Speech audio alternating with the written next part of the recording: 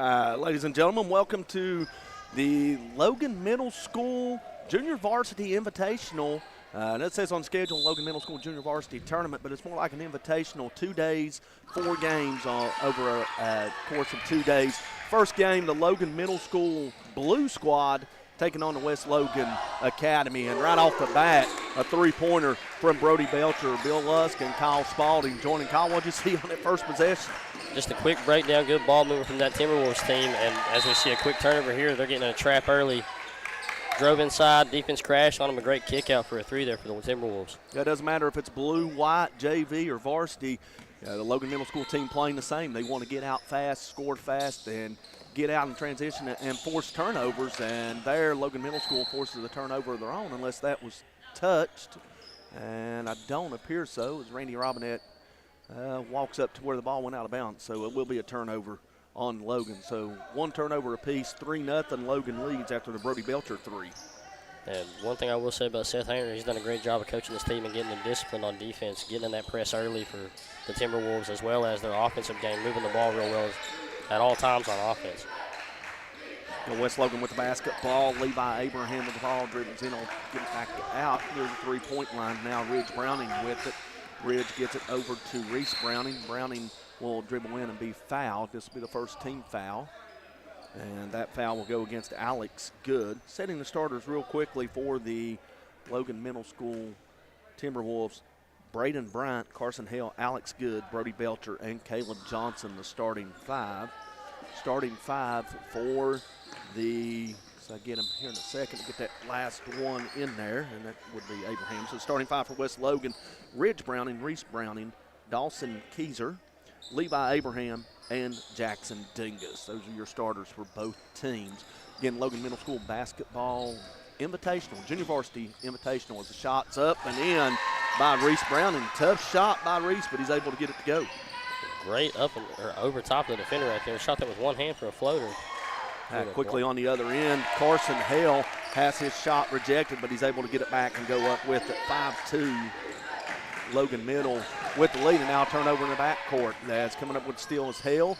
Gets it up. Logan now having a little bit of trouble with it as Johnson gets it back out to Bryant. Bryant over for three. Alex Good, no good. Rebound fought for underneath.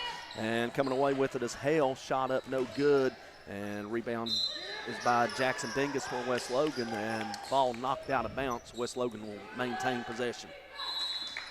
And this Logan team, Timberwolves, of course, quick with passing the ball in transition right there. Just lost it. Bryant threw a pass down low to the big man and just couldn't get a hold of it. Almost went out of bounds, but we were able to recover. In the 30-second timeout, we'll keep things right here early on with 4:36 showing on the clock. 5-2 Logan Middle School lead. Again, this is the first of 4 games this afternoon at approximately 6:10 p.m. Chapmanville will take on the Huntington St. Joe White squad. 7:20 p.m.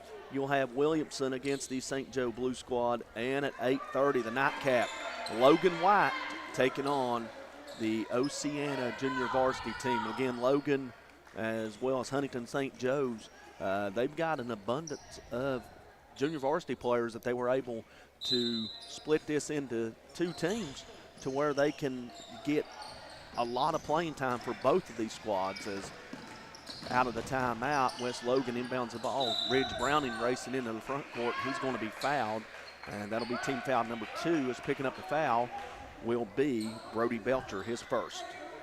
And Logan pushing this pace inside this pressure defense. They're picking them up full court and running all the way with them. Nothing wrong with a little hard defense, but you got to watch those fouls early on.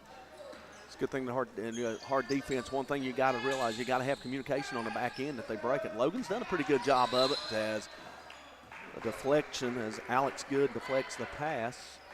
Ball goes out of bounds. West Logan maintains possession. 4:24 to play in our opening quarter as they get the ball into Ridge Browning. Ridge looking to penetrate the lane. He is going to be tied up. Nope, actually we're going to have a hold call. Browning lost his glasses on the way in and tried to dribble between 2 guys. And picking up a foul is Braden Bryant. And that's 3 fouls already with only 4 minutes into this first quarter. Logan's got to watch there so before they get this game into the bonus early. Again, 5 fouls. Logan has 1 more foul to give before they send West Logan on the line. There's a three-pointer on its way, is no good. That was Ridge Browning with the shot. Logan coming away with it, racing into the front court is Alex Good. Gets it over to Bryant. Bryant now over to Belcher inside. Pass from Good, intended for Caleb Johnson. Goes out of bounds. Last touching West Logan Warrior. So Logan Middle School keeps possession underneath the basket, and beautiful feed there as putting the shot up's no good. Carson Hill fading away a little bit, comes up empty and rebound by Jackson Dingus for West Logan. Dingus looking for somebody to pass to. Now he gets it over to Ridge Browning. Ridge being guarded by Braden Bryant. He's one of 3 Logan players with a foul, and now shots up. I had to alter the shot there, did Dawson Keyser, and the second attempt no good. Coming up with it again is West Logan. This time it's up and in by Dawson Keyser, and that'll cut the deficit to 1, 5-4.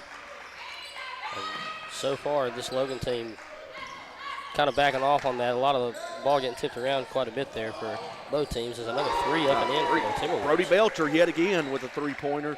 His second 3, and puts Logan out on top by 4, 8-4, as the turnover in the backcourt coming away with the steal is Caleb Johnson, and he'll racing into the front court and get it over to Belcher. Belcher being guarded by Browning. Good defense by Ridge Browning. Now he gets it over to Johnson. Johnson will kick it over to the wing. That's Braden Bryant, who works it back around. Now back inside to Johnson. Shot up and in. Kind of a weird-looking shot, Kyle, but it goes. And this Logan team definitely got the height advantage here and the size advantage overall against West Logan. And one thing to say about both teams so far, pressing on both sides of the court, hands have been active. The ball's went out of bounds every bit of 15 times in only 5 minutes of play so far. Caden Klein will check in for the Warriors, and as we'll get another substitution coming in, as that's Jacob Priest. Levi Abraham checks out, and I believe Ridge Browning was the other one that checked out for West Logan. Held ball arrow in possession of West Logan.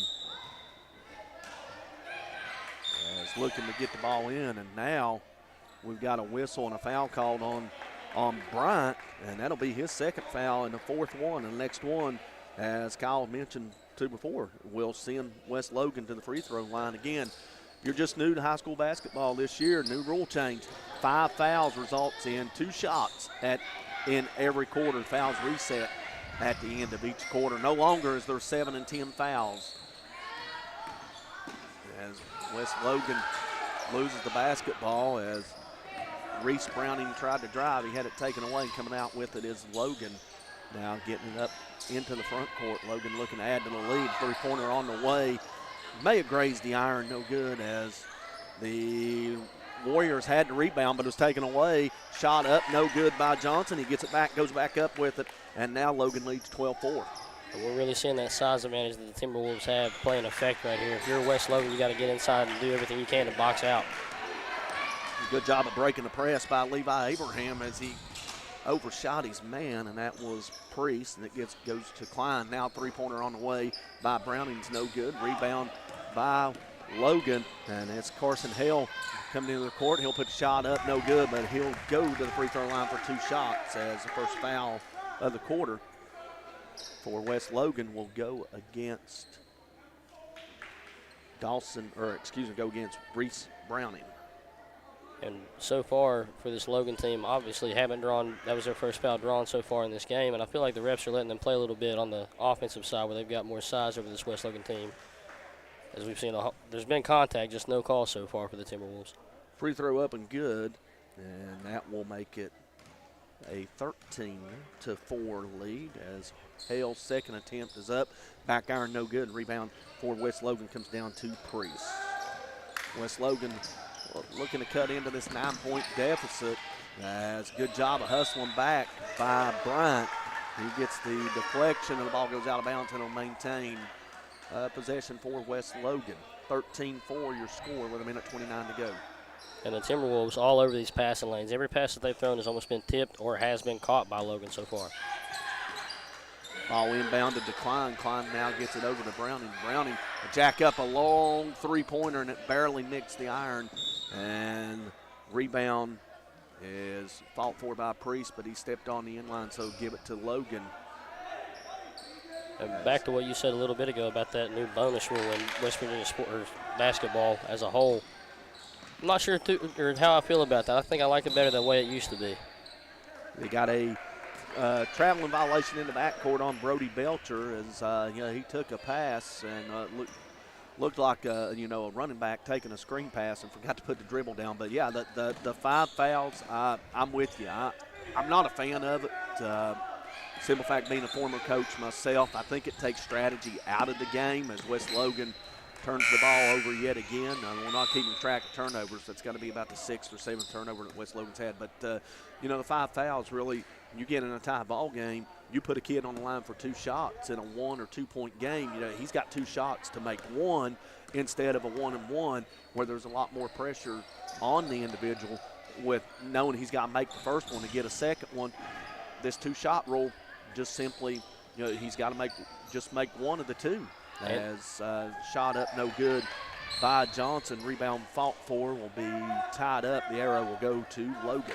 And as you said right there with that new rule that's been put in place, I believe it takes a lot of the opportunity out of the game for close games as well, because at any team, you never know how the referee in the game is going to go, what fouls will be called, as Logan is up and in for 2. Alex Good off a beautiful feed off the inbound pass. Logan now up 15-4 as West Logan races it into the front court looking to end this 10-0 Logan run, and they will do so as Caden Klein will come up with a bucket, and that ends the dry spell for the Warriors, as now we get a foul in the front court as Caleb Johnson dished it down low, but before he could find the open man, there's a foul committed by Reese Browning, and that's his second. So both teams, with individual with 2 fouls. Logan, Braden Bryant, and Reese Browning for West Logan, as a 3 jacked up by Bryant out in the corner, no good. Rebound fought for, coming down with it as Hale. He'll go up and get fouled, and if that's Browning, that's number 3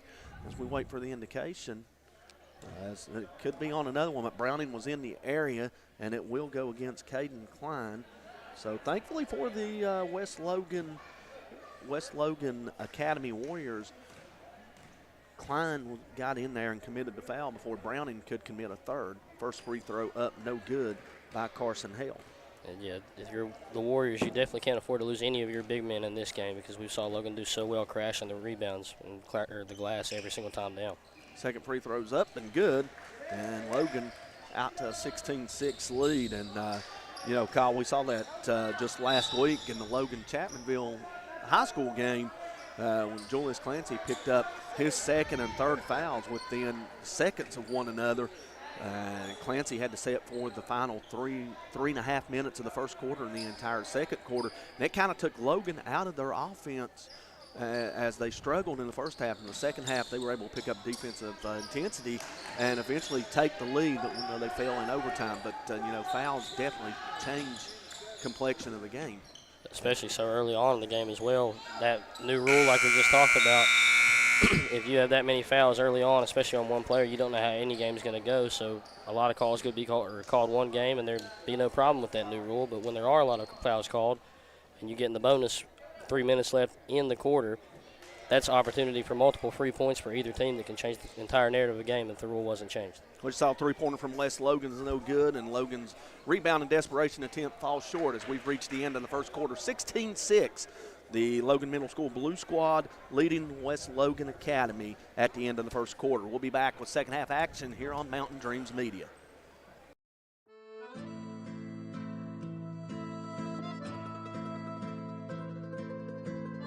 Giovanni's of Logan. Visit the newly renovated restaurant and convenient drive-thru. It is the Italian place to be. Call today 304-752-9030 or check out their specials online at giovannislogan.com.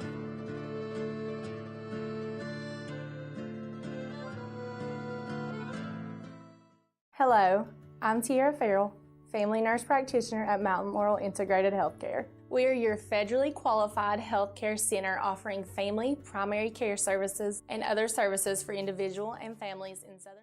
Second quarter action from Logan Middle School as we're underway. 16-6, Logan leading. Bill Husk and Kyle Spalding bring y'all the action as right out of the quarter, a 3 by Reese Browning is good, and that'll make it 16-9. Good feed good feed from West Logan to find Browning in the corner, and we get a foul in the backcourt.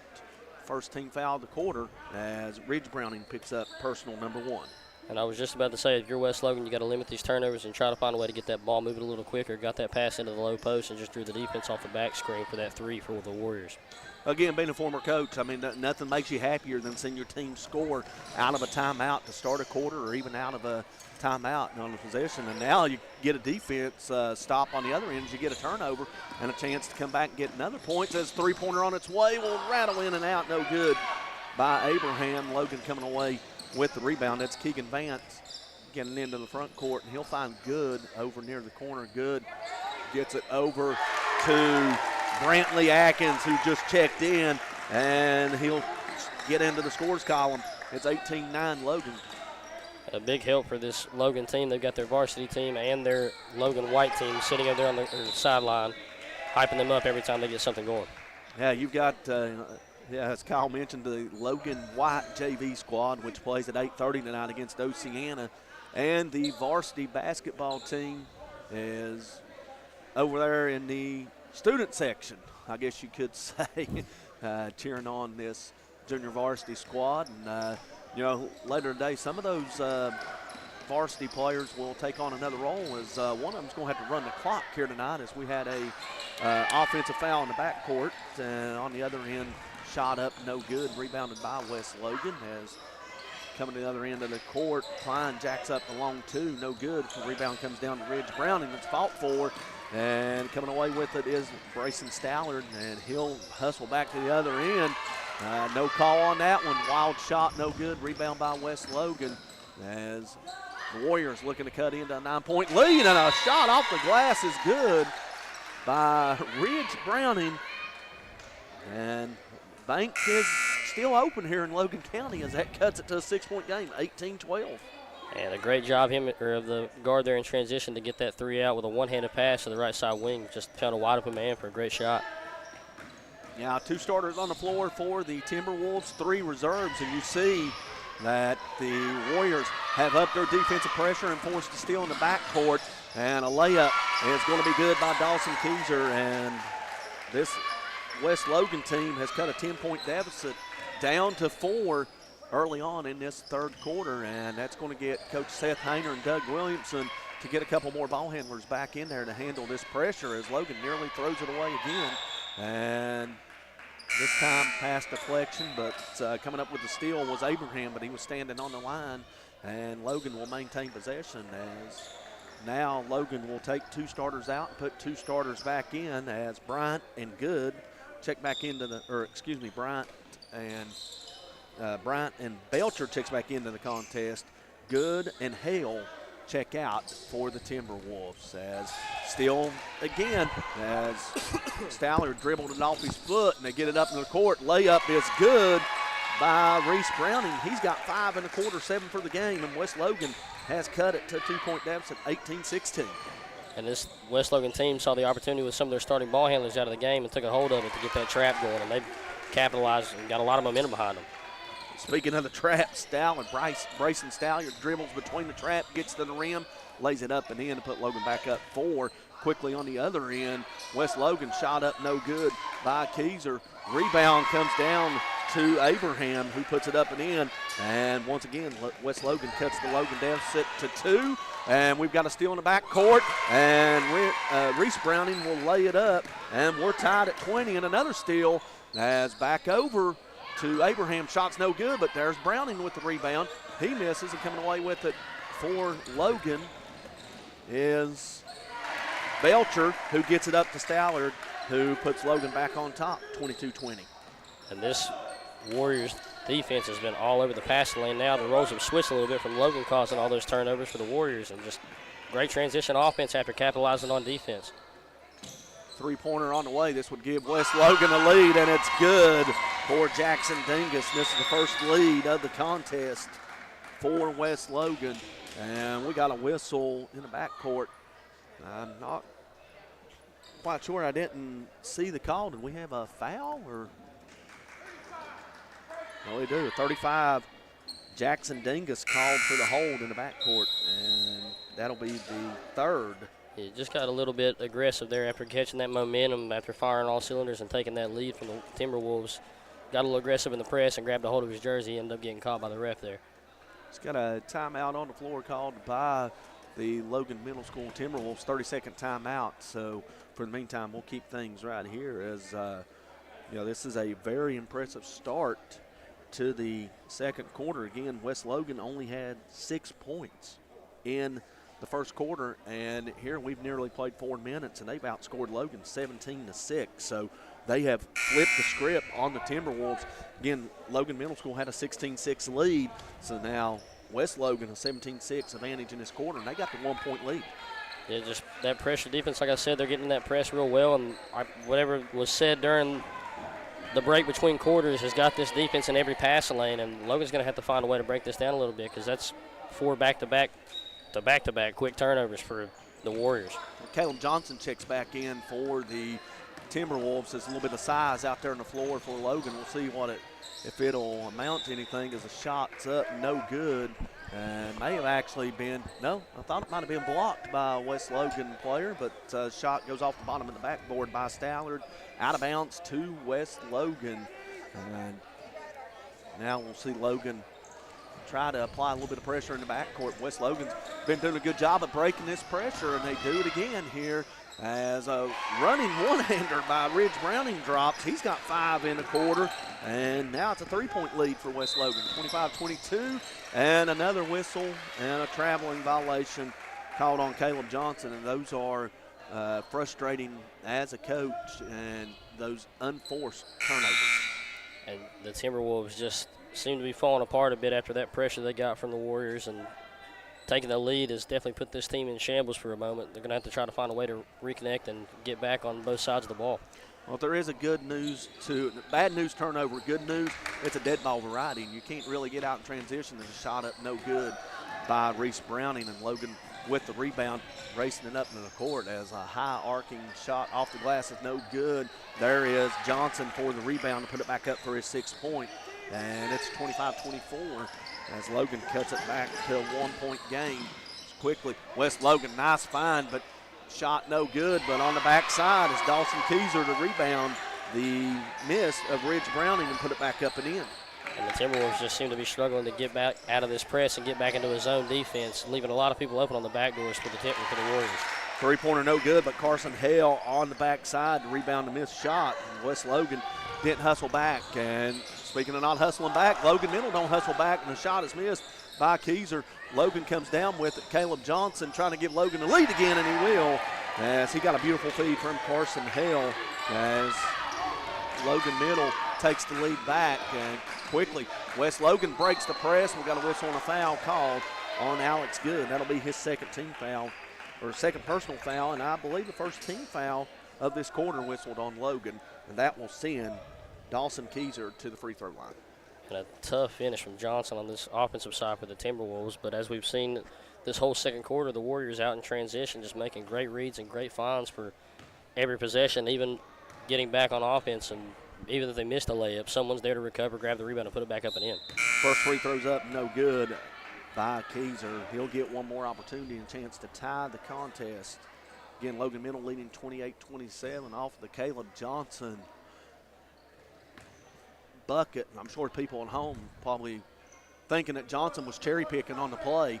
Not so, as the 2nd free throw's no good. Johnson just was playing defense back there, and the action happened so quickly that he couldn't get back. As 3-pointer on the way for Alex Good is good, and Logan out to a 4-point lead now, 31-27.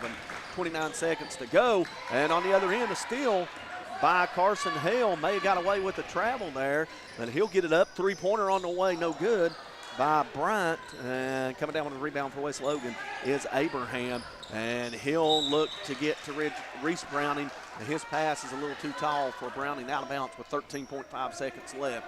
4-point lead for Logan Middle School as they look to hold for the final shot, or maybe even get one good shot, and the pass is over the head of Brantley Atkins, or actually, correction, over the head of Keegan Vance, who had recently checked in for Aggies. So we'll get a timeout here by West Logan with 7.1 seconds left, and it will be a full timeout. So we'll take it with them. 31-27 the score here in the second quarter. We'll be back with more junior varsity action on Mountain Dreams Media. Hi, I'm Chris White. And I'm Stephen Wolf. And for the last 10 years, Wolf White & Associates have been representing clients injured in motor vehicle wrecks, medical negligence, wrongful termination, social security disability, and real estate closings and transactions. We've recovered over $10 million in verdicts and settlements and over $10 million in real estate closings. So, when you need a win, give your local law team a call. Are you looking to find the right home for your family, or are you wanting to list your property? With over 80 years of collective experience in serving Southern West Virginia, there is no one better to trust than Hometown Real Estate. We're knowledgeable in market trends and can assist you in finding buyers or sellers. Please reach out to our home office at 304-752-5570 or contact one of our professional sales representatives.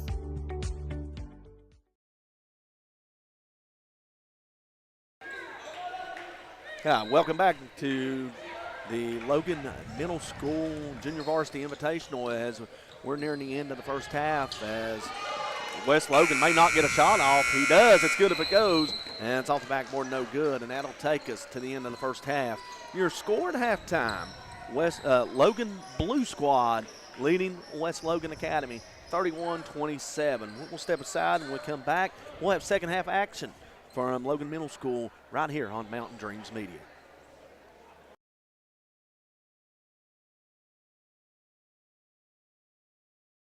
Mountain Dreams Media would like to thank the following sponsors for tonight's broadcast. Rebound Physical Therapy, located in Chapmanville, West Virginia. It's the athlete's choice provider in all of Southern West Virginia. Give them a call today at 304-310-4721 or search for them on Facebook for more information. Rebound Physical Therapy, 304-310-4721.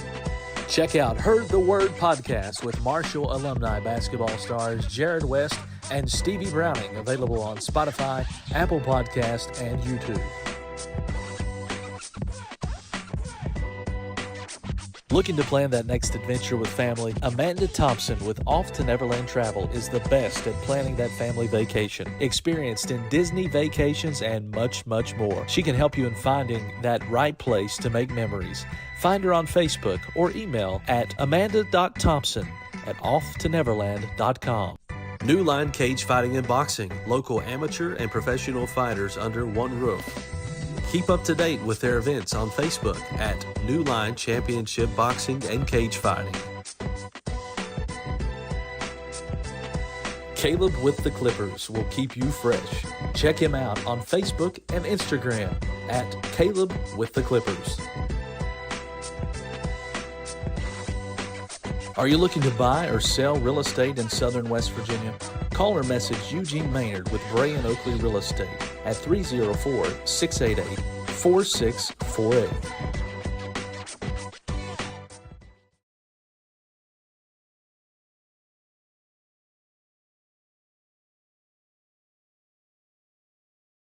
Here at Thornhill, our goal is to provide you with the best automotive experience. From our state of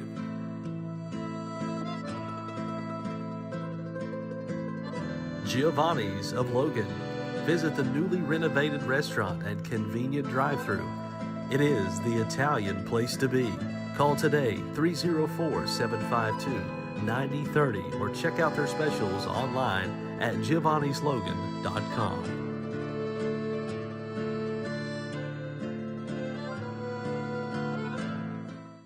Hello, I'm Tiara Farrell, family nurse practitioner at Mountain Laurel Integrated Healthcare. We are your federally qualified healthcare center offering family, primary care services, and other services for individual and families in Southern West Virginia and Eastern Kentucky. Integrated Care blends all of our services into a one-stop shop. We offer better results through professional treatments and a close collaboration and communication with our health experts and various services. Mountain Laurel Integrated Healthcare.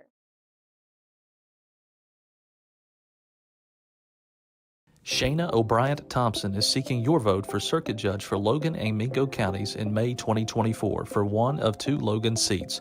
Vote Shayna O'Brien Thompson, your choice for a fair, respectful, working circuit judge. Paid for by the committee to elect Shayna O'Brien Thompson.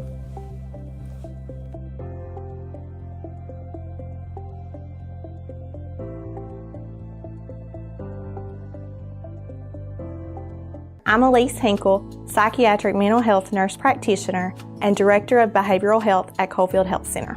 Our providers have experience with a full spectrum of disorders. To schedule an appointment with one of our providers, call 304-855-1222. As a community, let's help each other address mental health. We are here for you when you are ready. Coalfield Health Center. Let our family take care of your family.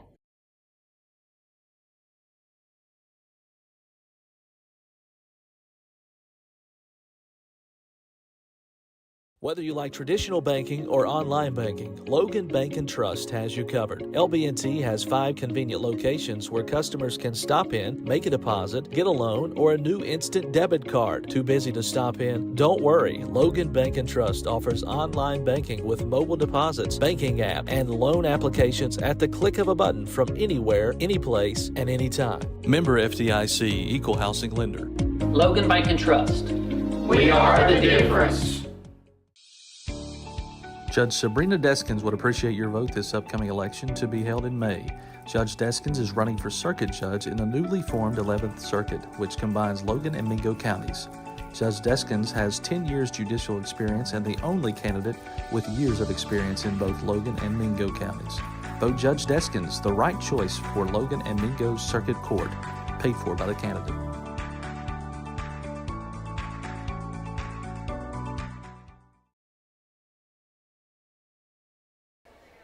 Welcome back to Logan Middle School. Second half action about ready to get underway. Bill Lusk, Kyle Browning with you from the Logan Middle School Junior Varsity Tournament, Junior Varsity Invitational.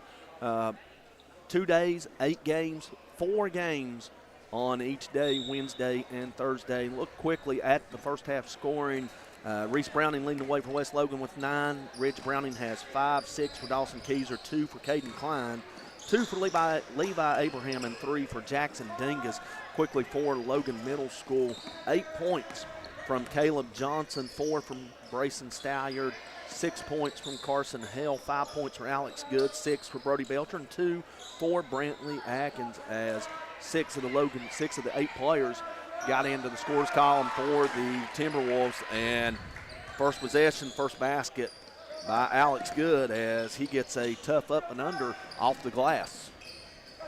And a turnover in the backcourt as quickly Logan races ahead with it as the pass off the hands of Vance. Vance is able to track it down. A wild shot. Kyle, I don't know how that went in for Carson Hale, but it doesn't matter. 2 points is 2 points. Threw that ball like a bullet, just caught off the glass and spun right in about 6 times in the rim. That would be a great shot if he was playing horse, and shot no good on the other end by West Logan, and Keyser tracks it down in the corner.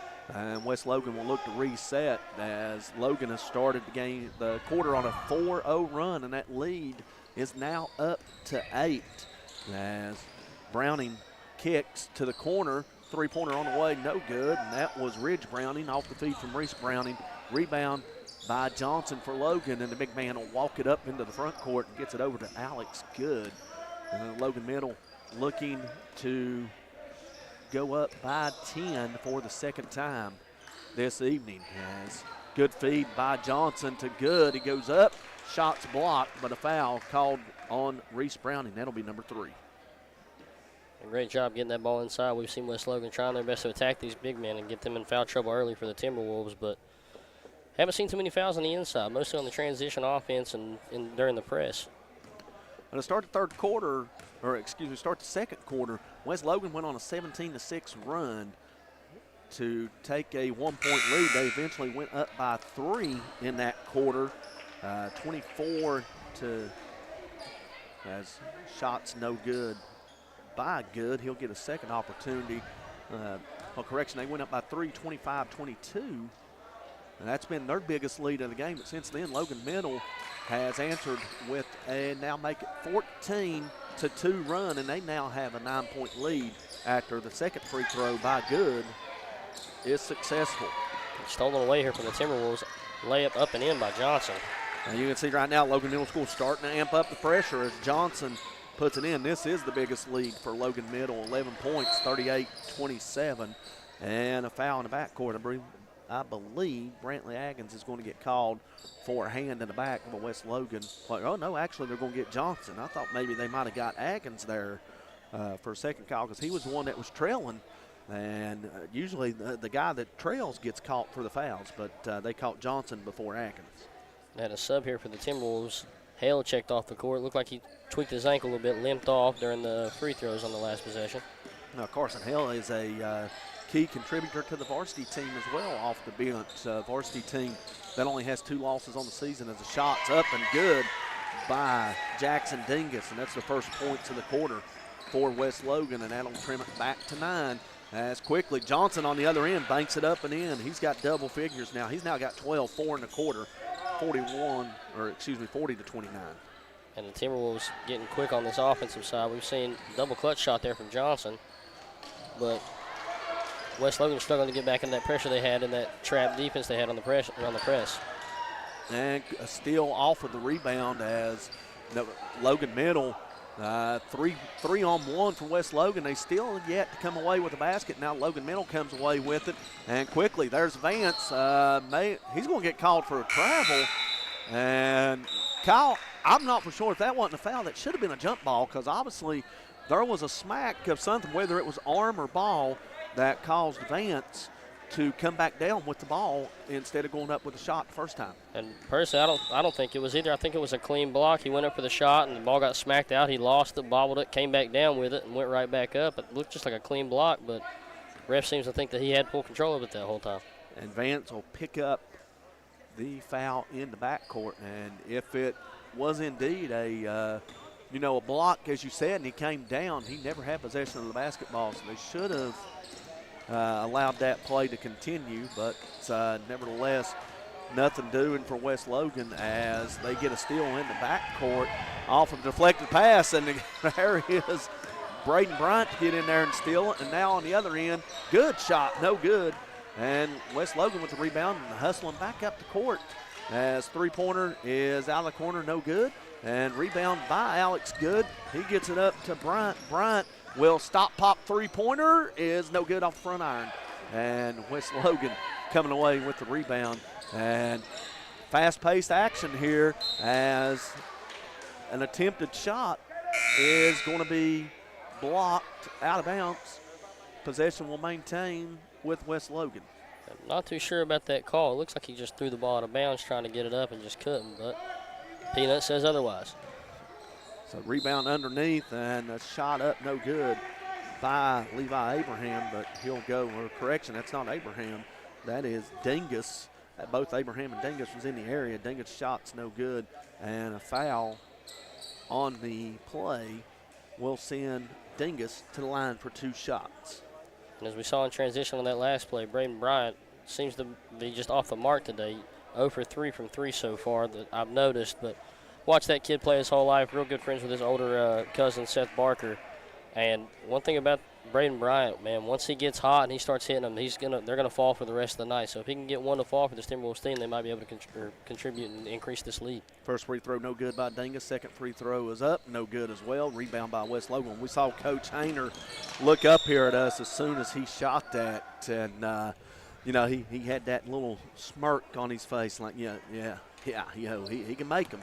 And as you was mentioning there, that one came up short, but. Good thing for him is shooters. If you're open, keep shooting them. Never pass up a shot, because the best shots that you don't take are the ones that you pass up. As quickly a basket on the other end for West Logan is good, and that is Reese Browning, and the foul on Bryant. And I believe that's 3 on Bryant. Actually, you hear Coach Hayner over our headset. He now has 4 fouls. So must have missed one back there as a three-point play is good by Browning.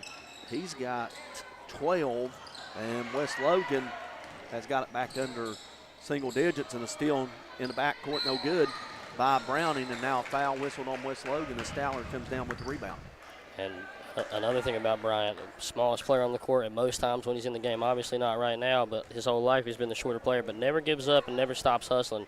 That's why he's got these fouls so early. He plays so hard. He doesn't want to give up, and just always trying to get over on defense has caused him to get in foul trouble here with only a minute and 58 left to remain in the third quarter. 8-point deficit for West Logan, but they've played much better in this quarter. Even though they only have 5 points on the board, they've played much better in this last minute to 2 minutes. And Logan missing shots, leaving some points on the floor here and having trouble with the basketballs. We get a foul in the backcourt called on Keyser. And at this point, I'm not for sure the foul situation. I would say there's at least 2 or 3 fouls in each quarter here on each team. As you know, fast-paced action. We've failed to keep up with the fouls. The shot out of the corner is no good by Bryant. He got a good look at it. May not have caught the ball cleanly off of it, but he was set nevertheless and just rushed that shot a little bit. So now West Logan a chance to cut it to 6 is no good, as the rebound was, or shot by Keyser was rebounded by Bryant. Now on the other end, Grayson Stalliard with the ball and the bucket. He's got 6 and the lead back out to 10, 42-32, as Reese Browning races into the front court, being guarded by a smaller guy. He puts a wild shot up, no good. Rebound by Alex Good, and Logan will look to run some offense, get a good shot here before the end of the quarter with 1:07 to play. It's good ball movement. Stallard jacks up a 3, but he's whistled for the travel. Just couldn't control the feet, Kyle. And Stallard is the smallest player on the court. And one thing we've saw from him so far during this game, does a great job against bigger defenders being able to throw that ball high to where they can't reach it and let it drop in off the glass. You've got 1:02 here, and if you're West Logan, this is where you want to make your run heading into the quarter. Logan with only 1 starter on the floor, I believe, no correction, make that 2, as Bryant races it into the front court. Shot's no good, but a rebound attempt comes up empty as Abraham missed the shot. Bryant comes down with the rebound as Logan gets it up the court. 3 off the top of the backboard, no good with 44 seconds left. And West Logan racing quickly to the other end. Abraham puts up a shot, no good, but he'll go to the line for 2 shots. So obviously, you know, Kyle here, West Logan with an opportunity here to go to the free throw line, cut into this 10-point deficit with the clock stopped. And if he can make, you know, 2 of these shots, it'll cut it to 8. But if he's able to make one of them, the only one he makes being the second one, it'll allow West Logan to set up their defense here and maybe come away with a steal. As the first one is off the mark there for the Warriors. And one thing we've seen from this team late in this third quarter, they've gotten back, or they've done a great job of pushing this offense. A great find there. Just a lot of the shots unable to fall, easy layups and stuff just coming off the rim short and long there for the Warriors. Free throw's good, and Logan does a good job of breaking the pressure, but Bryant will race it in the front court, and before he can pick up his dribble, he's unable to stop his feet and be whistled for a traveling violation. So West Logan in possession of the basketball, 33 seconds left, down by 9, as we'll see if the Warriors can cut into the lead. A good job by Brody Belcher to cut off Browning on the drive, and West Logan now works it back into Browning. Shot up, no good. Rebound by Logan, and breaking out in the backcourt is Stalliard. Layup, no good. He went right at the front of the rim instead of going for the block and having an open look at the layup where he could have laid it off the glass. 3-pointers, no good, and rebounding a shot by Ridge Browning is no good as the horn sounds in the third quarter.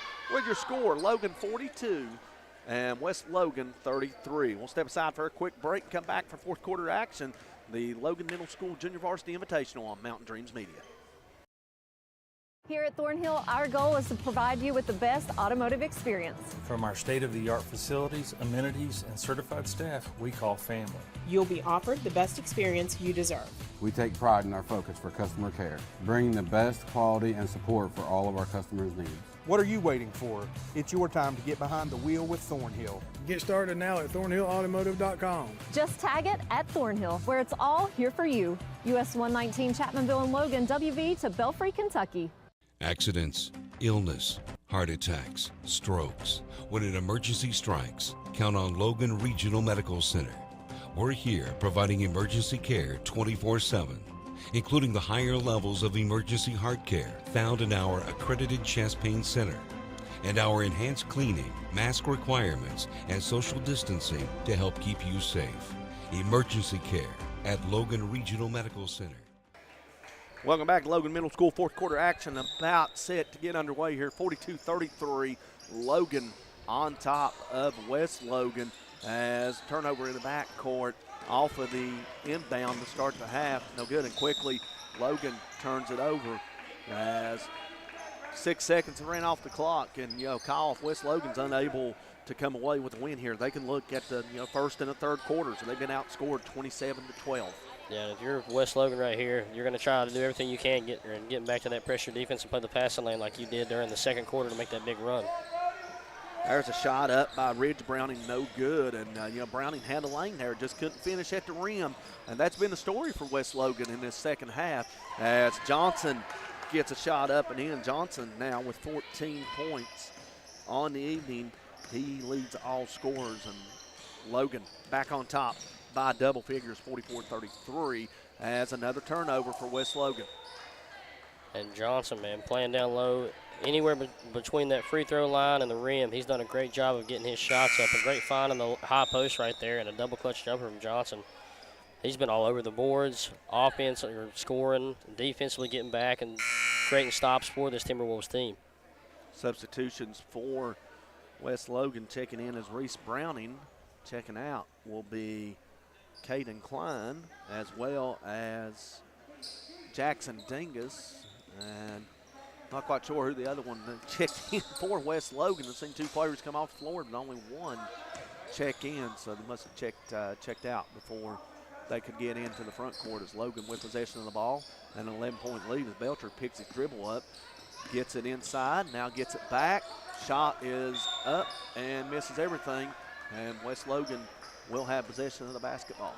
And a good look there from Belcher. Threw it into the high post, right back from Johnson. Little one stutter step pull up.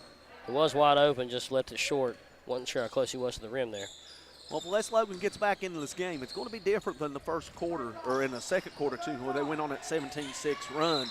Logan was making wholesale changes there to start that quarter, and now you look out there to start this fourth quarter, and both Carson Hale and Caleb Johnson, the 2 taller players on this Logan Blue squad, is out there to start this fourth quarter as we get a whistle and a foul inside that'll send Abraham to the free throw line for 2 shots.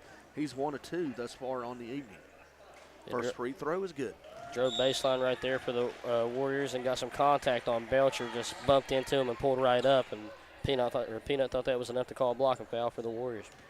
The old shooter's foul. Lean in, draw the contact, go up with the shot. You're going to get the call every time, as the second free throw is no good. I also think this West Logan team can get inside. They need to utilize their shot fakes better.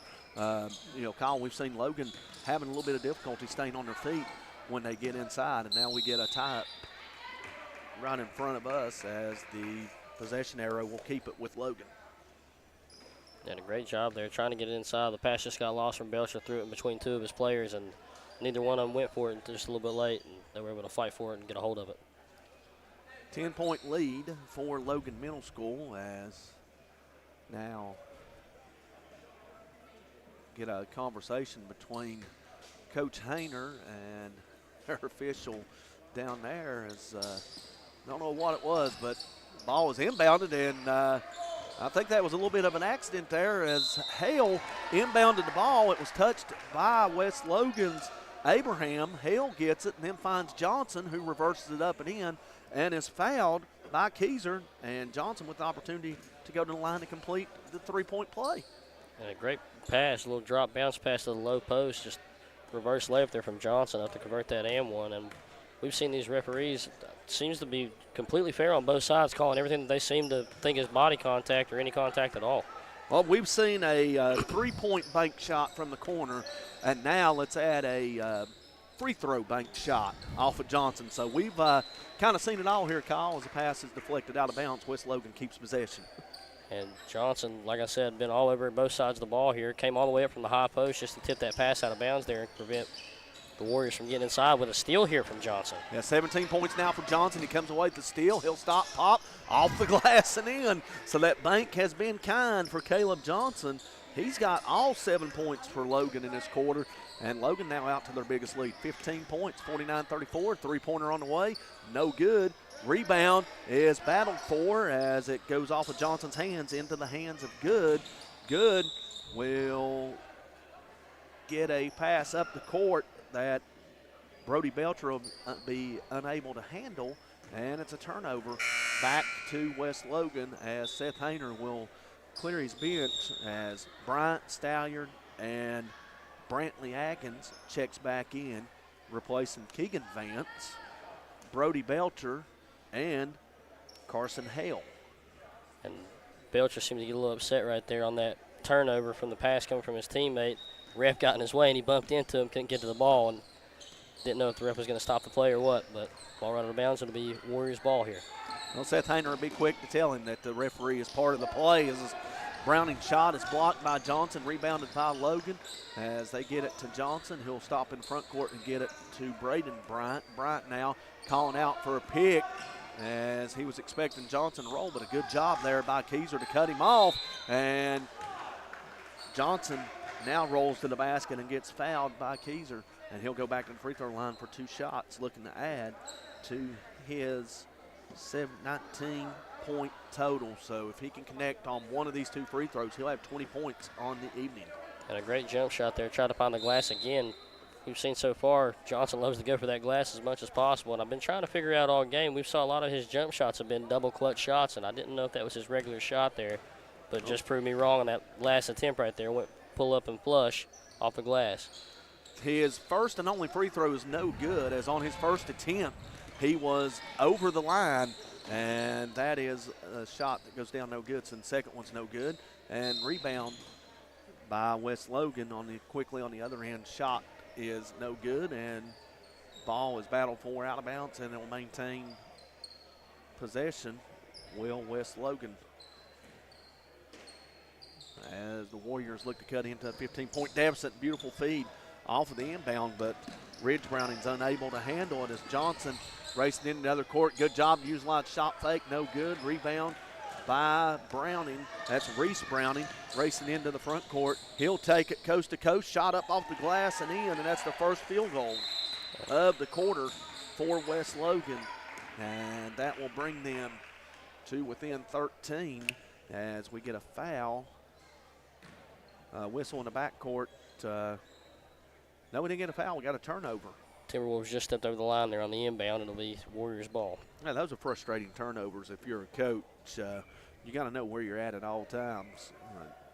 That's one thing, play fast, but another thing to, not know where you're at on the court. On that last play, we seen Browning drive in, try to get some contact like he has all game, and got all the contact he wanted, just no call, trying to draw that foul and get this lead down to single digits for the Warriors. On the inbound play, the Warriors missed a wide-open Dawson Keyser on the backside as pass is deflected out of bounds, and they inbound the ball again as Reese Browning chases it down in the backcourt and looking to cut into the lead again. Shot no good from Ridge Browning, and coming away with it for Logan Middle School is Bryant. He will walk it into the front court, 2:40 to go, and a 13-point Logan Middle School lead in this Logan Middle School Junior Varsity Invitational. As Logan now works it across, a shot up and good by the smallest guy on the court, Stalliard. He now has 8. And like I said earlier, all game, man, he's found a way to get it up and over those taller defenders, even when they're closing out on him. So great job by him to find a way to create a shot. On the other end, Ridge Browning has whistled for the travel, and this West Logan team having a difficulty coming up with baskets in this second half. They've been outscored 20-9, including 9-3 fourth quarter, and yet again, Logan Middle School trying to inbound the ball, stepped over the line before the ball could be touched. So that's another turnover, and that's the second turnover of that variety. And from what we've seen in the first quarter, Logan running the lead up there as best as they can, and then the Warriors finding a way to come back and take the lead, but this Timberwolves team has seemed to figure it out a little bit and find a way to get their offense going where they can increase this lead and hold on to it on the defensive side of the ball. West Logan with possession of the basketball in the front court as looking to get inside Abraham. He had it knocked away from him. He gets it over to Browning for a three. It may have been blocked. Coming away with the rebound is Johnson, who gets it up to Bryant. Brantley Atkins with the jumper off the glass. He's got 4 points, and that may have been the proverbial dagger as that increases it to a 17-point lead as quickly on the other end. Shots up no good by Abraham. Rebound by Klein. Klein will get it out to Keyser, who has his shot blocked, but he's fouled on the play by Caleb Johnson, and that'll send Keyser to the line for 2 shots. Keyser with 6 points in the contest. He's yet to score in the second half. And on that last possession for the Timberwolves, Bradley Atkins, from what we've seen so far, he only shot 2 shots in this game so far, 2 for 2. Seems to know his role and only takes his shot when he's wide open. Doing everything on the defensive side, getting down low and battling with their power forward, it seems to be on the block. Shots up and good as substitutions for Logan Middle School as Keyser's into the stat column for the second half. He's now got 7 for the game. Has 16-point deficit with 1:30 to go in our second half. Second free throw's up, no good. Rebound by Hale, and he'll give it up to Brody Belcher, who will walk it into the front court. Logan Middle School on their way to a victory here in Invitational. It's shot up by Stallard's no good. Rebounds fought for. Coming down with the rebound is Klein, who throws it away, and a stop pop three by Belcher is good. I actually thought that might have hit the support up there, but the officials didn't see it. So give Belcher his 3rd three of the contest. He's got 9 points, and Logan Middle School now with a 19-point lead. And Belcher got a pretty shot for him there, man, able to get it up and get it up quick and pull up in transition like that. He's a great player for the point guard position to be able to create an offense like that. Reese Browning with the jumper on the other end, cuts it back to 17, and a steal by Klein in the backcourt. He'll get it over to Browning. Browning thought about a three, gets it inside the ridge. Browning, who will have to back out and step back for a three in the corner, and rebound tracked down by Abraham, but not before he steps out of bounds. With 32 seconds left, Logan Middle School will have possession of the basketball and a 17-point lead as this Logan Middle School Blue squad will pick up a win here. The only difference is what will be the final score, as that shot by Stallion may have been blocked by Browning. Coming away with it is Browning. He'll go coast to coast. Layup no good, but there's Ridge Browning for the rebound and his 7th point. And that'll make it a 15-point game as Logan Middle School will win this game as a three-pointer is no good out of the corner, and that will do it as Logan Middle School outscores West Logan 14-12 in the final stanza, and they win this one going away 56-41. And I believe that's going to we'll step aside and we'll come back. We will see if we have any player interviews, and we'll go over the final scoring for both teams, and we will wrap up this broadcast and get you ready for our next broadcast here on Mountain Dreams Media. Once again, your final score 56-46, 56-41, the final. Logan Middle School Blue Squad over West Logan. We'll be back after these quick messages on Mountain Dreams Media.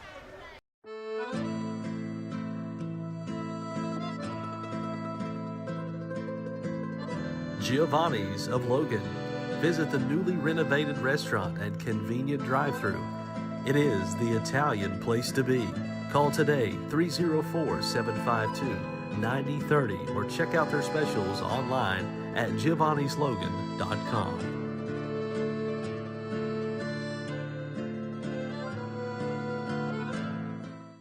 Hello, I'm Tiara Farrell, family nurse practitioner at Mountain Laurel Integrated Healthcare. We are your federally qualified healthcare center offering family, primary care services, and other services for individual and families in southern West Virginia and eastern Kentucky. Integrated Care blends all of our services into a one-stop shop. We offer better results through professional treatments and a close collaboration and communication with our health experts and various services. Mountain Laurel Integrated Healthcare, where change begins. Hi, I'm Chris White. And I'm Stephen Wolf. And for the last 10 years, Wolf White & Associates have been representing clients injured in motor vehicle wrecks, medical negligence, wrongful termination, social security disability, and real estate closings and transactions. We've recovered over $10 million in verdicts and settlements and over $10 million in real estate closings. So, when you need a win, give your local law team a call. Are you looking to find the right home for your family, or are you wanting to list your property? With over 80 years of collective experience in serving southern West Virginia, there is no one better to trust than Hometown Real Estate. We're knowledgeable in market trends and can assist you in finding buyers or sellers. Please reach out to our home office at 304-752-5570 or contact one of our professional sales representatives.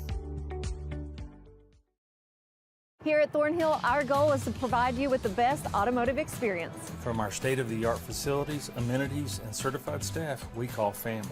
You'll be offered the best experience you deserve. We take pride in our focus for customer care, bringing the best quality and support for all of our customers' needs. What are you waiting for? It's your time to get behind the wheel with Thornhill. Get started now at thornhillautomotive.com. Just tag it at Thornhill, where it's all here for you. US 119 Chapmanville and Logan, WV to Belfry, Kentucky. Accidents, illness, heart attacks, strokes. When an emergency strikes, count on Logan Regional Medical Center. We're here providing emergency care 24/7, including the higher levels of emergency heart care found in our accredited chest pain center, and our enhanced cleaning, mask requirements, and social distancing to help keep you safe. Emergency care at Logan Regional Medical Center. When minutes matter, count on us. Whether you like traditional banking or online banking, Logan Bank & Trust has you covered. LB&T has 5 convenient locations where customers can stop in, make a deposit, get a loan, or a new instant debit card. Too busy to stop in? Don't worry. Logan Bank & Trust offers online banking with mobile deposits, banking app, and loan applications at the click of a button from anywhere, anyplace, and anytime. Member FDIC, Equal Housing Lender. Logan Bank & Trust. We are the difference. Judge Sabrina Deskins would appreciate your vote this upcoming election to be held in May. Judge Deskins is running for circuit judge in the newly formed 11th Circuit, which combines Logan and Mingo counties. Judge Deskins has 10 years judicial experience and the only candidate with years of experience in both Logan and Mingo counties. Vote Judge Deskins, the right choice for Logan and Mingo Circuit Court, paid for by the candidate.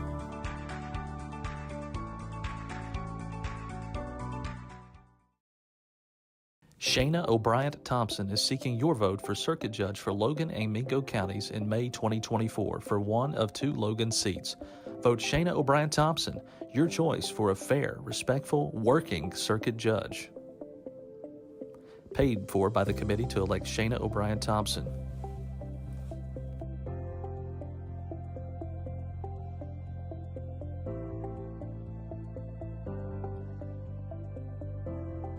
I'm Elise Hinkle, psychiatric mental health nurse practitioner and director of behavioral health at Coalfield Health Center.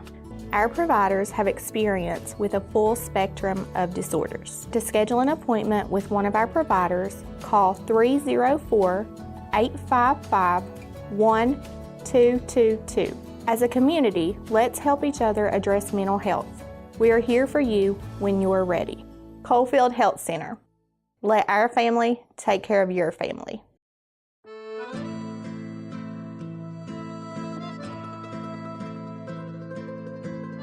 Giovanni's of Logan. Visit the newly renovated restaurant and convenient drive-thru. It is the Italian place to be. Call today 304-752-9030 or check out their specials online at giovannislogan.com.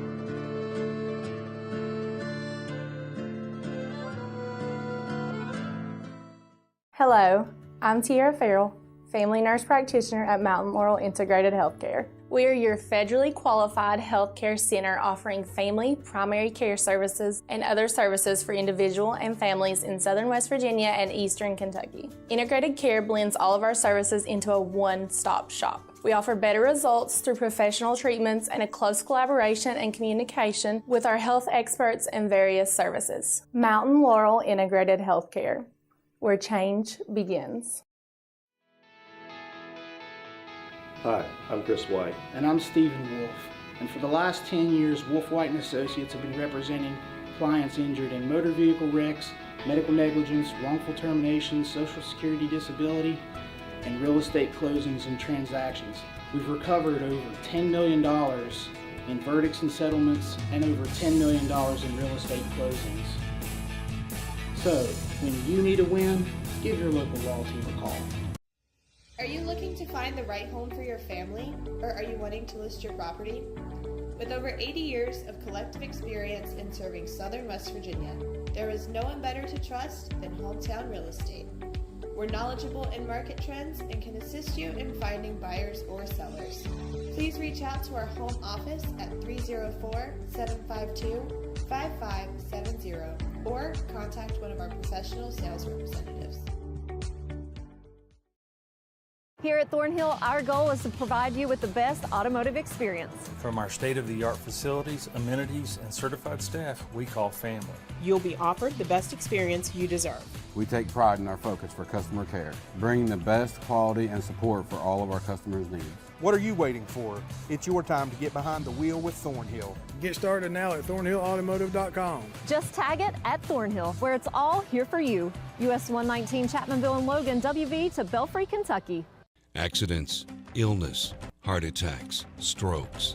When an emergency strikes, count on Logan Regional Medical Center. We're here providing emergency care 24/7, including the higher levels of emergency heart care found in our accredited chest pain center, and our enhanced cleaning, mask requirements, and social distancing to help keep you safe. Emergency care at Logan Regional Medical Center. When minutes matter, count on us. Whether you like traditional banking or online banking, Logan Bank & Trust has you covered. LB&T has 5 convenient locations where customers can stop in, make a deposit, get a loan, or a new instant debit card. Too busy to stop in? Don't worry. Logan Bank & Trust offers online banking with mobile deposits, banking app, and loan applications at the click of a button from anywhere, anyplace, and anytime. Member FDIC, Equal Housing Lender. Logan Bank & Trust. We are the difference. Judge Sabrina Deskins would appreciate your vote this upcoming election to be held in May. Judge Deskins is running for circuit judge in the newly formed 11th Circuit, which combines Logan and Mingo counties. Judge Deskins has 10 years judicial experience and the only candidate with years of experience in both Logan and Mingo counties. Vote Judge Deskins, the right choice for Logan and Mingo Circuit Court, paid for by the candidate.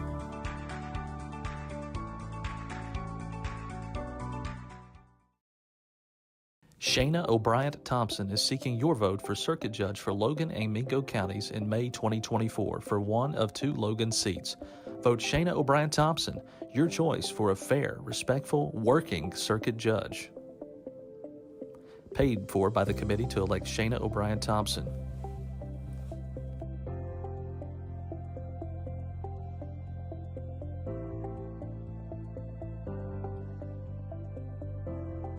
I'm Elise Hinkle, psychiatric mental health nurse practitioner and director of behavioral health at Coalfield Health Center.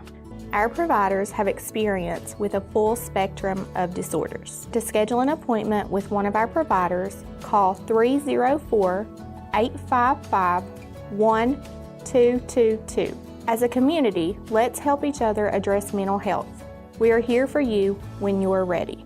Coalfield Health Center. Let our family take care of your family.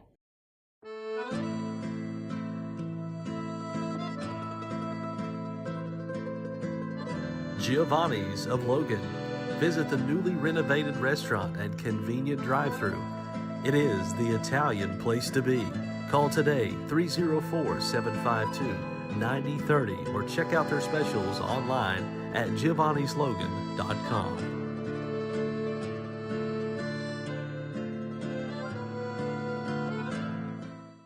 Hello, I'm Tiara Farrell, family nurse practitioner at Mountain Laurel Integrated Healthcare. We are your federally qualified healthcare center offering family, primary care services, and other services for individual and families in southern West Virginia and eastern Kentucky. Integrated care blends all of our services into a one-stop shop. We offer better results through professional treatments and a close collaboration and communication with our health experts and various services. Mountain Laurel Integrated Healthcare, where change begins. Hi, I'm Chris White. And I'm Stephen Wolf. And for the last 10 years, Wolf White & Associates have been representing clients injured in motor vehicle wrecks, medical negligence, wrongful terminations, social security disability, and real estate closings and transactions. We've recovered over $10 million in verdicts and settlements and over $10 million in real estate closings. So, when you need a win, give your local law team a call.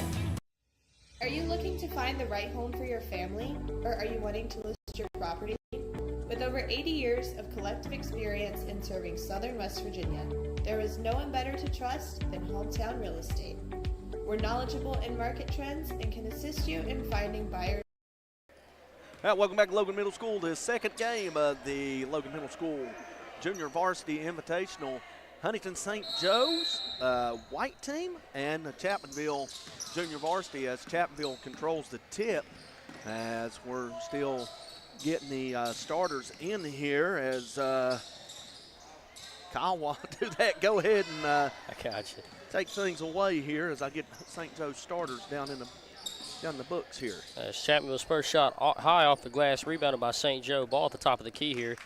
Seeing Chapmanville drop into a 2-3. Great drive just off the side of the rim. And Chapmanville will walk away with a rebound. And they will walk this one up as well. Seem to be spread out in a 5-out offense here. Ball top of the key. Looking to go in that low post. Left side wing. They will slow this thing down.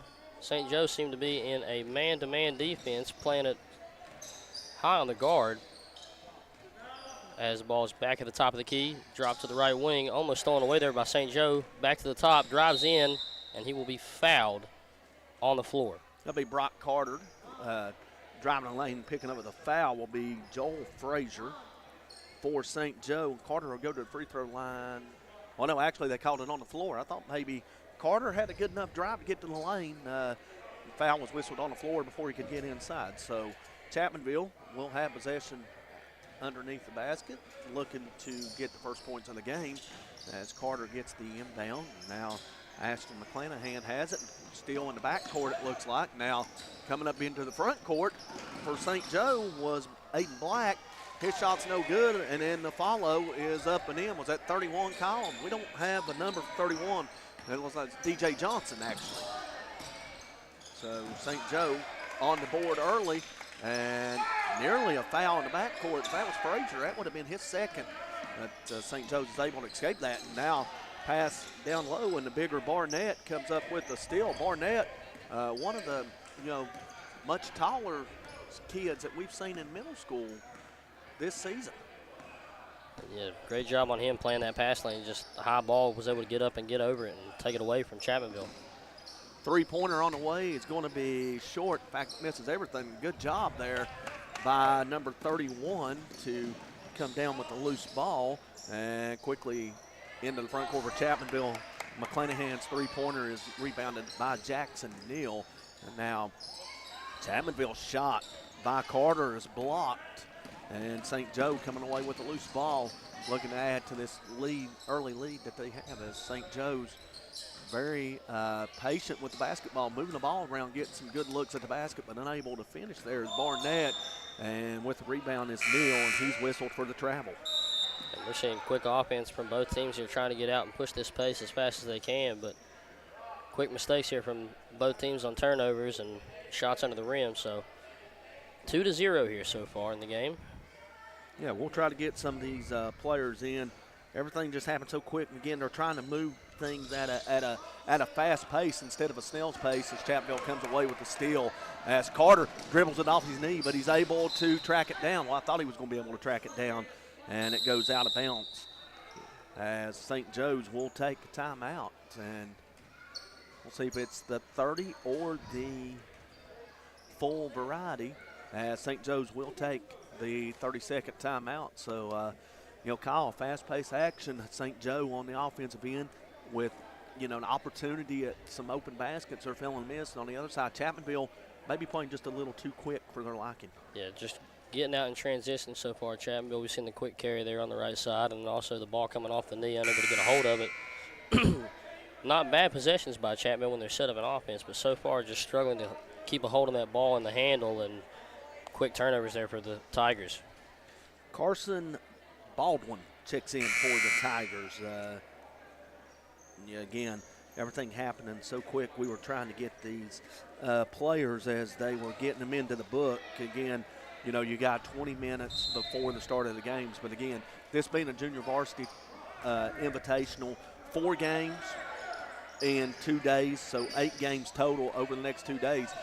Only 10-minute warm-ups and 5-minute halftimes as St. Joe gets the possession, and Johnson misses the rebound, misses the shot, and Neal will lose it into the front court for Chapmanville, and that's another turnover for Chapmanville as they're struggling right now on the offensive end. As again, another substitution, that'll be Jermaine Farmer that'll be ready to check in for Chapmanville on the next dead ball, and he'll do so off of the turnover. And try to feed into their tallest player that we've seen so far in this invitational, but way high over his head, couldn't even jump and get a hold of that one, so it will be Tiger ball on the inbound. So Jermaine Farmer checks in and checking out for Chapmanville. I'm not quite sure who did check out, but the Tigers with possession of the basketball looking for their first points. Again, only a 2-0 lead here as St. Joe got a basket very early on, and since then there's been no scoring as Chapmanville trying to break the St. Joe pressure. They're trying to trap. There's a pass down low, going to be stolen by number 31. Again, I apologize. We will get the number for number 31. He may actually have another number here. We get a 3-second violation on their aforementioned number 31, Kyle. Yep, just trying to get that ball back to him as soon as he could, and was hoping they'd see him in the low post, but weren't able to find him down there for the brief moment that he was open, and couldn't find his way out of the paint before the offense got set back up. St. Joe now utilizing a little bit of a full court pressure. Is a good job by Aiden Black to pressure the ball and rush a pass attempt that leads to a Neal by shot by Neal off the backboard. Rebound by St. Joe. Again, 2-0 the score here as we approach 4 minutes to into this contest. Is 2 minutes to play as we hit that mark just now. As three-pointer out of the corner is over everything, and rebound comes down to St. Joe. That's shot missed for 31. Rebound by Carter for Chapmanville.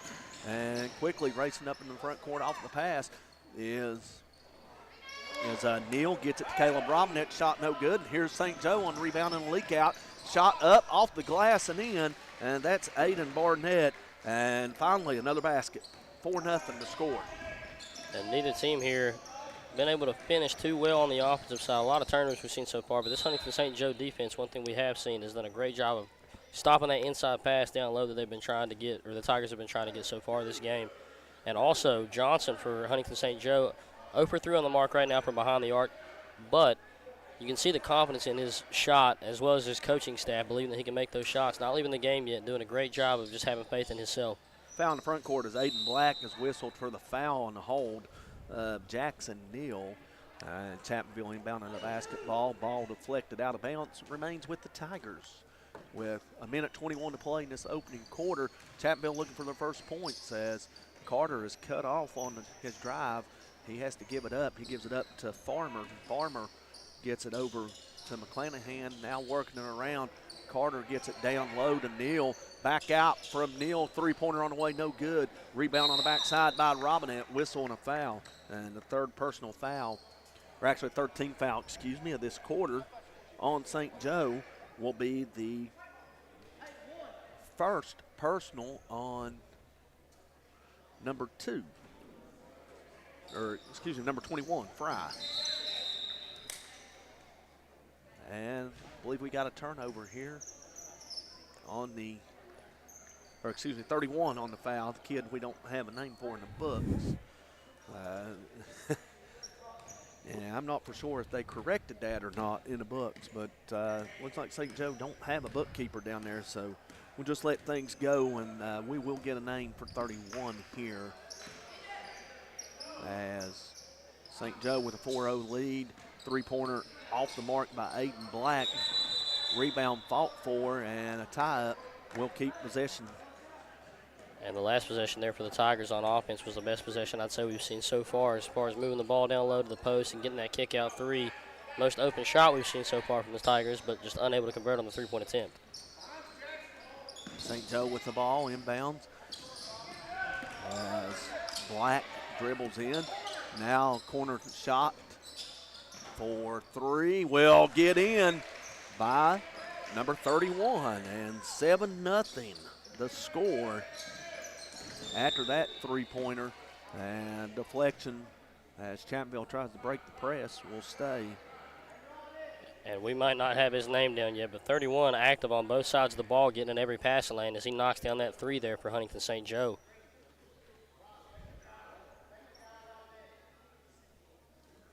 So Chapmanville inbound the ball after Jackson Neal takes care of a little bit of equipment issue.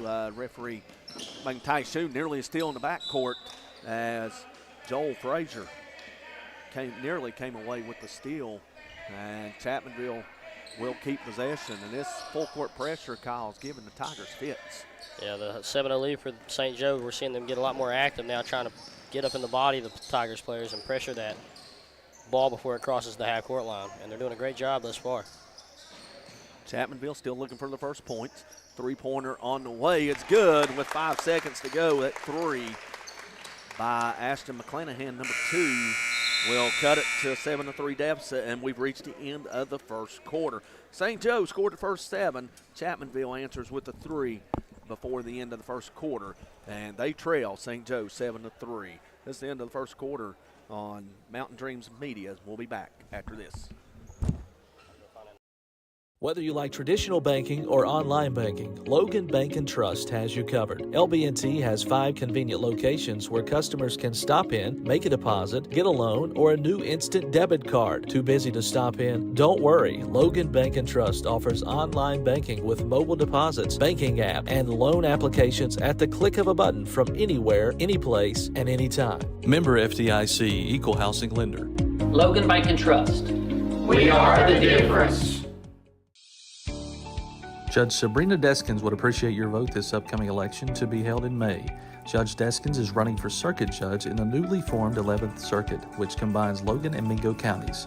Judge Deskins has 10 years judicial experience and the only candidate with years of experience in both Logan and Mingo counties. Vote Judge Deskins, the right choice for Logan and Mingo Circuit Court, paid for by the candidate. Now, welcome back to Logan Middle School's second quarter about to get underway, as St. Joe's with a 7-3 lead, and St. Joe pretty well balanced scoring, being led by Caden Davis with 3 points. He is the mysterious man as a three-pointer again by McClanahan, and back-to-back threes now, and the Tigers are down by 1, 7-6. And that's the spark you need if you're the Tigers, starting out down 7-0, 2 quick threes, and a beautiful shot there for the Tigers, knocking down both of them, and they get a steal away there here in transition. Chance to take the lead if Chapmanville can convert on the other end, as McClanahan actually thought about a second three. He'll give it over to Carter. Carter's three is off the mark, misses everything, and St. Joe coming down with the rebound as battle ensued underneath, and a deflection back out to Barnett, who gets it over to Johnson. Johnson's pass in the corner is stolen away, and then hustling on the play was Joel Frazier to get the steal for Anderson Fry, Shot up by the Irish is no good, and ball out of bounds off the deflection, and Chapmanville with possession. On that last possession there for the Tigers in offense, after 2 threes in a row there from McClanahan, usually that's a heat check right there. He passed up on the shot and gave it to his teammate. I thought he was going to let that one go. So Chapmanville in possession of the basketball, looking to take their first lead of the contest. They trailed 7-0 to start the game, and they've since rattled off 2 straight threes and now still in the backcourt. As Barnett gets a steal, probably should have went up with the shot, but he dumps it off, and ball will say back in bounds. Now Barnett with the rebound will have it taken away by Carter, and Carter has his shot taken away, and he will commit a foul as Joel Frazier will go to the free throw line. And this Huntington St. Joe defense, even when they make a mistake, they're quick to get back on the ball. Rebounded by Chapmanville, stolen away by Chapmanville, caught him in the pressure, trapped him, and then within 2 seconds it's stolen it back and was able to draw that foul on the drive. His first free throw is up and good. The 2 shots for Frazier. First one's good, as Kyle said, and that'll end the 6-0 mini run by Chapmanville and give St. Joe an 8-6 lead. Second free throw up, nearly touching the line, no good. Rebound by Carter. He comes out of his shoe, and the official will stop play and allow him to put his shoe back on. And, Kyle, I'll go back to, last week, Chapmanville and Logan. We saw that last week. Cam Blevins for Chapmanville lost his shoe while Chapmanville was in possession of the basketball. Well, instead of alerting the official that he lost his shoe, he signaled for a timeout, and the official granted him a full timeout instead of an equipment timeout. So the referee was quick on that, and with Chapmanville in possession of the ball, to stop the play to allow him to get his shoe back on. So, another learning curve for even the high scorers. Yeah, that's the worst, especially when something like that with your shoe comes off and you have to waste a timeout on it thinking the ref's going to call it, but he doesn't. Because that ball is tipped out of bounds and it will stay in Tiger possession. 4:26 to play in our opening half, 8-6 St. Joe. Neither team shooting the ball particularly well from the field. St. Joe with 3 field goals, Chapmanville with just 2 field goals. St. Joe 1 of 2 from free throw line. St. Joe with the 2 two-pointers in that free throw, the difference in this contest, as we get a whistle underneath, and we'll get a foul called on Chapmanville, didn't we? Number 3 in the key there. Or a 3-second violation on Zeke Tiller, number 10, as saw a referee turn around and signal number 10. I thought maybe they had an offensive foul called. Again, I apologize. Trying to get all these names down for you before they, check in. I think we pretty much got them in the book as St. Joe turns it over, and Chapmanville with possession of the basketball, looking to possibly tie or maybe even take the lead if this 3 goes for Carter, and it's will miss everything and out of bounds to St. Joe. So Chapmanville getting the looks at 3. They're just not dropping at this point. And 2 back-to-back threes there for Carter. Both of them just missed the rim. A little bit to the left and a little bit to the right on both shots, but coaching staff still has faith in him to keep him in the game, so we know he's got the confidence to shoot it. I'm sure those will start falling for him eventually. Coming up at 7:10, we'll have Williamson and St. Joe Blue. These kids that have yet to check in for St. Joe, I don't know if that's their blue team or if they have another JV team in the stands, but they've got 13 kids 13 kids dressed for this contest. And if they do have another team, that'd be one heck of a JV roster to have enough kids for 2 teams with 13 on one of them. Still in the backcourt by Chapmanville, is racing into the front court is Carter. He gets it over for a shot from McClanahan, no good, and a whistle, and rebound fought for, and possession arrow will go to St. Joe after the tie.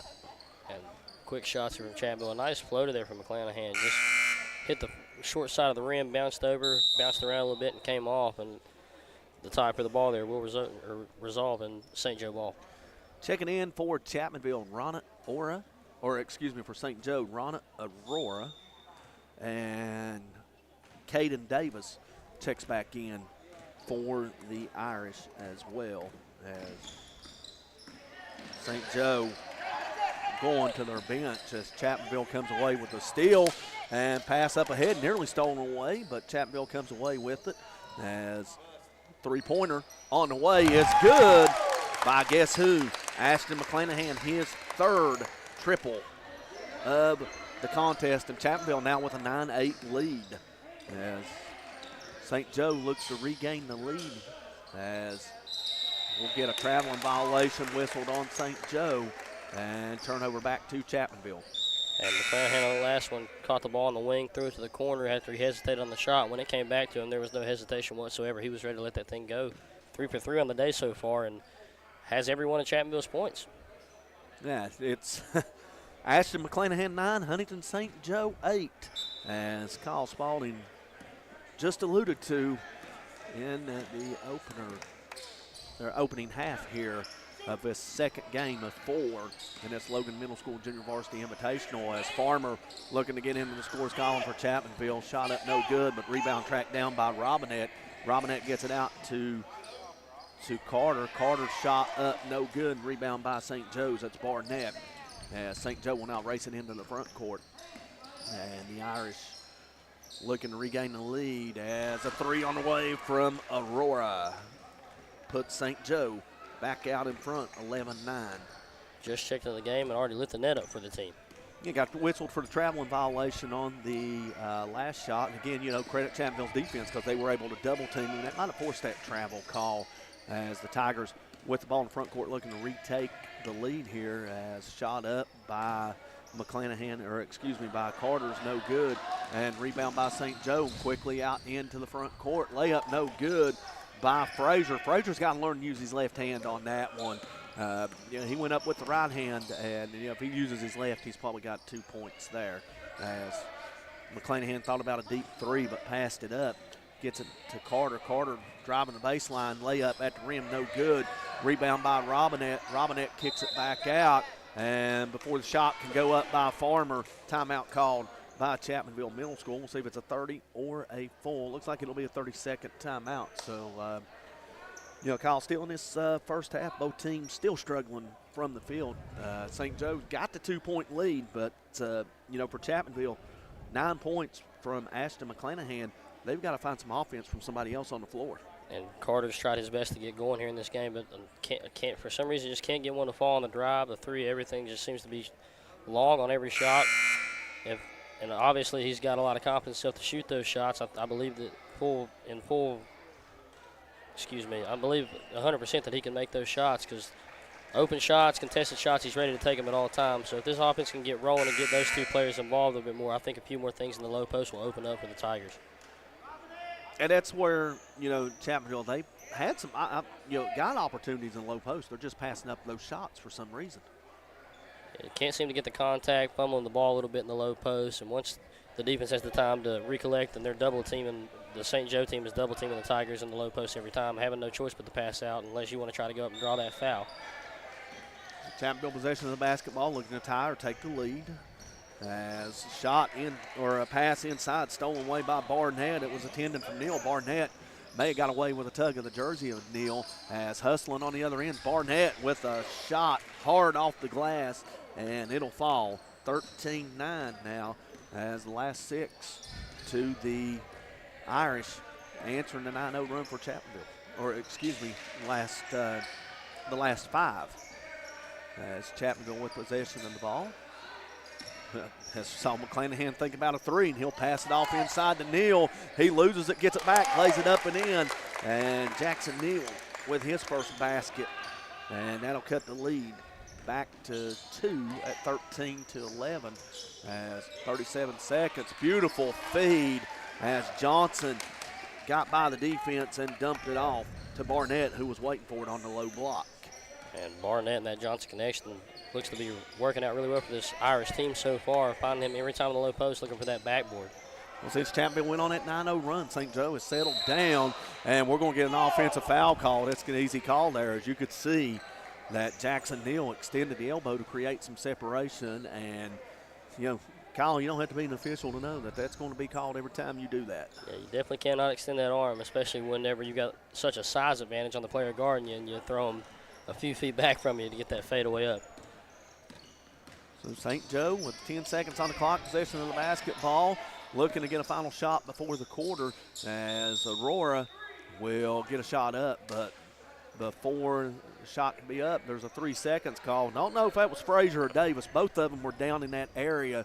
Nevertheless, it is a 3-second call. 4.7 seconds left. Chapmanville with the chance to get off a final shot, as Carter will have to shoot it quickly. 1 second, he's falling out of bounds, and the shot will be no good. As we've reached the end of the first half here from Logan Middle School in the Logan Middle School Junior Varsity Invitational. Your score at the half, Huntington St. Joe White 15 and Chapmanville Middle School 11. We'll come back for the second half after a quick break and word from our sponsors on Mountain Dreams Media.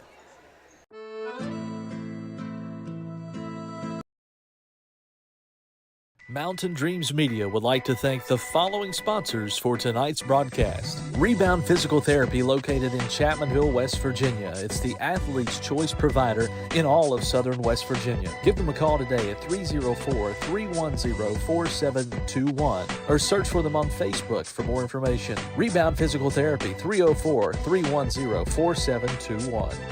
Check out Heard the Word podcast with Marshall alumni basketball stars Jared West and Stevie Browning, available on Spotify, Apple Podcast, and YouTube. Looking to plan that next adventure with family? Amanda Thompson with Off to Neverland Travel is the best at planning that family vacation. Experienced in Disney vacations and much, much more. She can help you in finding that right place to make memories. Find her on Facebook or email at amanda.thompson@offtoneverland.com. New Line Cage Fighting and Boxing, local amateur and professional fighters under one roof. Keep up to date with their events on Facebook at New Line Championship Boxing and Cage Fighting. Caleb with the Clippers will keep you fresh. Check him out on Facebook and Instagram at Caleb with the Clippers. Are you looking to buy or sell real estate in southern West Virginia? Call or message Eugene Maynard with Bray & Oakley Real Estate at 304-688-4648.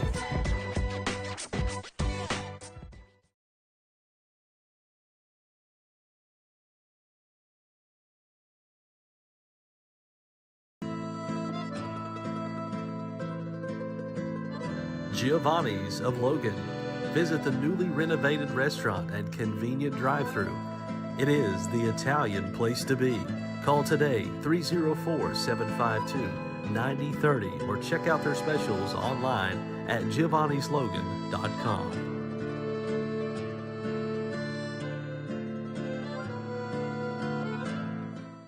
Hello, I'm Tiara Farrell, family nurse practitioner at Mountain Laurel Integrated Healthcare. We are your federally qualified healthcare center offering family, primary care services, and other services for individual and families in southern West Virginia and eastern Kentucky. Integrated care blends all of our services into a one-stop shop. We offer better results through professional treatments and a close collaboration and communication with our health experts and various services. Mountain Laurel Integrated Healthcare, where change begins. Hi, I'm Chris White. And I'm Stephen Wolf. And for the last 10 years, Wolf White & Associates have been representing clients injured in motor vehicle wrecks, medical negligence, wrongful termination, social security disability, and real estate closings and transactions. We've recovered over $10 million in verdicts and settlements and over $10 million in real estate closings. So, when you need a win, give your local law team a call. Are you looking to find the right home for your family, or are you wanting to list your property? With over 80 years of collective experience in serving southern West Virginia, there is no one better to trust than Hometown Real Estate. We're knowledgeable in market trends and can assist you in finding buyers or sellers. Please reach out to our home office at 304-752-5570 or contact one of our professional sales representatives.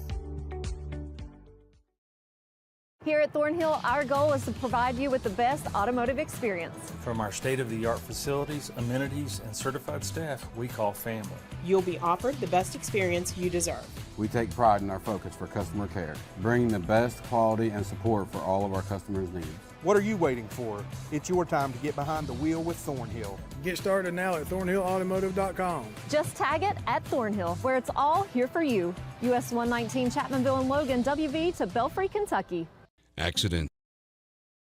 All right, welcome back to Logan Middle School. Just about ready to start the second half as Huntington St. Joe, the St. Joe Junior Varsity squad, the white squad, leading the Chapmanville Tigers 15-11 at the break. Bill Kyle Spalding with you. Before we start the second half, take a look at the Scoring, first for St. Joe, DJ Johnson has 2 points. Aiden Barnett leading the way with 6 points, 1 point for Joel Frazier, and 3 points each for Ronit Aurora and Caden Davis. And for Chapmanville, only 2 players in the stat column. Jackson Neal with 2 points and leading the way with a game-high 9 points on 3 3-pointers. Ashton McClanahan, as Chapmanville starts with possession, and Brock Carter quickly to the rim, and his shot's no good. Rebound by St. Joe, and St. Joe throws it away on its opening possession of the second half. And quick turnover there from St. Joe. Ball went all the way down the court and just rolled out of bounds on the opposite side, and Chapman will get a chance to try to break this press on the inbound.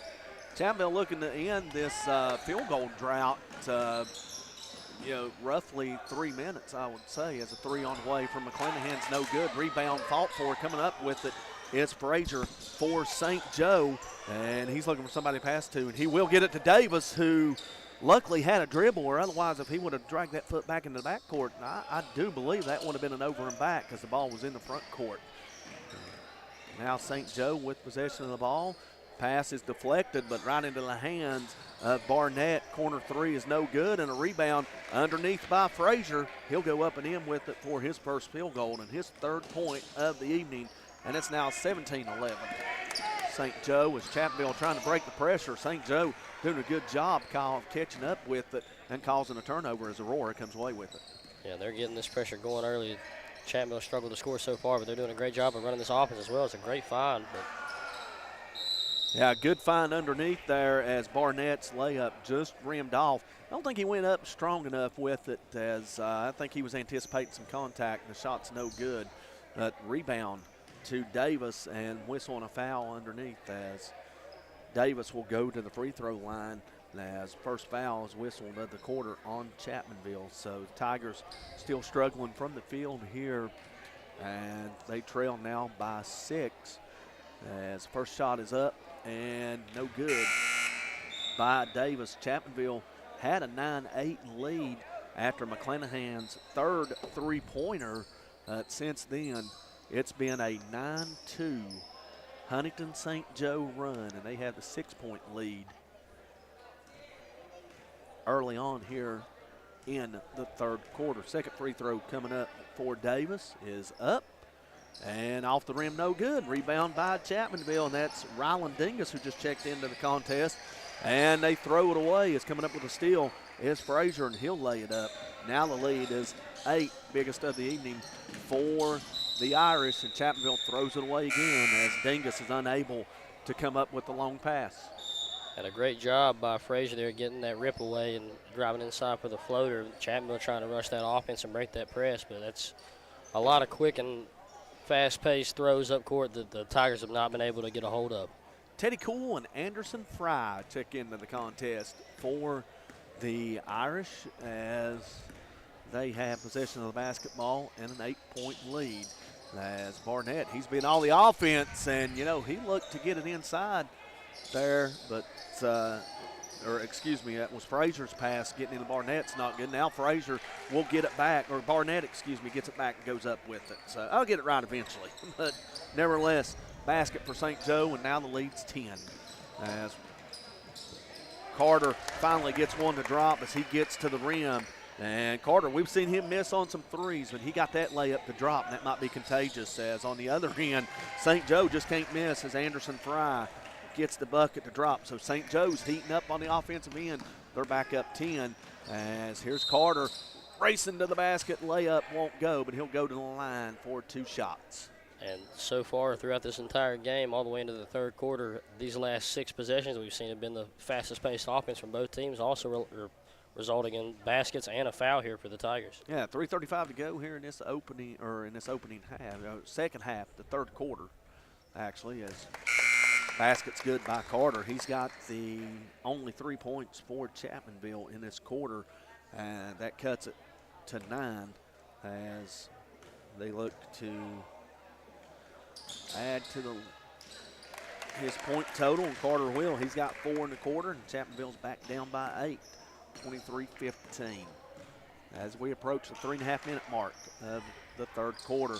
Shot out of the corner for two is no good by Fry. Rebound by Chapmanville's Carter, and he'll race it into the front court and be fouled on the play by Barnett. And we've seen Carter try his best to get this offense going. Struggled there in that first half, but so far resulting in a layup and a foul for 2 free throws. He's pushing the space and trying to get inside of the paint and draw that defense. Hopefully he's looking for a drop-off here eventually. So Chapmanville looking to cut into it. Carter's shot no good. Misses everything. Fight for the rebound. Coming away with it is Zeke Tiller. Tiller gets it over to Farmer. Farmer on the drive. May have traveled with it, but he had a little bit of help there. St. Joe's going to get whistled for the foul. That's the reason he traveled, as Fry picks up his second foul. And smallest player in the court running right into the paint, not afraid of any contact whatsoever. And if you're that size, you can't be afraid to get in there and battle a little bit. And he showed right there that he's got the resilience to do it. Ball inbounded to Carter. Carter's going to take it to the rim. He's going to get hit, and he'll go back to the free throw line. 2 shots coming up, as I believe that was Fry that picked up the foul again. And like I said just a moment ago, if it ain't broke, don't fix it. And he's driving inside and drawing those fouls and trying to create a shot, easier shot than those deep threes that have been off the mark for him. So great job there from Carter to create contact and help this team get on the board. Free throws no good, as checking in for Chapmanville will be Caleb Robinette and Jackson Neal, replacing Rylan Dingus and Zeke Tiller. As second free throw up from Carter is no good. He missed both of them, but there's the rebound by Caleb Robinette, and he'll put it up in off the glass. Always good to see second chance opportunities, especially on the offensive end. 23-17 now, last forward to Chapmanville as they're trying to creep back into this contest. Three-pointer on the way, no good. Back iron nearly got pinned on the backside, and rebound deflected and out of bounds. Possession will stay with St. Joe. And Robinette, tough shot on that last one, a fadeaway bank shot off the glass in for the Tigers. And then you see the Irish getting down here in transition, pulling a quick three from the corner, but it's just hard and over the rim, but it will stay in their possession.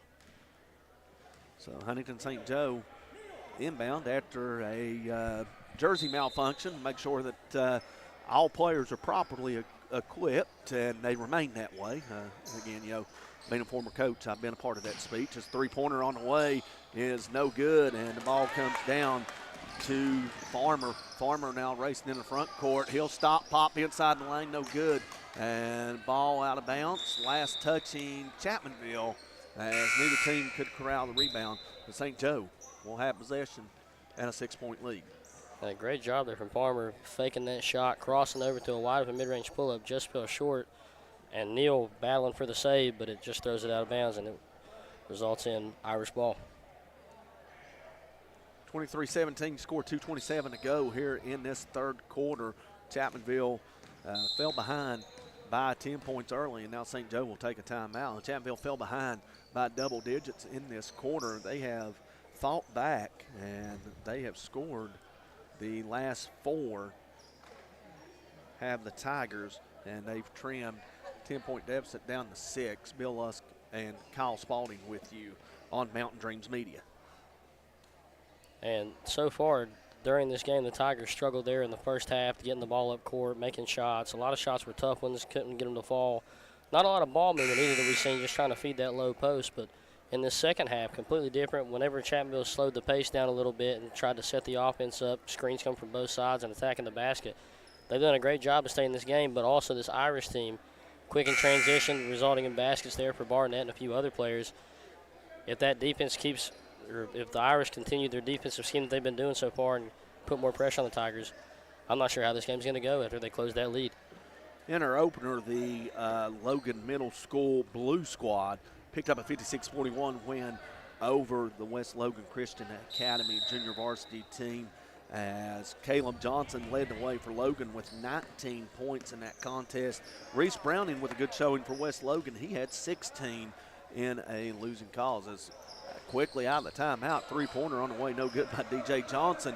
Chapmanville with the rebound again, and another opportunity to cut into this lead. Three-pointer on the way by McClanahan, his fourth three, and that'll cut the deficit down to 3. 23-20 the score. And, you know, we might be up here in the top of the row, but we get action every now and then as that ball was fought for right in front of us, deflection off of a player, off of the scores table, and that thing shot all the way up here between me and Kyle. Yeah, almost got hit by that one. And back to that last play, McClanahan 4 for 5 from the arc right now. The one he did miss looked like it was going to roll in, but it rolled out as well. Great job by him to get that shot going as he gets a steal away for the Tigers. Yeah, and trying to find the leak out there was McClanahan. He was looking to get the pass up to Neal, had it stolen, and now Neal comes away with the steal, and hey, we never really got a call. I think he double dribbled, never really. I think he trapped the ball against him, and there was the official calling for the double dribble.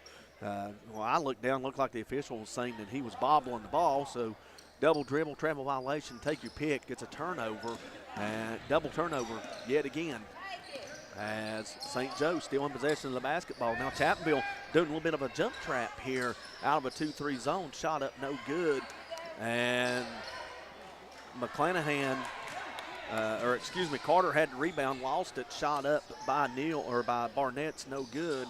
And St. Joe maintaining possession of the basketball. Now 3 by Aurora, shot no good.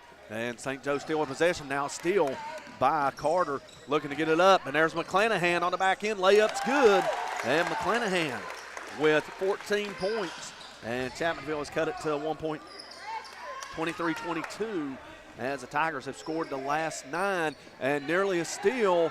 And St. Joe breaking the pressure. Layup on the other end is good by Teddy Cole. And that'll end the 9-0 run. And St. Joe back out by 3. 25-22, 30 seconds to play in this third quarter. As Farmer's shot's no good. And ball fought for underneath. Coming away with it is Davis. And he'll be fouled in the backcourt. We've seen a lot of offense from both teams coming in transition, their most successful offenses. We see quick scores from both squads right there, but obviously you get a few tie-ups and a quick foul there from Robinette. The St. Joe Blue squad will take on Williamson in our next contest at approximately 7:20 as St. Joe with a wild shot there. Aiden Black got by 3 defenders, got to the rim, put up a wild shot, no good. Chapmanville with the rebound, looking to cut into the lead. Here's Farmer now, gets it to Robinette. 1 second on the clock. They're not going to get a shot off as that shot I don't believe would have counted anyway. And we've reached the end of 3 quarters here from Logan Middle School. St. Joe will take a 3-point lead, 25-22 into the fourth quarter. We'll be back on Mountain Dreams Media for fourth quarter action. Whether you like traditional banking or online banking, Logan Bank & Trust has you covered. LB&T has 5 convenient locations where customers can stop in, make a deposit, get a loan, or a new instant debit card. Too busy to stop in? Don't worry. Logan Bank & Trust offers online banking with mobile deposits, banking app, and loan applications at the click of a button from anywhere, anyplace, and anytime. Member FDIC, Equal Housing Lender. Logan Bank & Trust. We are the difference. Judge Sabrina Deskins would appreciate your vote this upcoming election to be held in May. Judge Deskins is running for circuit judge in the newly formed 11th Circuit, which combines Logan and Mingo counties. Judge Deskins has 10 years judicial experience and the only candidate with years of experience in both Logan and Mingo counties. Vote Judge Deskins, the right choice for Logan and Mingo Circuit Court, paid for by the candidate.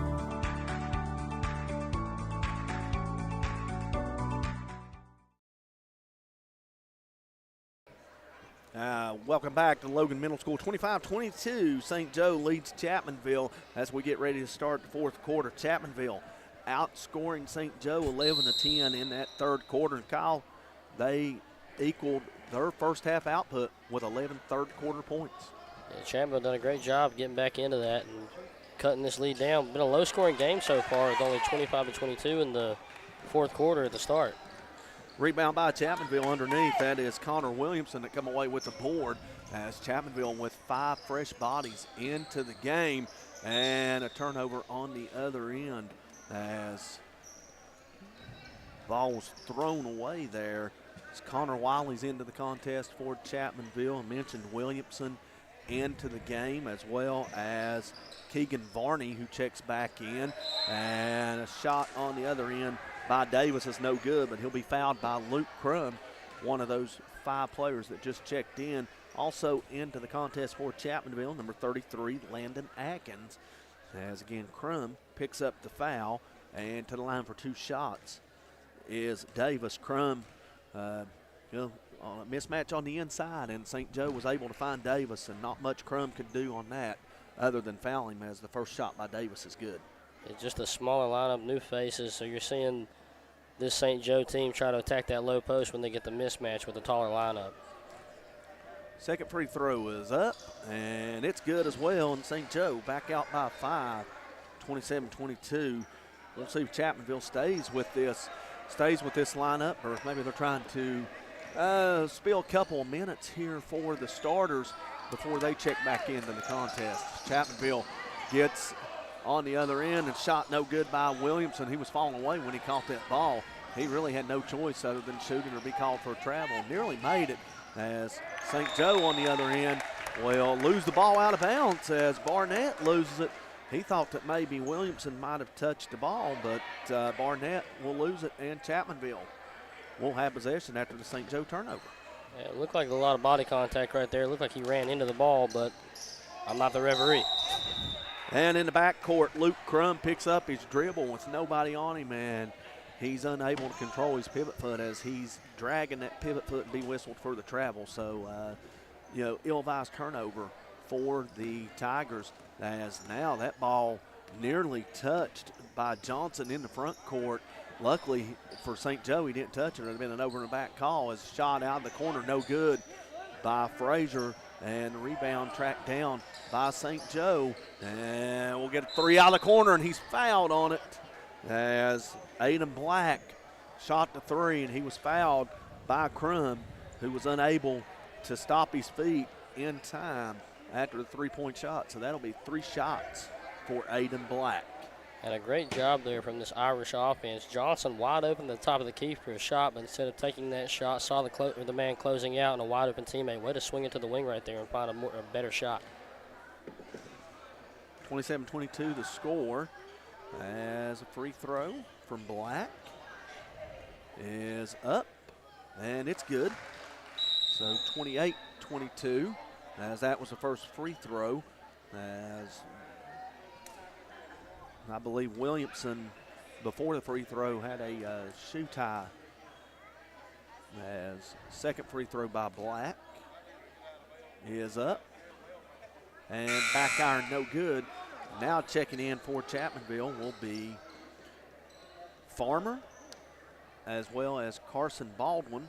Checking out Connor Wiley and Crum, who picked up those 2 fouls. And St. Joe will get a player to the scorer's table. That's Anderson Fry, ready to check in on the next dead ball. He can do so if Black knocks down his 3rd free throw. Shot up and in, and he'll be able to check in, as well as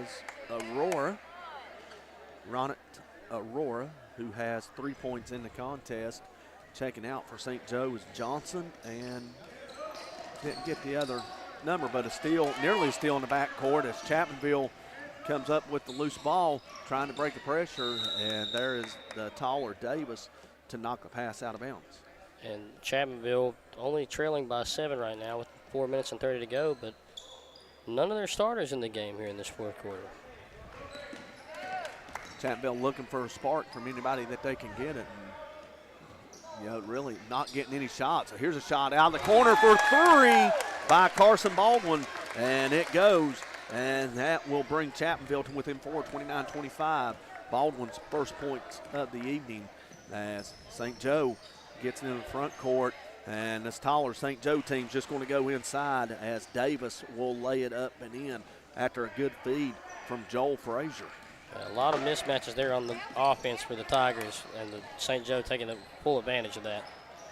Here on the steal is Black. He'll get it to streaking Frazier to the basket, and now St. Joe back out by 8, 33-25, as Chapmanville will get some of them starters back in. And here's a shot. That's a three by Keegan Varney, and Chapmanville trims it to 5. You know, anytime that happens, this is what you're looking for if you're Chapmanville, a spark from some of the guys on the bench that can spark some of these other guys. But now quickly, Aurora on the other end answers with the 3, and the lead's back out to 8 with 3:18 to go in our fourth quarter, excuse me.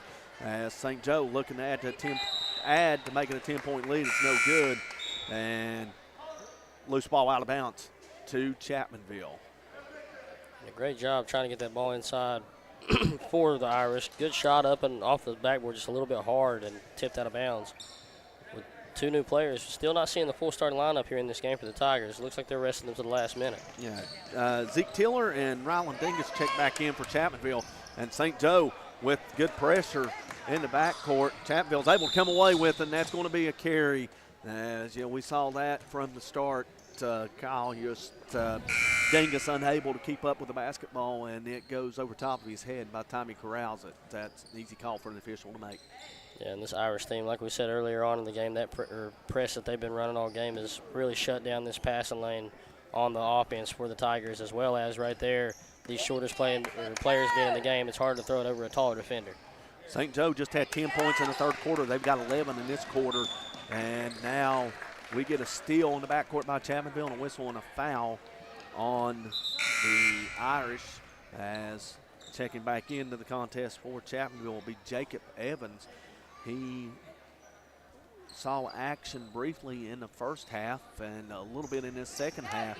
Now he checks back in, and Chapmanville trailing by 8, in need of offense, and they turn it over yet again in this fourth quarter.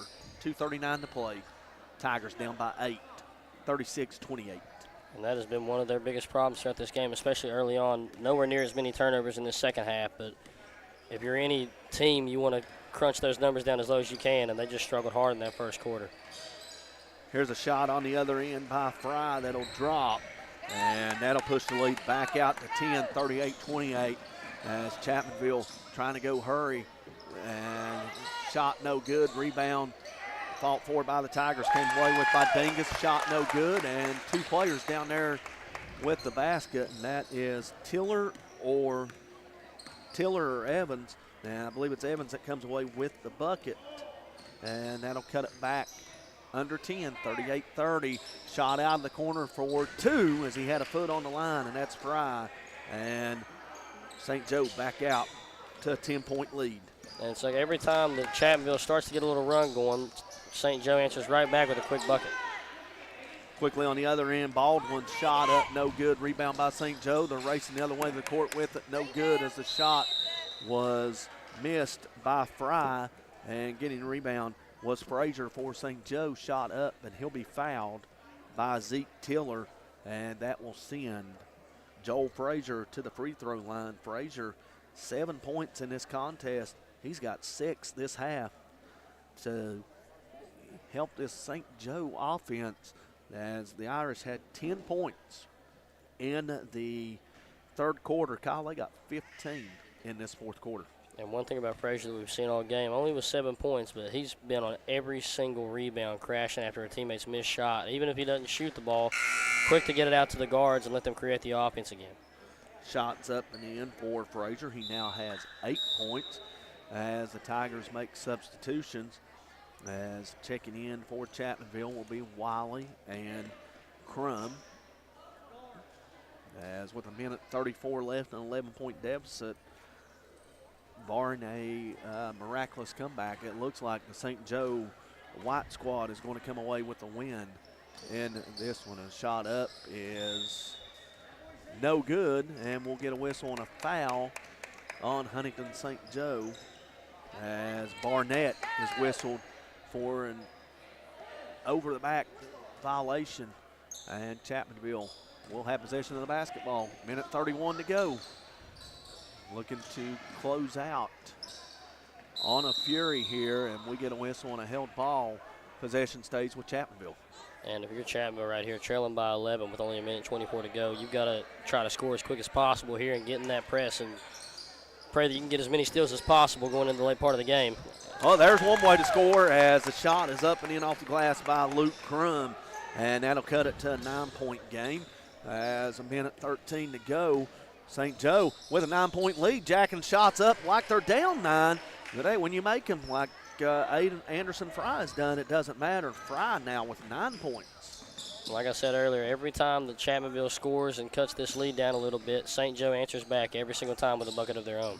Nearly a steal, as instead coming away with it will be Fry, and racing another way to the court will be St. Joe. Shot up, no good, but a foul on the play as Crum commits the foul, and that'll send Aiden Black to the free throw line.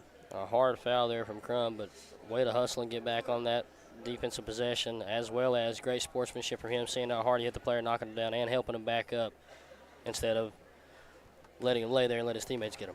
Now, we mentioned that St. Joe has 13 players dressed, as first free throw is up and in by Aiden Black as he adds to his point total. He's now got 3 points, all coming in this corner on free throws.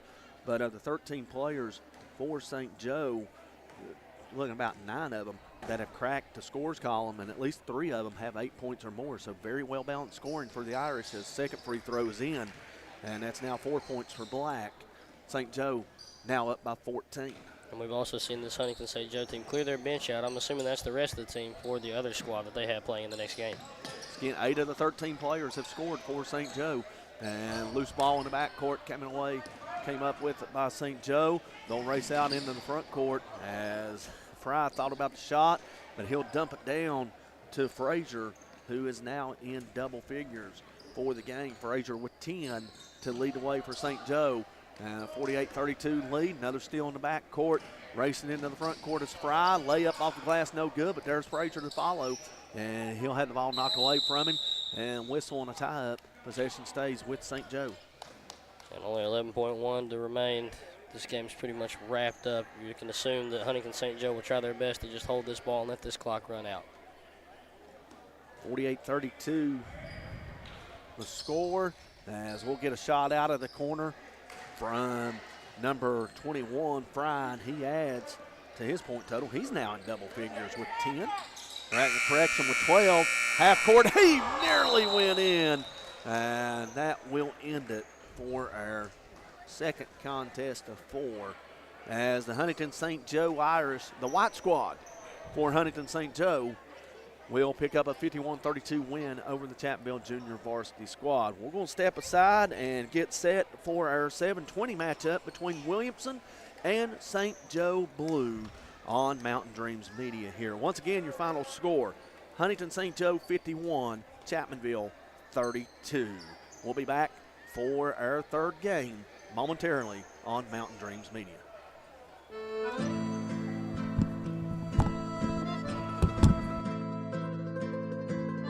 Giovanni's of Logan. Visit the newly renovated restaurant and convenient drive-thru.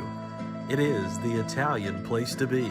Call today 304-752-9030 or check out their specials online at giovannislogan.com.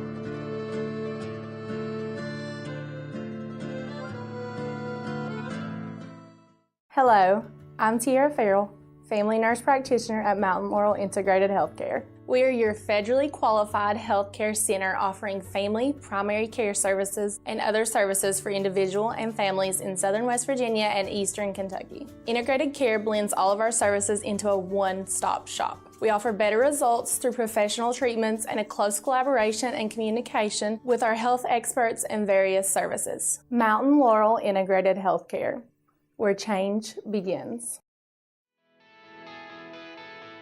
Hi, I'm Chris White. And I'm Stephen Wolf. And for the last 10 years, Wolf White & Associates have been representing clients injured in motor vehicle wrecks, medical negligence, wrongful termination, social security disability, and real estate closings and transactions. We've recovered over $10 million in verdicts and settlements and over $10 million in real estate closings. So, when you need a win, give your local law team a call.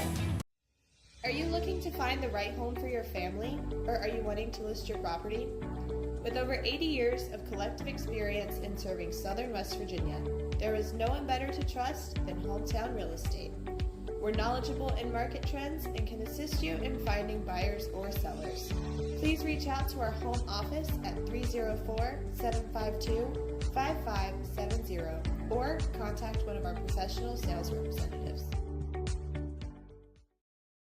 Here at Thornhill, our goal is to provide you with the best automotive experience. From our state-of-the-art facilities, amenities, and certified staff we call family. You'll be offered the best experience you deserve. We take pride in our focus for customer care, bringing the best quality and support for all of our customers' needs. What are you waiting for? It's your time to get behind the wheel with Thornhill. Get started now at thornhillautomotive.com. Just tag it at Thornhill, where it's all here for you. US 119 Chapmanville and Logan, WV to Belfry, Kentucky. Accidents, illness, heart attacks, strokes. When an emergency strikes, count on Logan Regional Medical Center. We're here providing emergency care 24/7, including the higher levels of emergency heart care found in our accredited chest pain center, and our enhanced cleaning, mask requirements, and social distancing to help keep you safe. Emergency care at Logan Regional Medical Center. When minutes matter, count on us. Whether you like traditional banking or online banking, Logan Bank & Trust has you covered. LB&T has 5 convenient locations where customers can stop in, make a deposit, get a loan, or a new instant debit card. Too busy to stop in? Don't worry. Logan Bank & Trust offers online banking with mobile deposits, banking app, and loan applications at the click of a button from anywhere, anyplace, and anytime. Member FDIC, Equal Housing Lender. Logan Bank & Trust. We are the difference. Judge Sabrina Deskins would appreciate your vote this upcoming election to be held in May. Judge Deskins is running for circuit judge in the newly formed 11th Circuit, which combines Logan and Mingo counties. Judge Deskins has 10 years judicial experience and the only candidate with years of experience in both Logan and Mingo counties. Vote Judge Deskins, the right choice for Logan and Mingo Circuit Court, paid for by the candidate.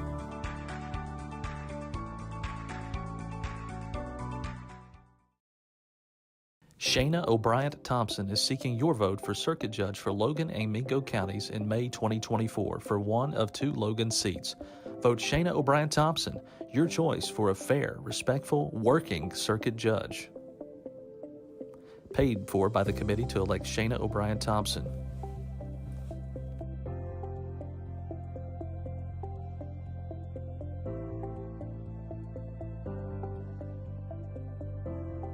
I'm Elise Hinkle, psychiatric mental health nurse practitioner and director of behavioral health at Coalfield Health Center. Our providers have experience with a full spectrum of disorders. To schedule an appointment with one of our providers, call 304-855-1222. As a community, let's help each other address mental health. We are here for you when you are ready. Coalfield Health Center. Let our family take care of your family.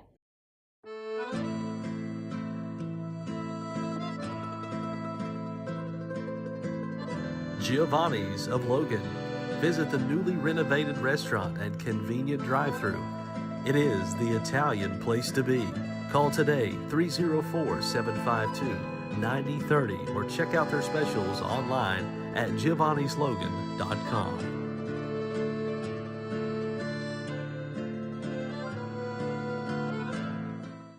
Hello, I'm Tiara Farrell, family nurse practitioner at Mountain Laurel Integrated Healthcare. We are your federally qualified healthcare center offering family, primary care services, and other services for individual and families in southern West Virginia and eastern Kentucky. Integrated care blends all of our services into a one-stop shop. We offer better results through professional treatments and a close collaboration and communication with our health experts and various services. Mountain Laurel Integrated Healthcare, where change begins. Hi, I'm Chris White. And I'm Stephen Wolf. And for the last 10 years, Wolf White & Associates have been representing clients injured in motor vehicle wrecks, medical negligence, wrongful termination, social security disability, and real estate closings and transactions. We've recovered over $10 million in verdicts and settlements and over $10 million in real estate closings. So, when you need a win, give your local law team a call. Are you looking to find the right home for your family, or are you wanting to list your property? With over 80 years of collective experience in serving Southern West Virginia, there is no one better to trust than Hometown Real Estate. We're knowledgeable in market trends and can assist you in finding buyers or sellers. Please reach out to our home office at 304-752-5570 or contact one of our professional sales representatives. Here at Thornhill, our goal is to provide you with the best automotive experience. From our state-of-the-art facilities, amenities, and certified staff we call family. You'll be offered the best experience you deserve. We take pride in our focus for customer care, bringing the best quality and support for all of our customers' needs. What are you waiting for? It's your time to get behind the wheel with Thornhill. Get started now at thornhillautomotive.com. Just tag it at Thornhill, where it's all here for you. US 119 Chapmanville and Logan, WV to Belfry, Kentucky. Accidents, illness, heart attacks, strokes. When an emergency strikes, count on Logan Regional Medical Center.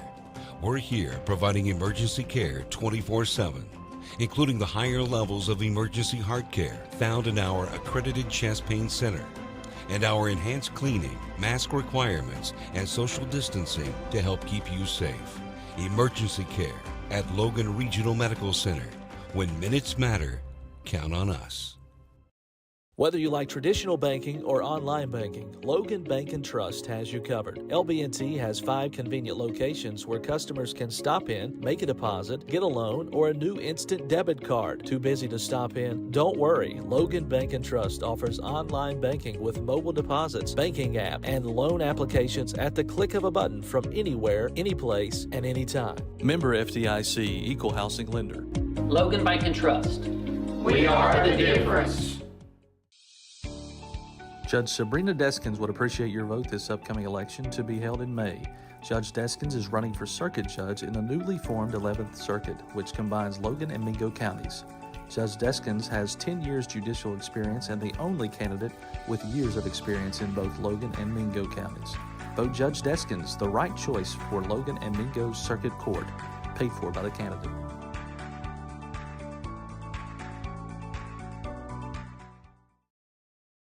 Shayna O'Brien Thompson is seeking your vote for circuit judge for Logan and Mingo counties in May 2024 for one of 2 Logan seats.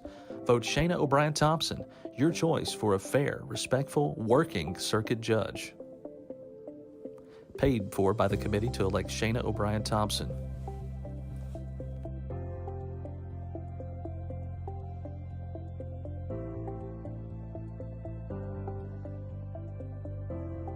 I'm Elise Hinkle, psychiatric mental health nurse practitioner and director of behavioral health at Coalfield Health Center. Our providers have experience with a full spectrum of disorders. To schedule an appointment with one of our providers, call 304-855-1222. As a community, let's help each other address mental health. We are here for you when you are ready. Coalfield Health Center. Let our family take care of your family.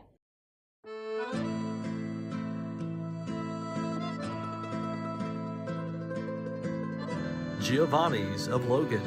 Visit the newly renovated restaurant and convenient drive-thru. It is the Italian place to be. Call today 304-752-9030 or check out their specials online at giovannislogan.com.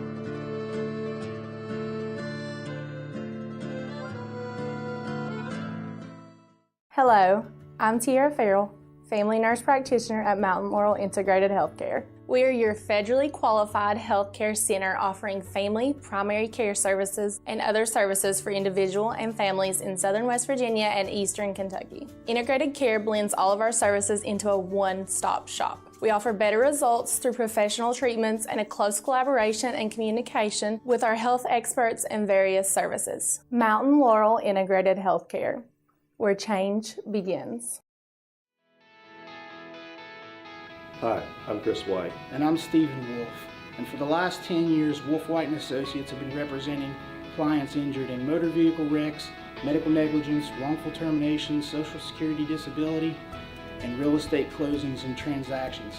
We've recovered over $10 million in verdicts and settlements and over $10 million in real estate closings. So, when you need a win, give your local wall team a call. Are you looking to find the right home for your family, or are you wanting to list your property? With over 80 years of collective experience in serving Southern West Virginia, there is no one better to trust than Hometown Real Estate. We're knowledgeable in market trends and can assist you in finding buyers or sellers. Please reach out to our home office at 304-752-5570 or contact one of our professional sales representatives. Here at Thornhill, our goal is to provide you with the best automotive experience. From our state-of-the-art facilities, amenities, and certified staff we call family. You'll be offered the best experience you deserve. We take pride in our focus for customer care, bringing the best quality and support for all of our customers' needs.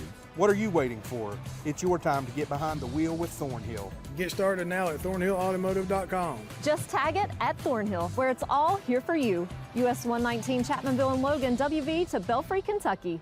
Accidents, illness, heart attacks, strokes. When an emergency strikes, count on Logan Regional Medical Center.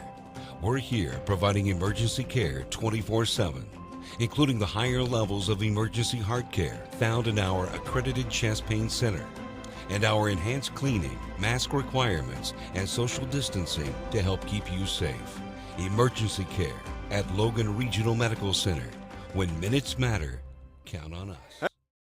School, Bill Lusk and Kyle Spalding yet again, game number 3. Kyle, the Logan Middle School Junior Varsity Invitational. We've seen 2 games thus far, double-digit wins. We'll see how this one plays out between Williamson and St. Joe Blue as Lucas Hanna went up for the jump ball and just grabbed it out of midair. Yep, and it will be Huntington St. Joe ball to start this one off. And from what we're seeing here, obviously the Wolfpack with a bit of a size advantage over St. Joe. Just an 8-person St. Joe Blue roster shot up no good by St. Joe. And whistle and a jump ball underneath as Colton Copley and I believe it's Jackson Kent, number 8, one of the smallest kids on the floor, getting in there underneath for the rebound. And, you know, Kent wasn't afraid to go up with the bigger, taller Copley. Yeah, seeing the size advantage there for the Wolfpack, slung him around a little bit with that ball in his hands as that one is tipped out of bounds by St. Joe, and it will stay in the possession of the Wolfpack.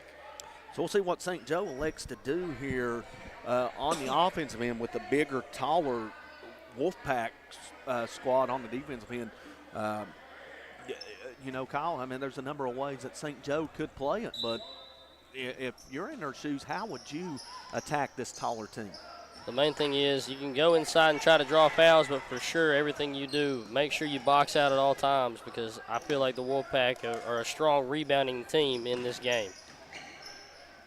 St. Joe with possession of the basketball after the turnover, and we'll get a whistle and another jump ball down low as Kingston Everett is tied up by Colton Copley, and the possession will stay with the Irish.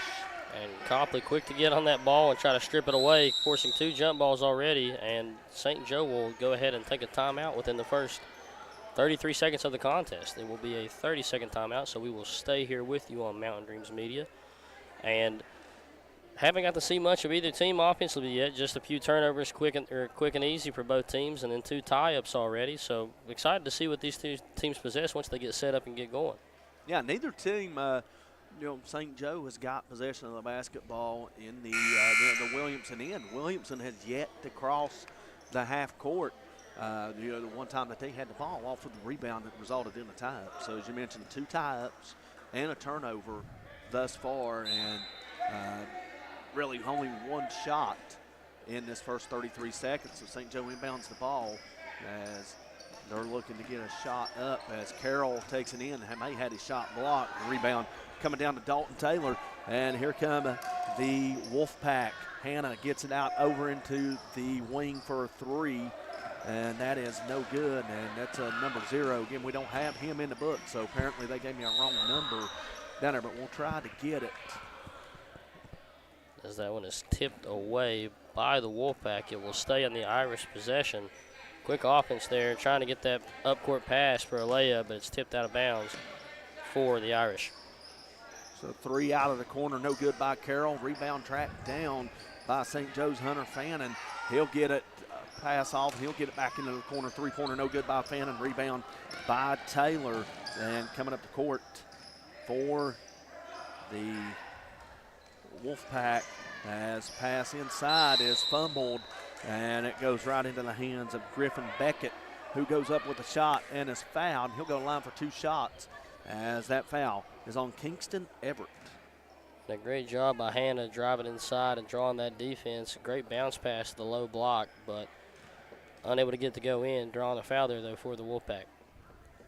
First shot on its way from Beckett is up and off the back iron. No good. Beckett will have one more. 4:41 to play. Neither team has scored yet. Beckett looking to change that with this free throw. Second shot is up, and it's good. And first points of the game go to Williamson, 1-0 to score. As racing into the front court is Fannin. Fannin kicks it over to Kent. Shot fake, but he traveled with it. And seen that a few times in all 3 games so far, where players will do a head fake and then try to take off before putting the ball on the court, and that's something you can't do. The refs have been pretty kind so far today of letting them get away with stepping before dribbling, but looks like they're going to start calling it here now. So Wolfpack with possession of the basketball in the backcourt, trying to get it in up against 5-second count, and they do so. As quickly breaking the pressures, Beckett, he'll receive a pass. Layup is up and in. Griffin Beckett has all 3 points for the Wolfpack. It's 3-0 early on in this first quarter as St. Joe works the ball into the front court. They'll get it over. Thought about a shot, then a pass, but Stevie Carroll couldn't keep his pivot foot still, and he's whistled for the travel. So St. Joe with some turnover issues early on the offensive end. And on that last possession from the Wolfpack, great ball movement, struggled to get it inbound, but way to push it up court. And like we said, can't show up with those speed early, and that's 2 in a row there for St. Joe. 3-pointer on the way by Copley is no good. Rebound fought for underneath, and coming away with it is Beckett, but we have a tie-up before Beckett can corral the rebound. Possession will stay with Williamson. Yeah, and a great job of fighting for that rebound and causing that tie-up, or unallowing the St. Joe player to take off with that in transition. Well, there's a conversation about the possession arrow, but it's right. That's the 3rd possession arrow, and I can understand why there would be a conversation with so many jump balls in this opening quarter. In fact, in this opening 2 minutes, and Hannon gets whistled for the travel, so turnover back to St. Joe. Yep, just switch that pivot foot right there, trying to get that pass inside. Can't lift that foot up, and like I said, that's 3 possessions in a row. We've seen the refs ready to call any travel that they've seen, so they're done watching the players shovel their feet so far in this invitational. St. Joe possession, the basketball, and shot up and good by number 5. I'll have to get him in the book. They told me he wasn't here. Well, guess what? He showed up, and he's in the stat column. Yep, low post hook shot there, high and off the glass. Tough shot to make, but he made it fall as the ball rolls around, and it will remain Williamson ball after the almost turnover from the Wolfpack. Well, that shot, I do believe, is good by Ryan Mullally. As Mullally on the basket for St. Joe to get him on the board, 3-2. And Williamson will turn it over as coming away with it is Kent. Gets it up to Mullally, who one-handed pass over into the corner, back to Kent. Shot up, no good, but whistle after the shot, and it'll be a foul on the floor as Copley has whistled for the foul. Yep, and after a tough drive there from the Irish getting inside and drawing some contact, it will remain in their possession, and Malayo will inbound here. Shot came, the foul occurred after the shot attempt, so that's why St. Joe will inbound the ball as 3-pointer on the way for Kent. Misses everything, goes out of bounds to Williamson. Yep, and a good look there from the Irish, just way over the mark there, and it will be Wolfpack ball. Possession inbound now as Williamson looking to break the pressure. They do so as, again, the Wolfpack looking to get it in to the front court. And I'm going to guess that 0 is Gage Lambert as shot up by Copley's no good. Rebound on the floor. There's the bigger Copley getting after the loose ball. Causing a tie-up, and that'll give it back to Williamson. Good job by Copley, the big guy, not afraid to get on the floor. Yeah, one thing I can say about this Wolfpack team that we've seen so far, definitely from what we've noticed, the best team as far as passing the ball through a press. They're throwing that ball quick and not taking one dribble at all. It's sort of the 8-figure drill you used to run in Buddy League as a kid, and not putting that ball on the floor at all, but they're getting it. They're advancing up court every single time as we see another travel here on St. Joe. Yeah, Malay with the travel, and St. Joe will get substitutions into the contest. Lewis Arnold and Tyson Burton checking in, replacing Stevie Carroll. And I believe that's number 2, Kingston Everett, and it is. As we get a look, Everett has a seat on the bench. We get to see the jersey there. As basketball for Williamson, that is Dalton Taylor. And we'll have another tie-up. Possession will maintain with Williamson. As I said, correct myself on the last tie-up, I said Williamson had possession, but it was St. Joe that had possession. So now Williamson maintains possession of this one. And what's the 5th tie-up in this first quarter? A shot out of the corner for 3, no good. Rebound by Copley. He's fouled as he'll go to the line for 2. And a foul on Malay. And like you just mentioned, the 5 tie-ups in the first quarter, only almost 4 minutes in, not there quite yet. That's the most tie-ups I've ever seen in a quarter of basketball so far. First free throw is up and in by Copley, and Williamson has a 4-2 lead. And I don't want to sound negative or anything or sound wrong, but I've not seen this many tie-ups in a boys' game. Now, in a girls' game, yeah, you're likely to see this many tie-ups as Copley's free throws missed, rebounded by St. Joe. You're likely to see this many tie-ups because, honestly, I've been told by an official, the hardest thing to officiate is a girls' basketball game, and those girls get all over the floor, and they're always tying each other up possession after possession as St. Joe looks to maintain, looks to tie this game. And we'll have yet another tie-up as Copley was able to tie up Fannin on the drive to the basket. St. Joe maintains possession. And just like you said, girls basketball, they do fight harder. A lot of the times you'll see them diving on the floor a whole lot more than boys basketball, and we're just seeing these players aren't afraid to go after it and get it. How about a bank 3 off the inbound from Jackson Kent, and it's a 5-4 St. Joe lead, their first lead of the contest. As possession for Williamson in the front court. Now Copley, elbow jumper, no good. And rebound is put up and in by, I believe that was Griffin Bennett. He has 5 points early on. Give the lead back to Williamson, 6-5 to score. And that size differential here in this game has made a huge impact against St. Joe. Easy rebounds here for this Wolfpack so far. Good thing he was able to go up and get the easy layup.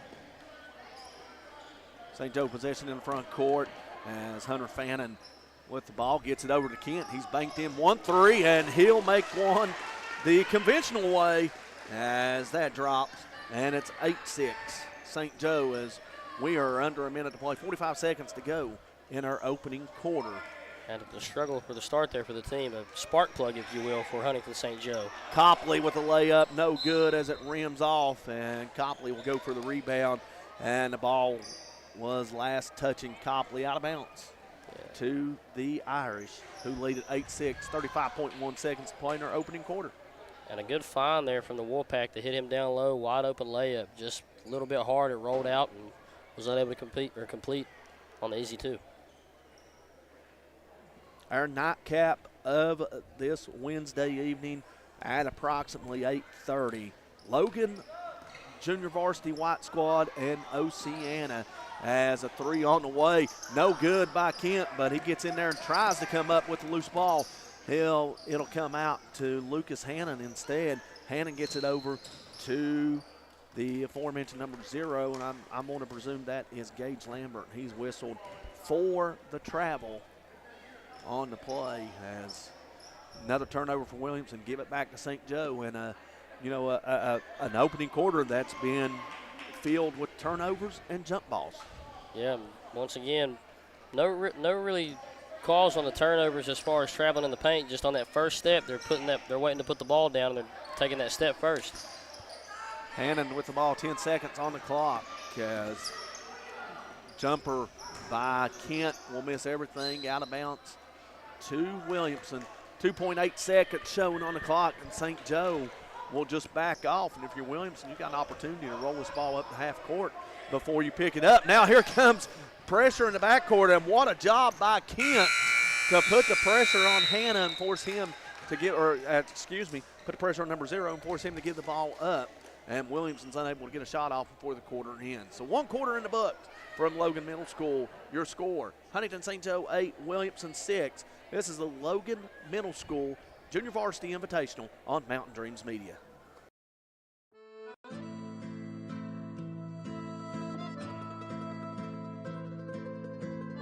Giovanni's of Logan. Visit the newly renovated restaurant and convenient drive-thru. It is the Italian place to be. Call today, 304-752-9030, or check out their specials online at giovannislogan.com.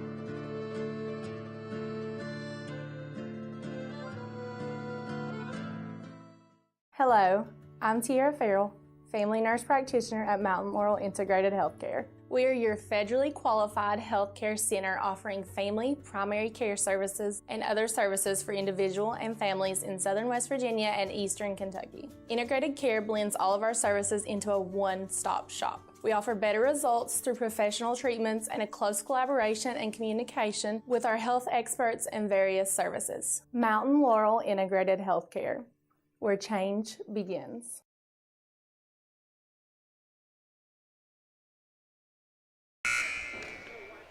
All right, welcome back to Logan Middle School as we got some correction on the rosters. Number 5 is Teddy Quayle for Huntington St. Joe. He's got 2 points in the contest. Jackson Kent leading the way with 6 points. And the aforementioned number 0 that we didn't have a name for was, sometimes it's good to go with your gut. It is Gage Lambert, who was number 1 in the book. So I think we got everything squared away right now on the rosters. So anything else, we'll check with our, bookkeeper, Grayson Sanders down there, starting guard for the Logan Middle School Timberwolves varsity team. As we get a 3-second call in the lane as Colton Copley made the pass but failed to get out of the lane before the 3 seconds. And a great find by him, seeing that defense collapse in the paint, trying to stop that size issue. A wide open guy on the wing, but fakes the shot in the drive, but just too much time in that paint. Well, St. Joe on the other end, Stevie Carroll for 3, and the Irish hot from 3 points early on in this contest. That's their third 3 of the first half. They have an 11-6 lead. First points of the evening for Carroll comes on a 3-pointer as Williamson will look to work it inside as they get it down to Beckett on the block. He was unable to handle it, and now Lambert comes away with the ball. He'll be fouled on his drive to the basket, and the foul will be on Carroll. And seemed to almost carry there in that possession. Lost control of the ball on that second dribble, and really shocked with everything they've been calling so far that they didn't get him for that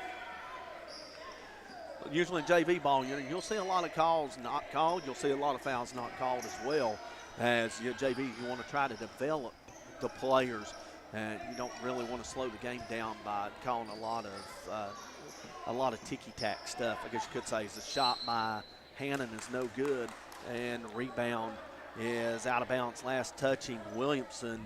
Looked like Copley had his hands on it but was unable to corral it. So St. Joe takes over possession of the basketball with a 5-point lead early on in the second quarter. 3-pointer on the way. Wouldn't have mattered anyway as Burton is called for the travel. Shoveled his feet, wasn't set, and trying to get set after he caught the ball, and Robinette is all over that. We've seen that called, a number of times already in this contest as Burton gets whistled for it again, and now shot up no good by Williamson. Rebound by Burton, and Burton will give it up to Carroll. Carroll gets it over to Hunter Fannin. Hunter Fannin looking to drive the lane, but he's cut off by Hannon. Now inside, kick back out, corner three, no good. Rebound comes to Carroll, who shot it. Now he loses it, and it comes up to Lambert. Lambert now race to the other end, gets a nice little pick there from Hannon, who was on his way to the basket as he cut off his defender, but whistle and a foul on the shot attempt by Lambert is against Everett, his second, team foul number 2 of this quarter, and Lambert goes to the line for 2 shots. Yeah, Lambert getting that strip away and just couldn't get a hold of the ball, or he'd have been out in transition a whole lot sooner, been more open, but way to draw contact. Looked like he had a few choice words for the defender there after that. First free throw, no good. Foul call. As checking in for the first time will be Will Huggett for the St. Joe's Irish, the blue squad, or Huggett, excuse me. Second free throw, off the rim, no good. Rebound by Beckett, no good. And coming down with a rebound for St. Joe's, Everett, as he gets it up to Carroll. Carroll into the front court, passes over to Fannin. Fannin being guarded by Hannon. And now he breaks the 5-second count, gets it over to Huggett for 3, no good. And a rebound by Beckett, and the outlet pass for Lambert will be off his hands and out of bounds to St. Joe. So Williamson, they're doing a good job controlling the boards, just not being real smart with the outlet passes. Yeah, but it's always on the backcourt side too. Once they get set up in their offense, it's usually fine with no turnovers, but getting those passes up court has been the biggest problem so far for the Wolfpack. Off-balance shot by Carroll's, rebound by Hannon as Lambert races into the front court, shot no good. Coming down with a rebound is Beckett, and he'll have his shot blocked, and Beckett will be whistled for fouls. He tried to wrestle away the rebound from Kingston Everett. So for Beckett, that I believe is his first foul of the quarter for Williamson, and substitutions into the contest. And it seemed like a little mix-up there between the referees. One wanted to call a jump ball, and the other sticking to that foul, he believed, and it looked like a lot of contact down low in that low post. So I think that was the right call. And in the inside, Cole receives the pass at free throw line, and he's whistled for the travel. And St. Joe will take a full timeout. We'll take it with them. 3:09 to play in the first half. 11-6, St. Joe leads Williamson. We'll be back after these messages on Mountain Dreams Media. Hi, I'm Chris White. And I'm Stephen Wolf. And for the last 10 years, Wolf White & Associates have been representing clients injured in motor vehicle wrecks, medical negligence, wrongful termination, Social Security disability, and real estate closings and transactions. We've recovered over $10 million in verdicts and settlements and over $10 million in real estate closings. So, when you need a win, give your local Wall team a call. Are you looking to find the right home for your family, or are you wanting to list your property? With over 80 years of collective experience in serving Southern West Virginia, there is no one better to trust than Hometown Real Estate. We're knowledgeable in market trends and can assist you in finding buyers or sellers. Please reach out to our home office at 304-752-5570 or contact one of our professional sales representatives.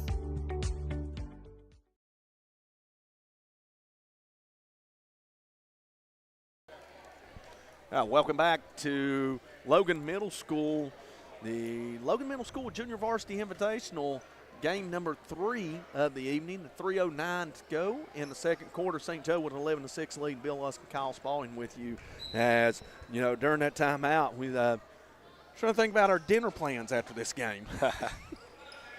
I'll probably be eating fast food on the way home to Huntington. Well, you know, you got McDonald's and Taco Bell that's still open late. Yeah. But maybe some places around here, some pizza joints that might be open. Might be able to get a good Giovanni's and West Logan sounds like a good idea as Kent comes away with a steal in the back court, races into the front court.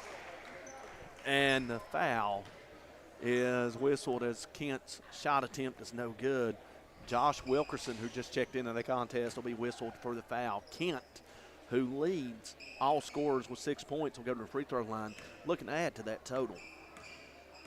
First free throw by Kent is up, and back iron and falls.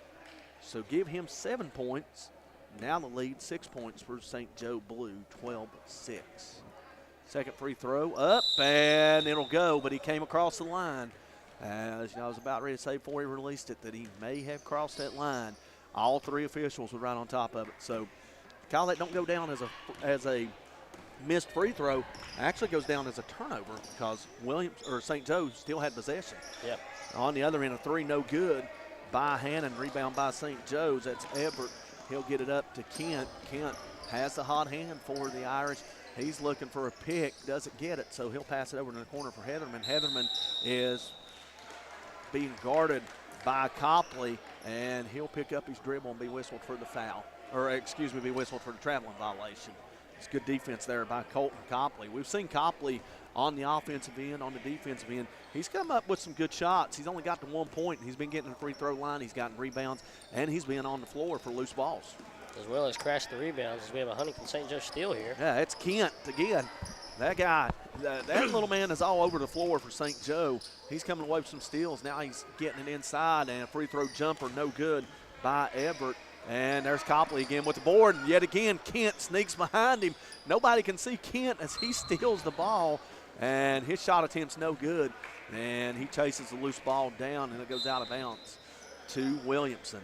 You gotta love the hustle of that kid, man. Got a steal here at half court, ran down, got one on the opposite side after the rebound, then chasing down the loose ball after his missed shot. Eli Runyon checks into the contest for Williamson, and St. Joe with a couple of new players. Kent wears number 8, but Kyle being a Duke fan, if he was a number 12, he'd kind of remind me of a Steve Wojciechowski out there. The shot is no good by Wilkerson, but he'll go to the line as he drew the foul, and foul is on number 20, Fannin. So 20-on-20 crime. We'll send Wilkerson to the free throw line, looking for his first points of the evening, and he converts to get Williamson their first point of this second quarter, 12-7. Still they're down 5 on the scoreboard, but the defense has been fairly well for them. They've been able to hold St. Joe to 4, just unable to score on the other end as Wilkerson used every part of the rim on that one to get it to drop. So 2 free throws, first 2 points of the game for Wilkerson. First 2 points for Williamson in the quarter. They cut it to 12-8. And now on the other end, Everett will commit his third foul, trying to set a pick. He was unable to keep his feet still, and he'll get whistled for the offensive foul. And Williamson with possession of the basketball, minute 33 to go, chance to cut in this 4-point lead. As pass from Lambert, to Runyon is a little too tall, and it goes out of bounds to St. Joe. Yeah, just overthrown his player right there. Got a little lost of how close he was to his teammate, and a little bit of a stumble in his feet. Was just trying to get it there, threw it way too hard. Quayle, inbounding the ball to Kent. Kent now gets it in the corner to Carroll. Carroll's going to be fouled on his drive to the basket by Griffin Beckett, and I'm showing Beckett with 2 fouls. As now St. Joe will inbound the ball, and right off the inbound, a 3-pointer out of the corner will rim in and out for Carroll. Rebound by Copley. Williamson looking to run with it. Wilkerson with the ball. He loses it, and last touched Carroll as Carroll kicked it out of bounds. It's minute 9 to go. 12-8 remains the score. And a great pass up court. Just caught him leaning off to the side. And a great pass down low as well from this Williamson team. Yeah, Wilkerson inbounded the basketball, stepped back in, and St. Joe failed to account for him as Lambert found him for the easy 2. And it's 12-10. On the other end, shot no good by Arnold. Rebound by Williamson and thrown away, as coming away with it was Arnold. Arnold then loses the basketball. Quayle got it to Cox, who was whistled for the travel. Quayle, I mean, I don't know if the officials would have deemed that. I don't know if the officials would have deemed that there was possession established in the backcourt, so kind of an ill-advised pass there. And turnover nevertheless, and now we get a travel call. As you take your pick there, you could have had a travel on Lambert, you could have had a charge on Lambert. Either way, it's a turnover back to St. Joe. And speaking of Quayle on that last possession after his teammate threw it to the backcourt, dive and save right there. Great player awareness to know where he's at on the court and know that he can't cross that half-court line and getting that ball back across half-court for his team. So St. Joe with possession of the basketball, 30 seconds here in the opening half. As they're working inside, Quayle will get the ball inside, trying to get it low, but there's Copley with the deflection and the steal. He'll get it out up to Lambert. Lambert will get it to, well, Lambert thought he had a streaking Wilkerson to the basket, but Eli Runyon was also in the area too, and Kyle looked like Runyon and Wilkerson looked at one another and didn't know who was going to get the ball. Yeah, just a simple mistake there made by them as they create a turnover and they're back in transition.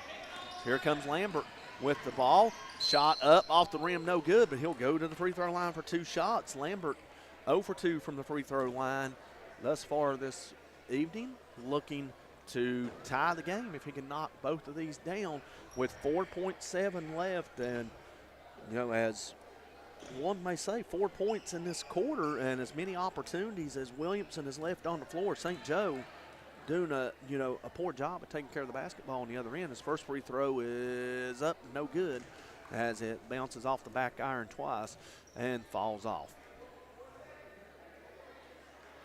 And if you're Williamson trailing right here with 4.7 going into halftime, a low-scoring game so far, you're hoping to limit those turnovers going down by 2. Rebound no good. Beckett with the rebound goes up with it, but he'll be called for the foul. And for Beckett, that's his 3rd foul.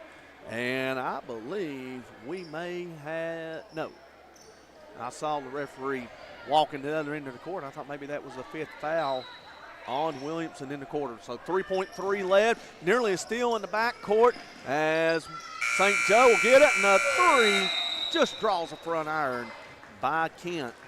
And that will take us to halftime of game number 3 of the Logan Middle School Junior Varsity Invitational. Your score at the half, St. Joe's 12 and Williamson 10.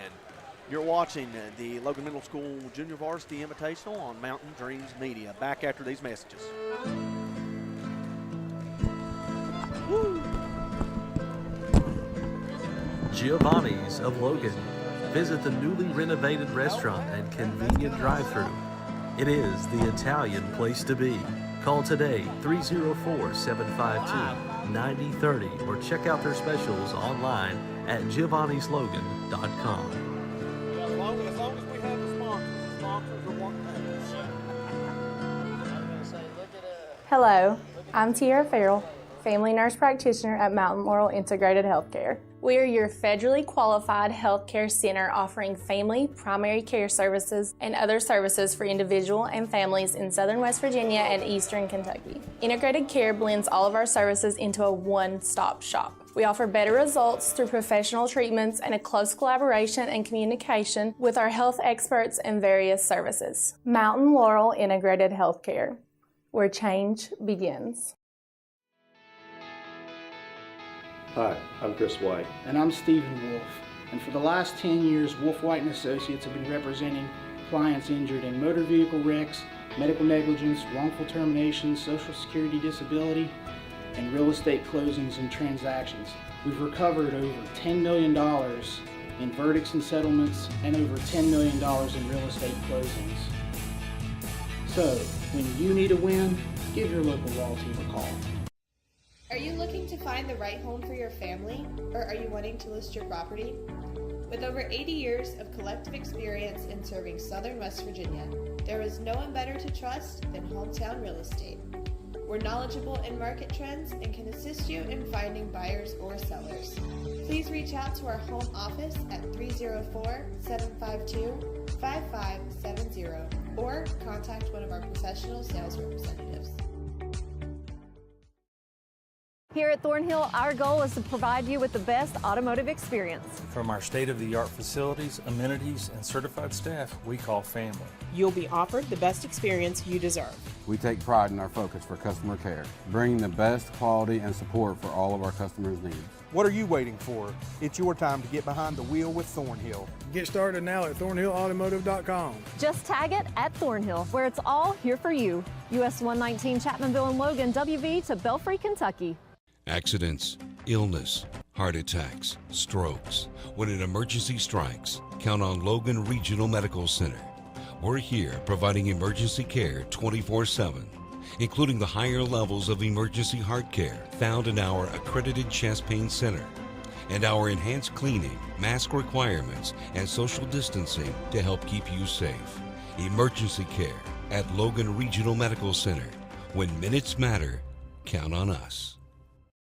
Whether you like traditional banking or online banking, Logan Bank & Trust has you covered. LB&T has 5 convenient locations where customers can stop in, make a deposit, get a loan, or a new instant debit card. Too busy to stop in? Don't worry. Logan Bank & Trust offers online banking with mobile deposits, banking app, and loan applications at the click of a button from anywhere, anyplace, and anytime. Member FDIC, Equal Housing Lender.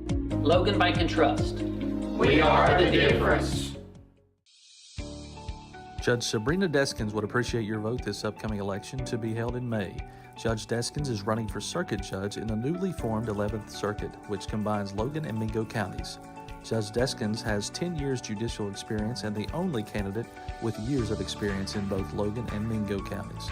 Vote Judge Deskins, the right choice for Logan and Mingo Circuit Court, paid for by the candidate.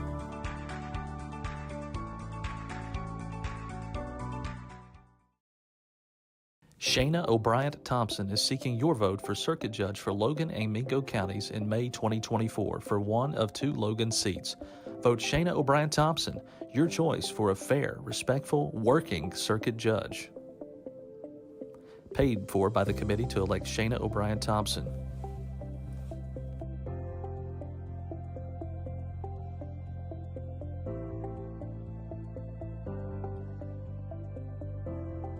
I'm Elise Hinkle, psychiatric mental health nurse practitioner and director of behavioral health at Coalfield Health Center.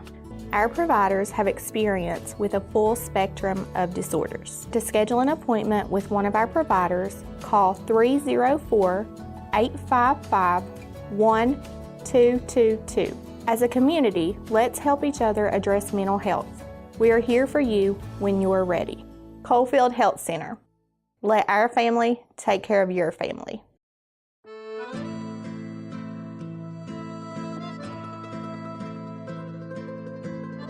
Giovanni's of Logan. Visit the newly renovated restaurant and convenient drive-thru. It is the Italian place to be. Call today 304-752-9030 or check out their specials online at giovannislogan.com. Welcome back to Logan Middle School, the second half of our third contest. Huntington St. Joe Blue Squad leading the Williamson Middle School Junior Varsity 12-10 at the half. Recapping the scoring, Jackson Kent leading the way with 7 points for St. Joe Blue, 3 points for Stevie Carroll, 2 for Teddy Quayle. And that is the scoring for St. Joe as quickly the St. Joe will be whistled. Well, actually, I thought maybe they got a 3-second violation, but they get Lucas Hanna on a foul, and that's the first foul of the quarter. Bill Lusk and Kyle Spalding with you. Scoring for the Wolfpack, Colton Copley with 1 point, 4 points for Josh Wilkerson, 5 points for Griffin Beckett. That's it. Just 3 kids have scored each way. As first free throw is up and no good by Teddy Quayle. Second free throw, no good as well. Rebound by Beckett for Williamson. And the Wolfpack with the ball looking to tie the game or possibly take the lead as Beckett catches it low, loses it, gets it back, gets it over to Copley, who will put it in, and we are tied at 12. And just lost the ball there in that low post, but found a way to regain it and find his teammate wide open for a quick little jumper from within 5 feet. St. Joe with a basketball in the front court. As Jackson Kent, he's had the hot hand. And basically, you look out there, he's got the hot shoes. He's got them solid gold shoes out there. You can't miss him on the floor. And also, you look over in the corner, number 1, Stevie Carroll has them as well. So, you can't miss those two on the floor. As Carroll gets it down low to Everett. Everett misses the shot, and the rebound is going to Williamson as Beckett gets the board. Williamson with a chance to take the lead. I believe it will be their first lead of the evening, or actually it'd be their second lead. They had a brief 1-0 lead as Beckett will be held down low by Everett, and I believe that'll be the 4th on Everett if he does get whistled for it. And St. Joe's coach, Everett is whistled for the foul. I believe it is his 4th, but St. Joe contesting that Beckett caused a little separation with the forearm. But I don't doubt that. But there was a hold there before the separation occurred, so that's why Everett got whistled for it. And doing everything he can down low to battle with those two big men. Obviously the biggest player on that St. Joe team. He's just fighting for his life down there with a big size difference.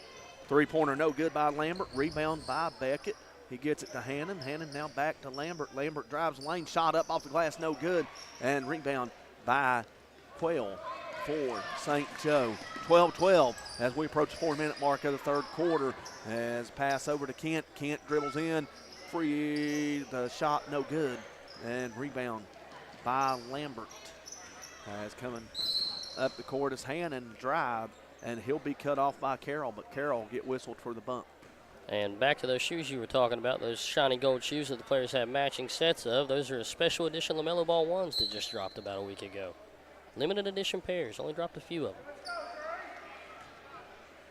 We get a whistle, and I believe we'll get a timeout called by Huntington St. Joe. It'll be a 30-second timeout, and we'll keep things here with 3:54 to go, 12-12 the score in the third quarter of our third game of 4 of the Logan Middle School Junior Varsity Invitational. The nightcap, the Logan Junior Varsity White Squad taking on the Oceana Junior Varsity team.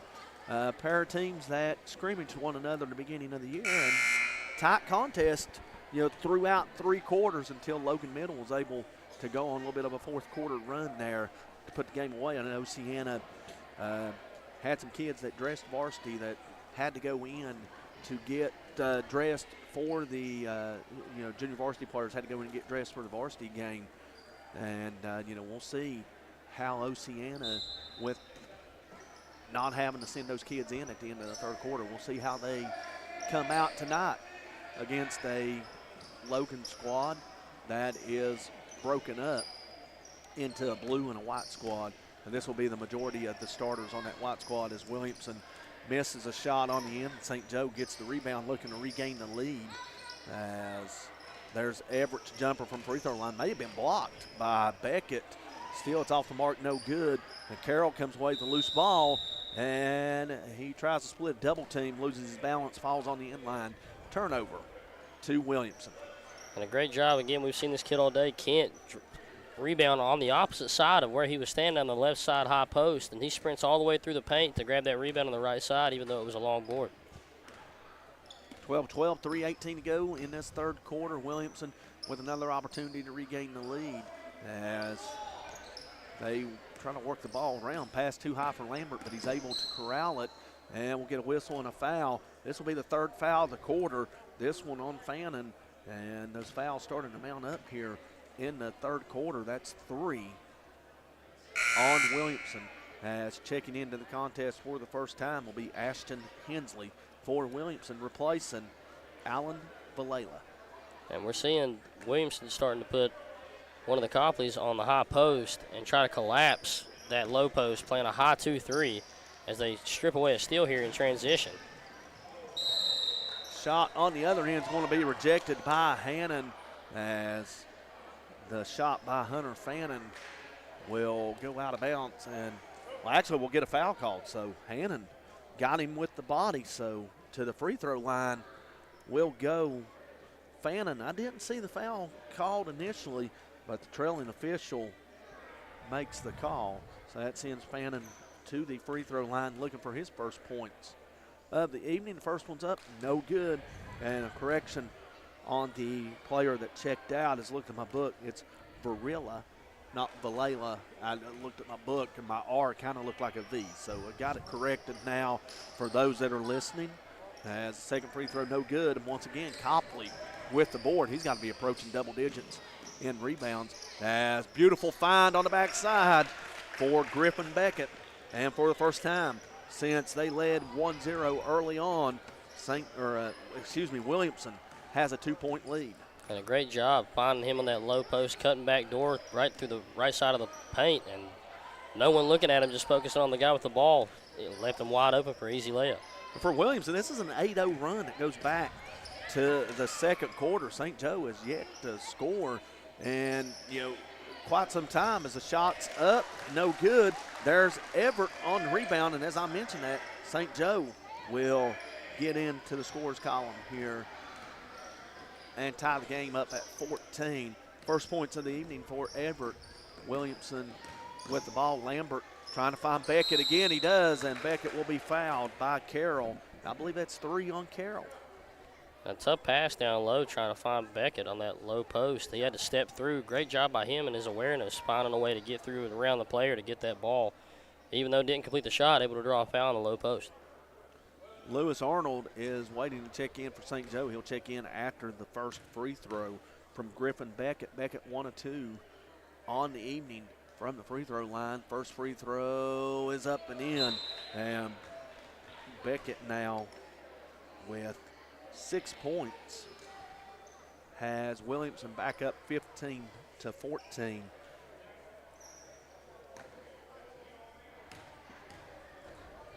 Correction. 8 points. I said he had 6. He's got 8. He had 5 in the opening quarter.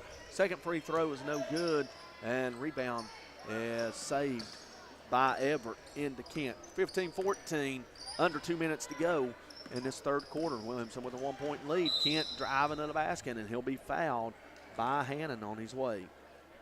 And a great job driving right into the defense, and not one of the smallest players in the court, going inside and finding that big man, just drawing that foul. Unable to get the shot up, but it will still be St. Joe ball.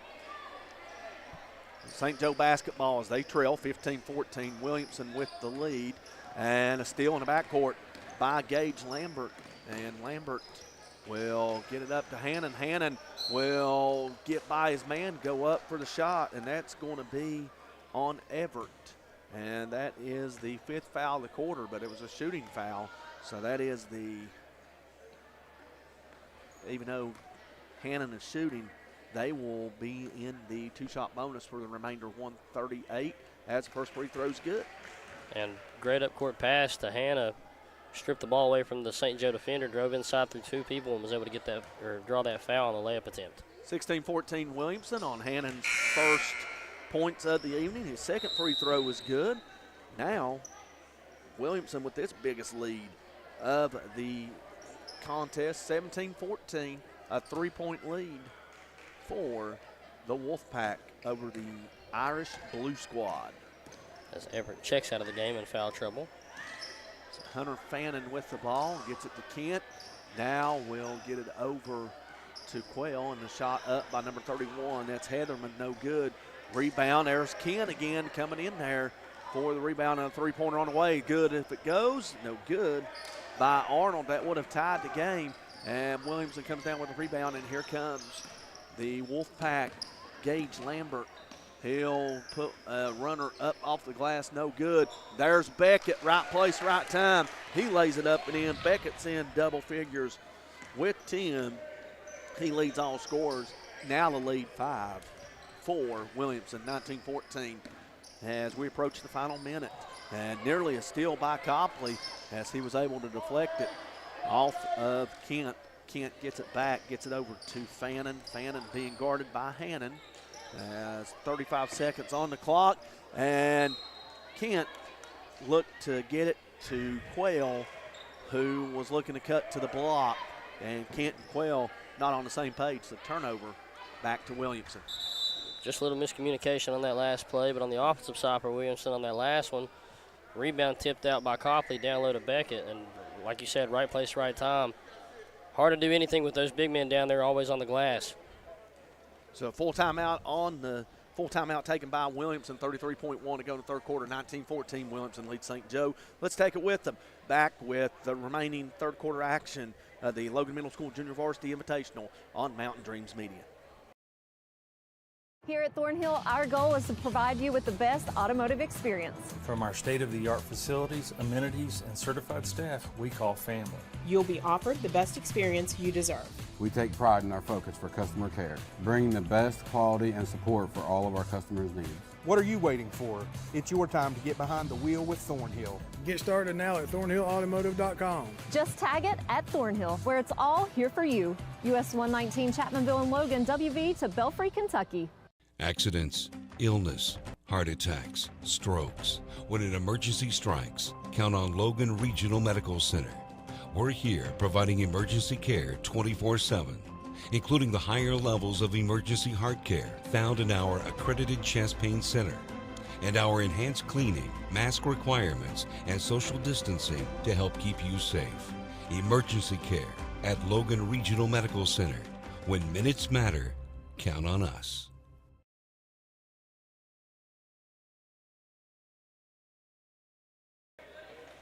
Now, welcome back to Logan Middle School. 33.1 to go in the third quarter, 19-14. Williamson leading the St. Joe Blue Squad and the nightcap of the Logan Middle School Junior Varsity Invitational, and nearly is still in the backcourt. Beckett comes up with it, and he'll throw it away to Kent, and Kent will get it up to Fannin. Fannin will step on the – did he step on the inline, or did he throw it? Did he throw it off and it go off himself? And either way, it's a turnover. I didn't see him throw the ball to anybody, so he had to be tripped over his own feet a bit and dropped it out of bounds there. Okay, so that makes sense as Hannon will get the pass in. Shot up is an air ball and rebound by Heatherman with 12 seconds left. St. Joe raced into the front court looking to end this long field goal drought. It's approaching nearly 4 minutes. I would say it's 2 seconds on the clock. I don't know if they're going to get a shot off, and they won't. And that's how our third quarter will end with your score after 3 quarters. Williamson 19 and St. Joe Blue Squad 14. This is the Logan Middle School Junior Varsity Invitational on Mountain Dreams Media. Whether you like traditional banking or online banking, Logan Bank & Trust has you covered. LB&T has 5 convenient locations where customers can stop in, make a deposit, get a loan, or a new instant debit card. Too busy to stop in? Don't worry. Logan Bank & Trust offers online banking with mobile deposits, banking app, and loan applications at the click of a button from anywhere, anyplace, and anytime. Member FDIC, Equal Housing Lender. Logan Bank & Trust. We are the difference. Judge Sabrina Deskins would appreciate your vote this upcoming election to be held in May. Judge Deskins is running for circuit judge in the newly formed 11th Circuit, which combines Logan and Mingo counties. Judge Deskins has 10 years judicial experience and the only candidate with years of experience in both Logan and Mingo counties. Vote Judge Deskins, the right choice for Logan and Mingo Circuit Court, paid for by the candidate.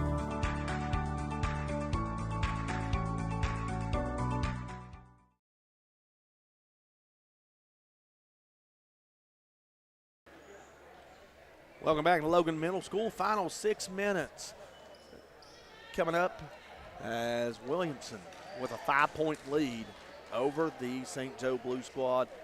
Bill Lusk and Kyle Spalding with you. Kyle, Williamson 10 points through the entire first half. They had 9 points in that quarter, outscoring St. Joe 9-2. Yeah, just that Williamson team started to get inside and get down low with their baskets, speeding their big men, and obviously Beckett's had an incredible game thus far. And if you're St. Joe, you got to try to find a way to cancel them out of that paint and box out as best you can as we see a quick bucket down low again.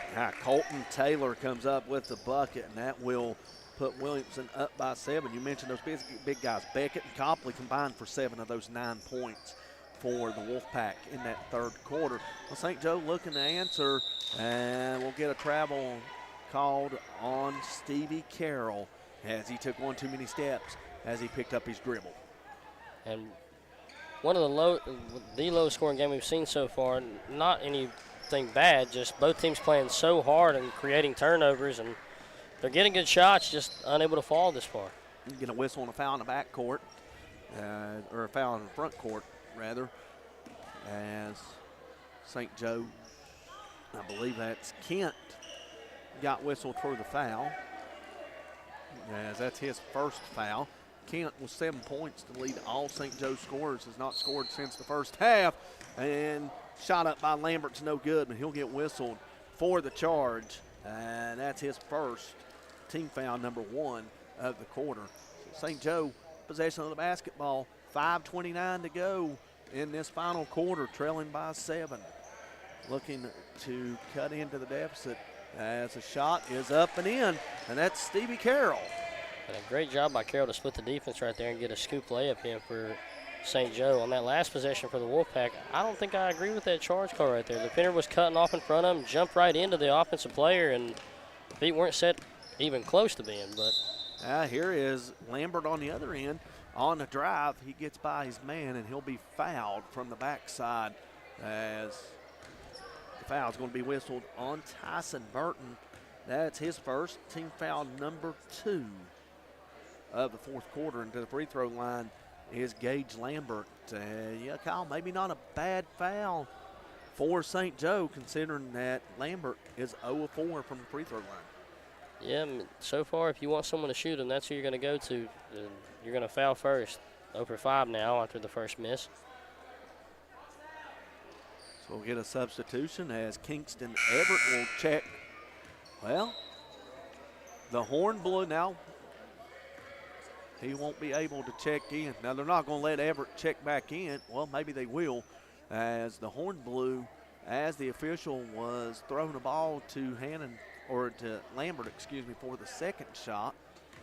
And Everett will be allowed to check in. So Lambert's second shot is up, didn't touch any part of the rim, and that will be possession to St. Joe. And a little lesson there. Veteran referee here in the county, Peanut, talking to Everett and letting him know when he can check in and when he can't. Peanut, man, been coaching for years on years. Coached when I played Buddy League even back in the day. Shot no good, and that ball rebound as Burton wrestles it away from number 10, Caden Alley, who just checked in. And now shot no good, and rebound to Taylor for Williamson. Gets it over to Lambert. Lambert wants to drive. Floater off the glass, no good. Lambert gets his own rebound, goes up with it, no good. Rebound by Everett. Ball is tipped away, and coming up with it was Burton in the backcourt, and we get a whistle and a dead ball possession to the Irish of St. Joe as Gage Lambert deflected the pass. St. Joe maintains possession, trailing by 5, 4:20 to go in this quarter. Three-pointer from the wing will airmail everything. Rebound saved in bounds by Burton, but right to the Wolfpack's Jamie Maynard, and the Pack with the basketball coming to the court. Lambert gets it over to number 42, Dalton Taylor. And Dalton Taylor has 4 points in this quarter. It's 23-16. A great pass in the paint right there. Not sure Taylor knew where he was at. Just held the ball at the top of his head, turned around, jumped, and threw it up, but it banked in for the Wolfpack. So we get a whistle in a St. Joe front court and a foul called on Williamson, as the foul will be on number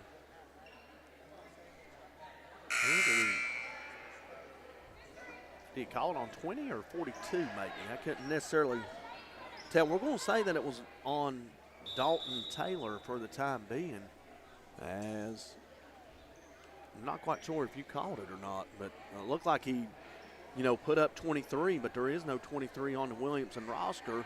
Couldn't be 33 because he's sitting on the bench. My only other explanation is it was a 4 and a 2 perhaps. So yeah, I think that was on Taylor there. He was involved in the play for sure. More contact from his side. I missed the call there, but I'm pretty sure it was on Taylor. So St. Joe inbounds the ball, trailing by 7, 3:41 to go on the clock, as St. Joe makes a few substitutions into the contest, and they try to cut into the lead, as this is Burton being guarded by Maynard.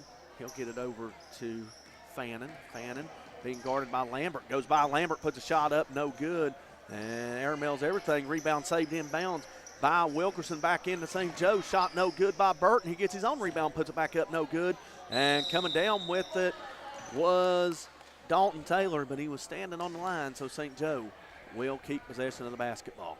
Yeah, he drove in there for that rebound, grabbed it, jumped up, looked like he was going to try to throw it off of the player, but he would have to throw it straight down and just came down out of bounds with it. They'll get a pass in the backcourt that's deflected. Now coming up with it is St. Joe, so they keep possession of it over to number 12. That's Will Huggart as he gets it in, and St. Joe maintaining possession. Shot up, no good by Fannin, but he's fouled by Taylor, and Fannin will go to the line for 2 shots. And great job splitting the defense, and no fear whatsoever at drawing that contact. Taylor manhandled him right there on that floater, but situations like that, if you're a smaller guy, it's an obvious foul, so he'll get 2 right here. Free throw shooting for St. Joe, not very good. As St. Joe 1 of 6, now make it 2 of 7. As that now makes it a 6-point game, and even at 2 of 7, leaving 5 points on the floor. Free throws could be big down the stretch. Williamson, they're a little better. Lambert is 0 of 6 from the line. Wilkerson 2 of 2, 2 of 4 from Beckett, and 1 of 2 from Copley. So they've done a better job of making the free throws as Fannin sinks both and draws us back to a 5-point game. As Wilkerson gets the ball a little bit out of control, throws up a wild shot. It don't fall. Everett with the rebound, and St. Joe wants to run. Shot up, no good, but a foul called on Lambert. And if you're Williamson, you're lucky that shot didn't drop, because that could have possibly cut it to a 2-point game if that shot would have went, and Fannin would have been successful on the free throw. So he'll go back to the line. 2 of 4 is Fannin on the evening. And great job by him, like we said in the last possession. Drove as hard as he could to the basket, drew contact, and almost made that one.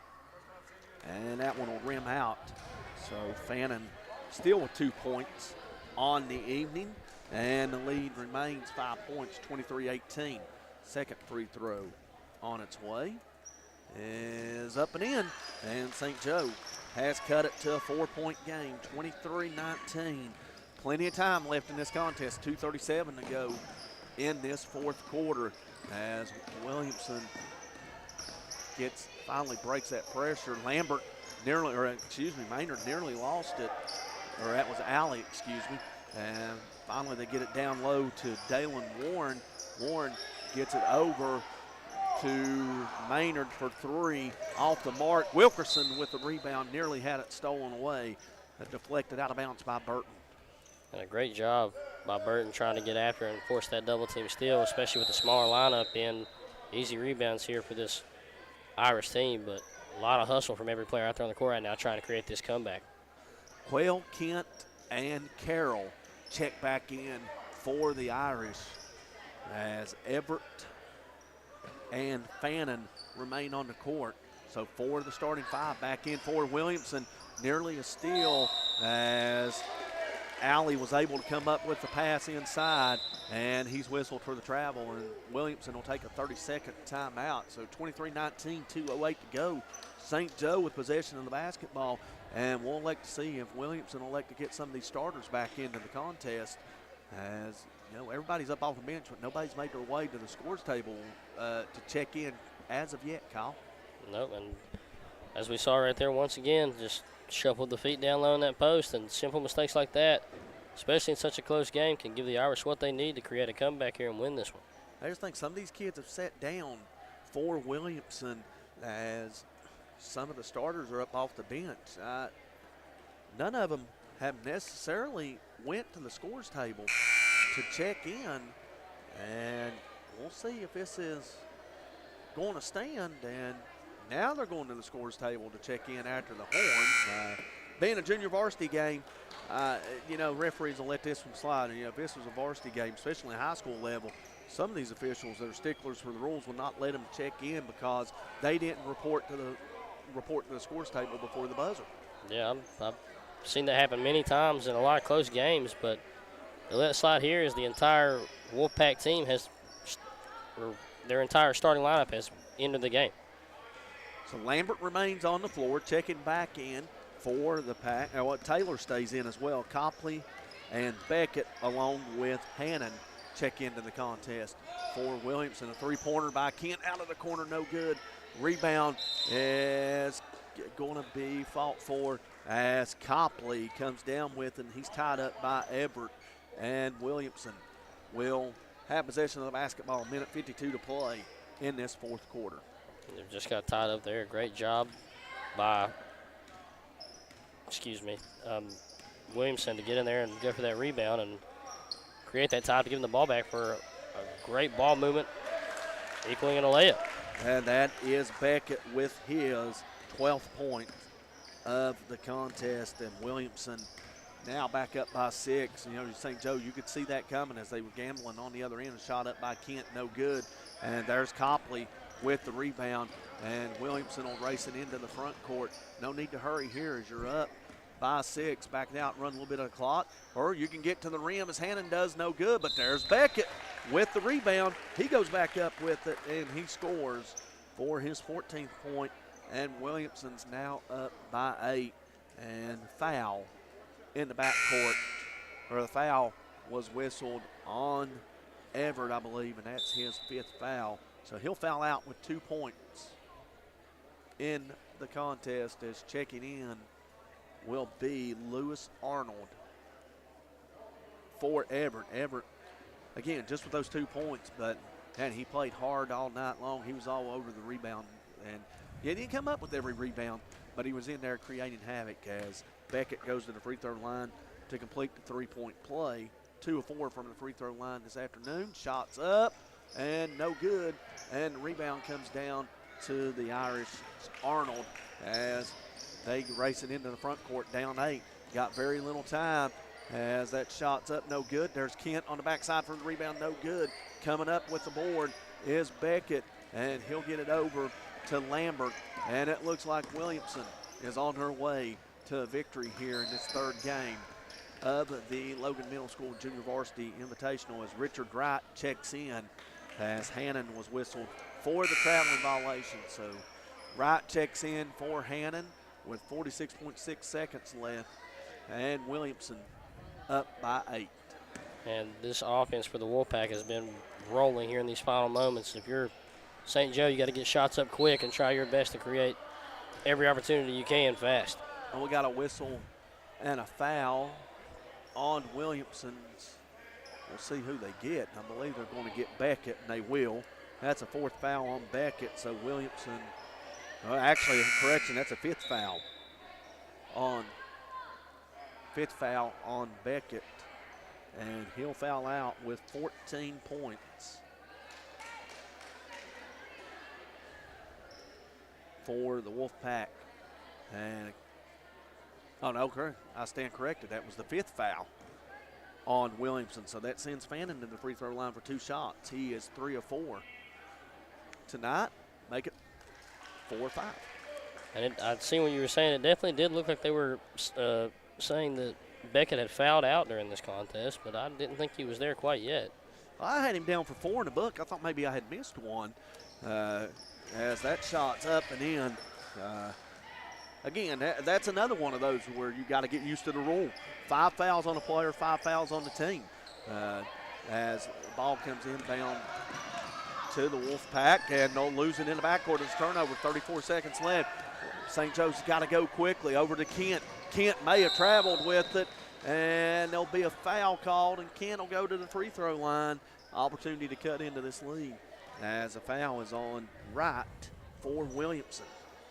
And like we said earlier, this is where the new rule comes into effect. Guaranteed 2 free throws after 5 fouls instead of the bonus 1-on-1. So no matter what, he gets 2 opportunities at the shot. And the first one's good, and that for Kent is his first points of the second half. He now has 8. He had 7 in the first half. 27-22, 28.6 seconds left. Second one will be a violation. So St. Joe will set up the press and try to pressure the Wolfpack into another turnover as it's thrown into the backcourt.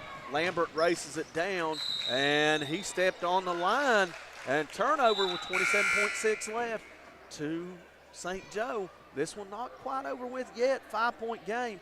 St. Joe can knock down a basket here. They can make things a little hairy for Williamson.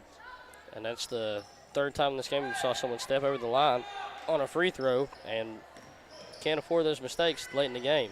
Jumper is good by Fannin, and that took every bit of a second or two as St. Joe will take a full timeout. We'll keep things right here for the time being that there's 22.8 seconds left. But Kyle, Williamson allowed St. Joe to roll the ball up the court, and Fannin caught it just inside the three-point line, took one dribble, got inside, and drained the jumper.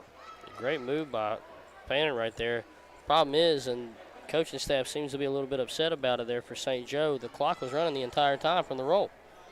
They didn't wait until he picked the ball to start the clock. They're showing 22.8 on the clock, and I don't think anybody necessarily called it. They're trying to determine the clock right now, as our official down at Peanut Hampton asking us what if we called it or not. I thought maybe there was 27-some seconds left. I think they'll reset it. Basically, from the time that the ball rolled up the court, but I guess since nobody called it, they're going to leave it as it is with 22.8 seconds left. I mean, anybody that's on the live feed, I don't know if we would have the option to go back and rewind it to see how much time is left on the clock. But nevertheless, whether you can rewind the live feed or not, there's no instant replay in high school basketball. So basically, you can't, you can't go to video to determine the time, even with the live streaming. I will say this: there was 28.4 when they rolled it, and I don't think anything but 3 seconds ticked off that clock. So there definitely should be more time on the clock for that team. Well, we got a whistle and a tie-up in the backcourt, and St. Joe has the basketball. Williamson unable, to get it into the half court. So 21.3 seconds left, 27-24. You don't have to go for a three here if you're St. Joe, as they get the ball in. Nearly a turnover there as the inbounder got back in. Now shot up, no good. Rebound by Copley. Copley gets it up to Taylor. Taylor gets it over to Beckett, and we got a whistle and a foul with 10.6 left. And if Beckett can essentially make one of these two, he may very well ice this game away for Williamson, as Beckett goes to the line for 2 shots. Beckett on the evening, 2 of 5 from the free throw line. And again, Kyle, we mentioned it. Here is that first instance of a pressure-packed situation of a 3-point game. But yeah, only the 5th foul of the quarter, so you're going to the line for 2.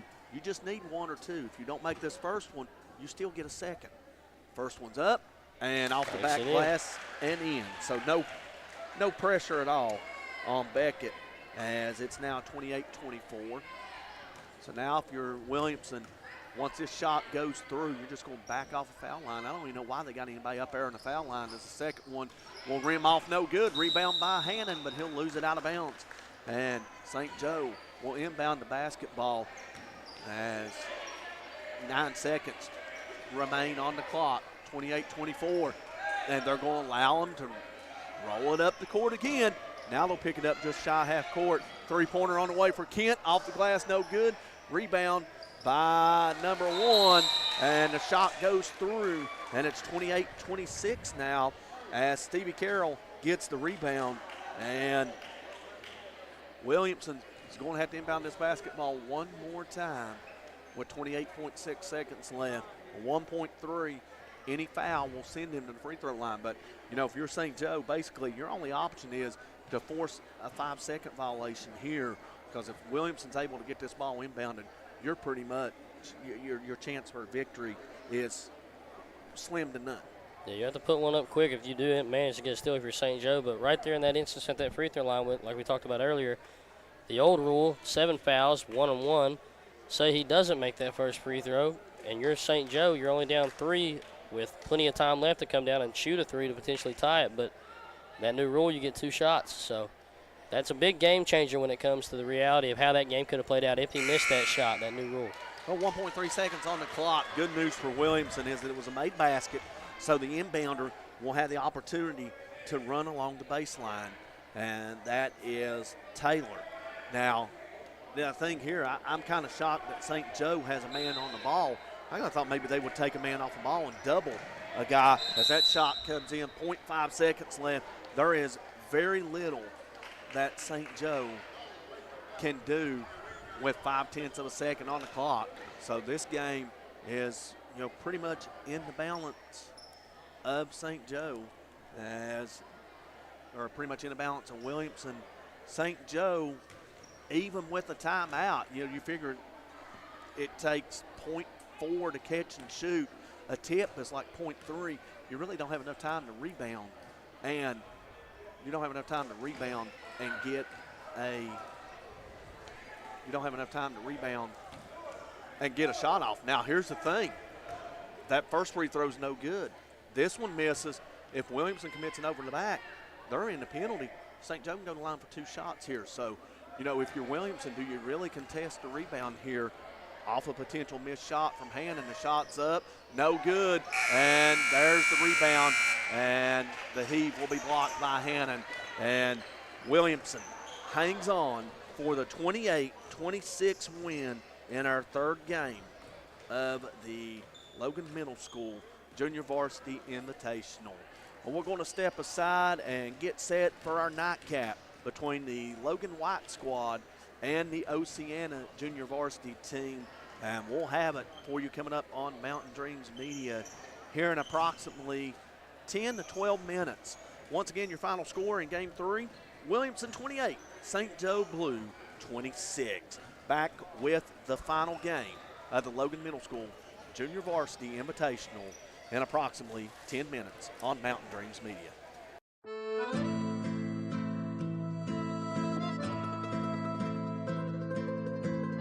Giovanni's of Logan. Visit the newly renovated restaurant and convenient drive-thru. It is the Italian place to be. Call today 304-752-9030 or check out their specials online at giovannislogan.com.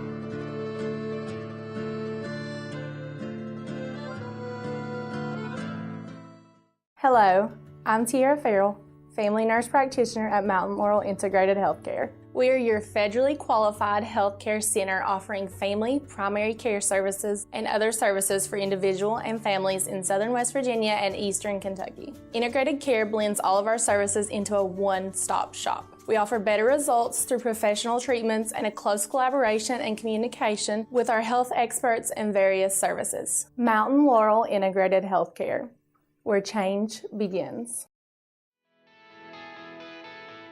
Hi, I'm Chris White. And I'm Stephen Wolf. And for the last 10 years, Wolf White & Associates have been representing clients injured in motor vehicle wrecks, medical negligence, wrongful termination, social security disability, and real estate closings and transactions. We've recovered over $10 million in verdicts and settlements and over $10 million in real estate closings. So, when you need a win, give your local law team a call. Are you looking to find the right home for your family, or are you wanting to list your property? With over 80 years of collective experience in serving southern West Virginia, there is no one better to trust than Hometown Real Estate. We're knowledgeable in market trends and can assist you in finding buyers or sellers. Please reach out to our home office at 304-752-5570 or contact one of our professional sales representatives. Here at Thornhill, our goal is to provide you with the best automotive experience. From our state-of-the-art facilities, amenities, and certified staff we call family. You'll be offered the best experience you deserve. We take pride in our focus for customer care, bringing the best quality and support for all of our customers' needs. What are you waiting for? It's your time to get behind the wheel with Thornhill. Get started now at thornhillautomotive.com. Just tag it at Thornhill, where it's all here for you. US 119 Chapmanville and Logan, WV to Belfry, Kentucky. Accidents, illness, heart attacks, strokes. When an emergency strikes, count on Logan Regional Medical Center. We're here providing emergency care 24/7. including the higher levels of emergency heart care found in our accredited chest pain center, and our enhanced cleaning, mask requirements, and social distancing to help keep you safe. Emergency care at Logan Regional Medical Center. When minutes matter, count on us. Whether you like traditional banking or online banking, Logan Bank & Trust has you covered. LB&T has 5 convenient locations where customers can stop in, make a deposit, get a loan, or a new instant debit card. Too busy to stop in? Don't worry. Logan Bank & Trust offers online banking with mobile deposits, banking app, and loan applications at the click of a button from anywhere, anyplace, and anytime. Member FDIC, Equal Housing Lender. Logan Bank & Trust. We are the difference. Judge Sabrina Deskins would appreciate your vote this upcoming election to be held in May. Judge Deskins is running for circuit judge in the newly formed 11th Circuit, which combines Logan and Mingo counties. Judge Deskins has 10 years judicial experience and the only candidate with years of experience in both Logan and Mingo counties. Vote Judge Deskins, the right choice for Logan and Mingo Circuit Court, paid for by the candidate.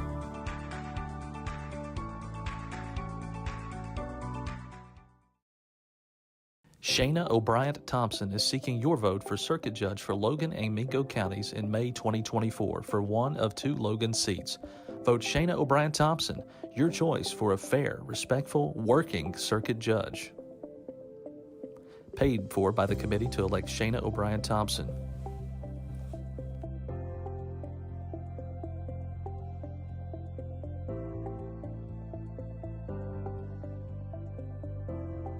I'm Elise Hinkle, psychiatric mental health nurse practitioner and director of behavioral health at Coalfield Health Center. Our providers have experience with a full spectrum of disorders. To schedule an appointment with one of our providers, call 304-855-1222. As a community, let's help each other address mental health. We are here for you when you're ready. Coalfield Health Center. Let our family take care of your family.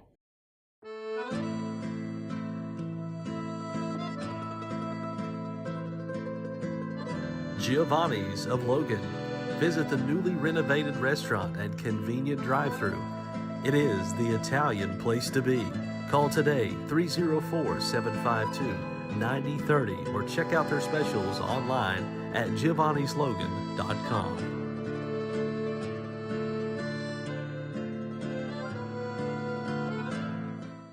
Hello, I'm Tiara Farrell, family nurse practitioner at Mountain Laurel Integrated Healthcare. We are your federally qualified healthcare center offering family, primary care services, and other services for individual and families in southern West Virginia and eastern Kentucky. Integrated care blends all of our services into a one-stop shop. We offer better results through professional treatments and a close collaboration and communication with our health experts and various services. Mountain Laurel Integrated Healthcare, where change begins. Hi, I'm Chris White. And I'm Stephen Wolf. And for the last 10 years, Wolf White & Associates have been representing clients injured in motor vehicle wrecks, medical negligence, wrongful termination, social security disability, and real estate closings and transactions. We've recovered over $10 million in verdicts and settlements and over $10 million in real estate closings. So, when you need a win, give your local law team a call. Are you looking to find the right home for your family, or are you wanting to list your property? With over 80 years of collective experience in serving southern West Virginia, there is no one better to trust than Hometown Real Estate. We're knowledgeable in market trends and can assist you in finding buyers or sellers. Please reach out to our home office at 304-752-5570 or contact one of our professional sales representatives. Here at Thornhill, our goal is to provide you with the best automotive experience. From our state-of-the-art facilities, amenities, and certified staff we call family. You'll be offered the best experience you deserve. We take pride in our focus for customer care, bringing the best quality and support for all of our customers' needs. What are you waiting for? It's your time to get behind the wheel with Thornhill. Get started now at thornhillautomotive.com. Just tag it at Thornhill, where it's all here for you. US 119 Chapmanville and Logan, WV to Belfry, Kentucky. Accidents, illness, heart attacks, strokes. When an emergency strikes, count on Logan Regional Medical Center. We're here providing emergency care 24/7, including the higher levels of emergency heart care found in our accredited chest pain center, and our enhanced cleaning, mask requirements, and social distancing to help keep you safe. Emergency care at Logan Regional Medical Center. When minutes matter, count on us. Whether you like traditional banking or online banking, Logan Bank & Trust has you covered. LB&T has 5 convenient locations where customers can stop in, make a deposit, get a loan, or a new instant debit card. Too busy to stop in? Don't worry. Logan Bank & Trust offers online banking with mobile deposits, banking app, and loan applications at the click of a button from anywhere, anyplace, and anytime. Member FDIC, Equal Housing Lender. Logan Bank & Trust. We are the difference. Judge Sabrina Deskins would appreciate your vote this upcoming election to be held in May. Judge Deskins is running for circuit judge in the newly formed 11th Circuit, which combines Logan and Mingo counties. Judge Deskins has 10 years judicial experience and the only candidate with years of experience in both Logan and Mingo counties. Vote Judge Deskins, the right choice for Logan and Mingo Circuit Court, paid for by the candidate.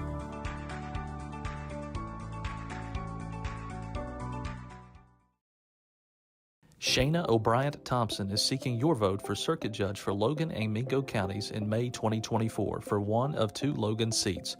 Vote Shayna O'Brien Thompson, your choice for a fair, respectful, working circuit judge.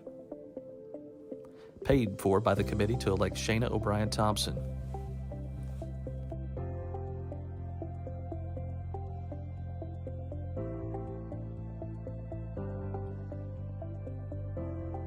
I'm Elise Hinkle, psychiatric mental health nurse practitioner and director of behavioral health at Coalfield Health Center. Our providers have experience with a full spectrum of disorders. To schedule an appointment with one of our providers, call 304-855-1222. As a community, let's help each other address mental health. We are here for you when you're ready. Coalfield Health Center. Let our family take care of your family.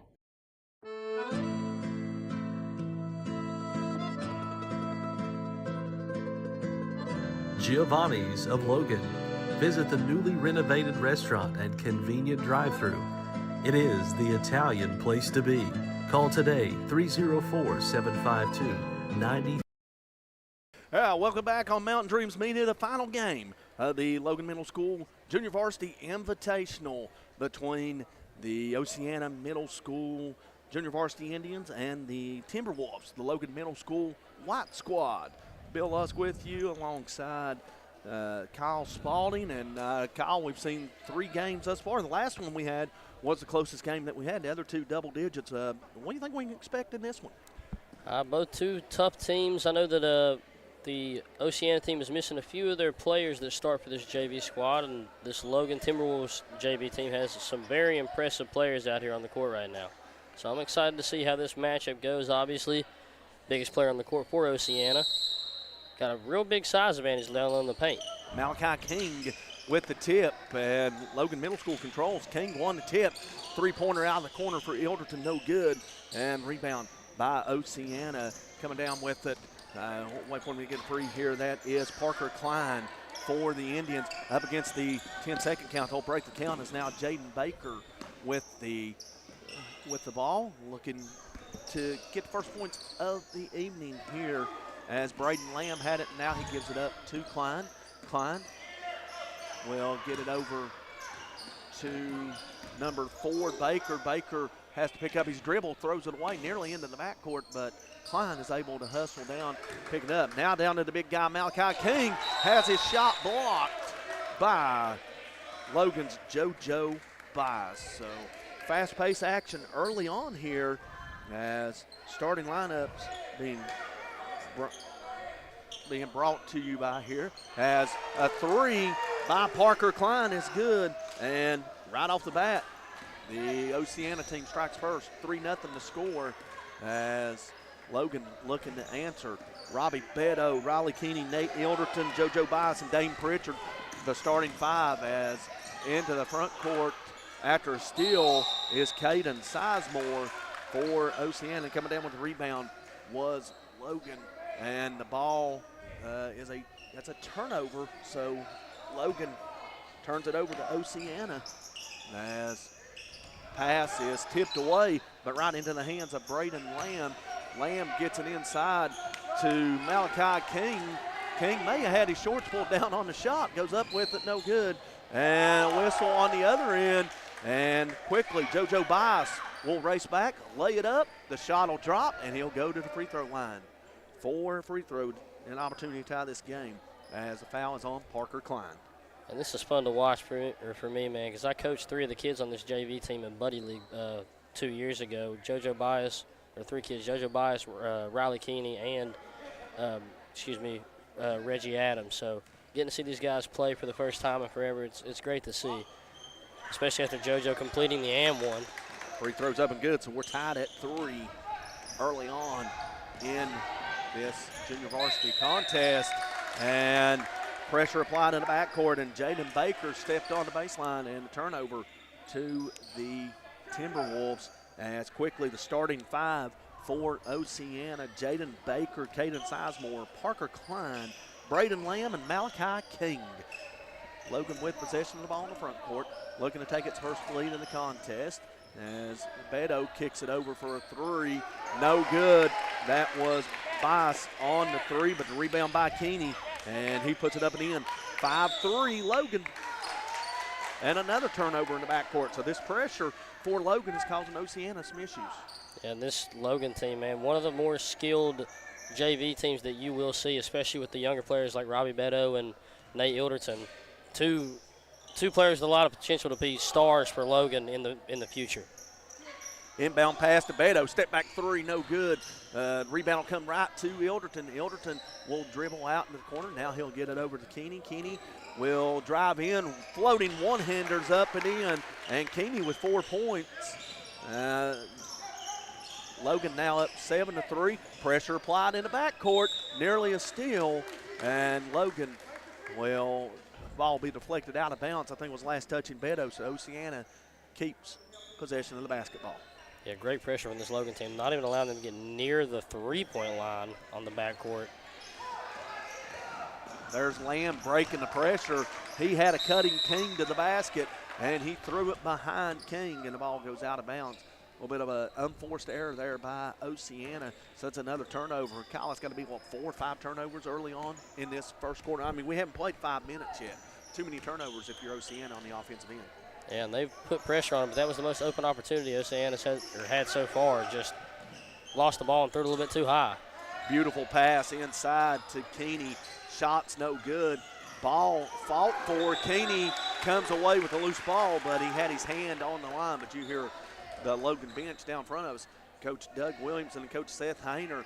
Yeah, Keeney didn't come away with the loose ball, but they love the hustle and the guts to dive for it, to give up his body to try to come up with that loose ball. And one thing about Keeney, man, he might not be the strongest player, might not be the most skilled player, great player overall, but he will give everything he has because he has a true passion for the game of basketball. Speaking of Keeney, he applies the pressure in the backcourt and forces Jordan Baker into a traveling violation, and that'll force Oceana into a 30-second timeout. 3:11 to go in this opening quarter. 7-3 Logan. Timberwolves on a current 7-0 run.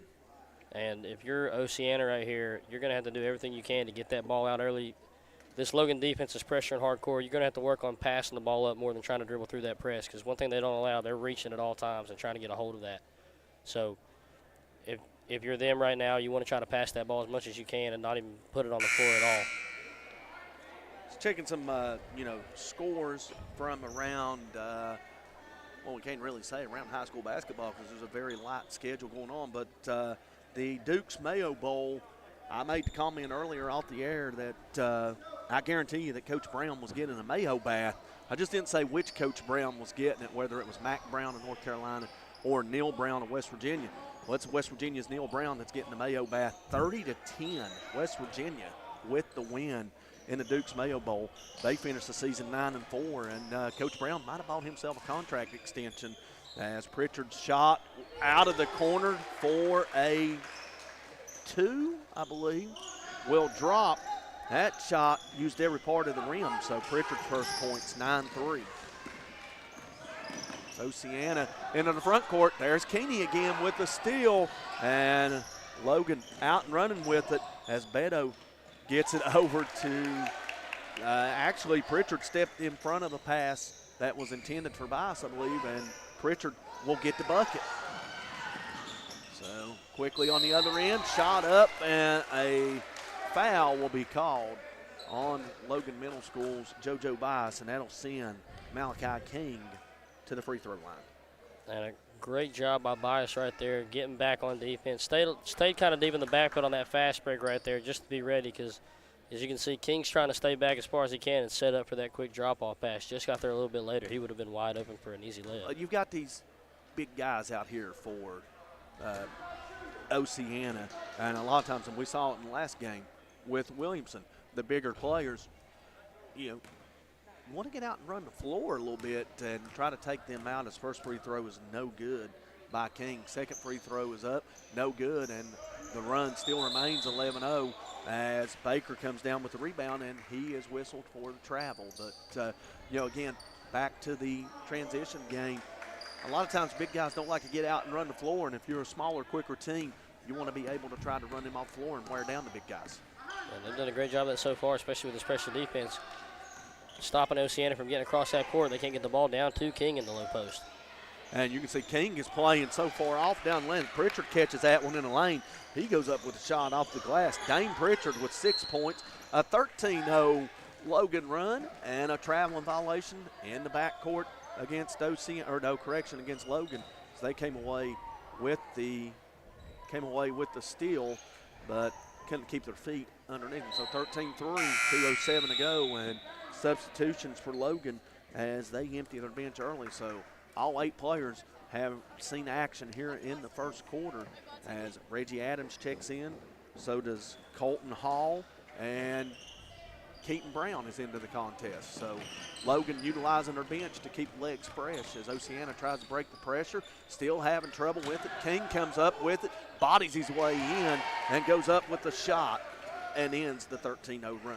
If you're Oceana right there, that's your go-to guy right now. Big size difference, especially if you can hit that drop step, put a body into him, he'll be wide open most of the time. So Logan with the ball. Keaton Brown, shot blocked by King. King comes up with the rebound. Oceana wanting to run with it. Here comes Parker Klein. Klein gets it out to a corner. 3 on its way, no good. Rebound by Beto. Logan out and running with it. Reggie Adams out behind the defense. Stops, and it couldn't keep his pivot foot still as he drug that pivot foot, and that's a turnover on Logan. Yep, and one thing right there, if you're Reggie and you're in transition like that, you might as well just go ahead and go up into it. You're already ahead of the defender. At worst, you might get a foul called. So Oceana with the basketball up against a 10-second count, and we'll get a foul in the backcourt on the Timberwolves. Number 13. Actually, I believe that's on Colton Hall. It's not 13, it's 31. Logan Middle School don't have a 13 on the floor, so that's Colton Hall, number 31, whistled for the foul. So Oceana inbounds, pressure broken. Here comes Baker. He's got King on the block. King goes up with it, rushed it. May have been blocked by Colton Brown. And ball out of bounds, last touching Reggie Adams for Logan, I believe. So Oceana maintains possession. And great pass there down to King. King could have probably went straight up with that one. Tried to take that extra dribble, just rushed it and threw it a little bit hard off the backboard. Tried to fight for the rebound, but Robbie Beto was there to tip it out of bounds and make them reset the offense. Inbound pass tipped out of bounds will remain with Oceana as inbounding the ball for the Indians is Sizemore. The ball is deflected back to Sizemore. As it goes off his hands, right into the hands of Brown. Brown gets it up to Ilderton. Hook shot, no good in the lane. Ilderton fights for the rebound, comes away with it, and he'll dribble out of there, and Logan will reset the offense. 13-5, 50 seconds to go. Brown will be whistled for the travel as he dribbled in and kind of pinned the ball on his hip.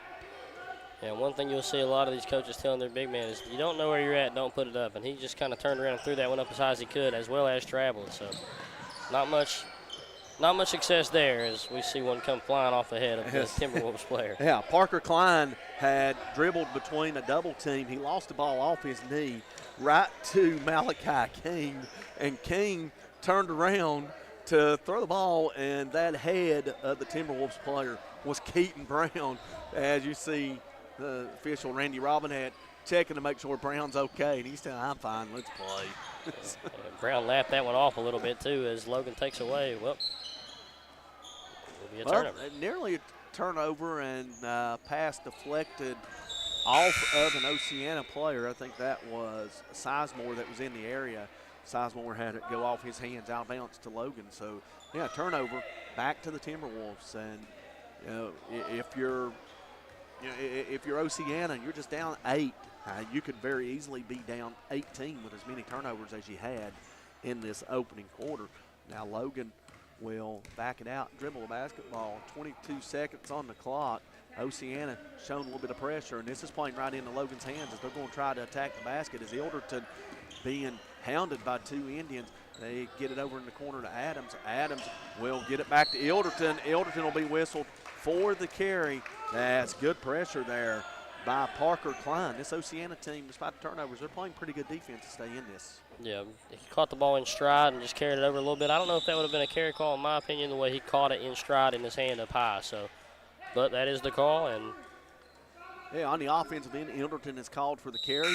Now he steps in front of the Oceana defender, Oceana offensive player, and that's Braden Lamb, and forces Lamb to step out of bounds.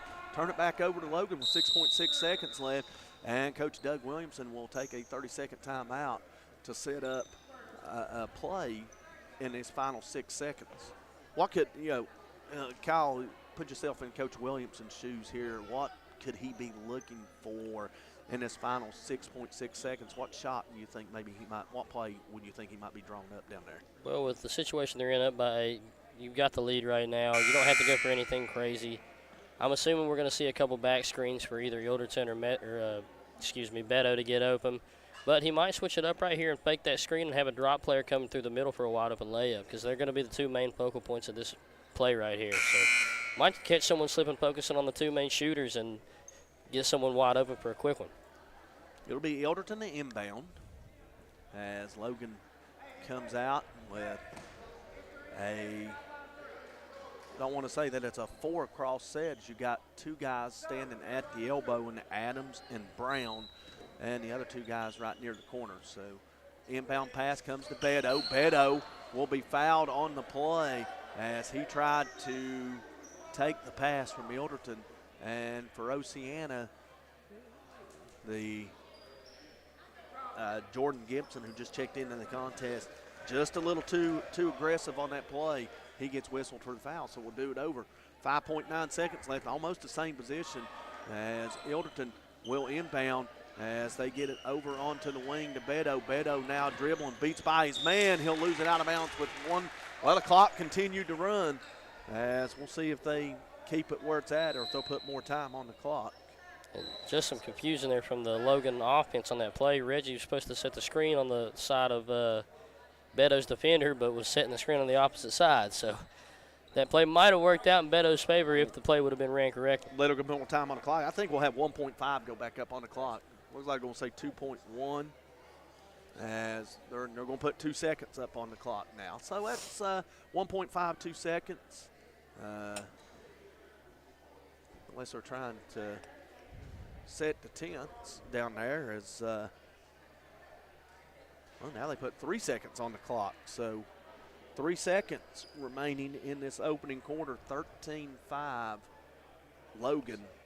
And what has been a turnover-filled opening quarter for both teams. Logan with the lead as Oceana gets it in.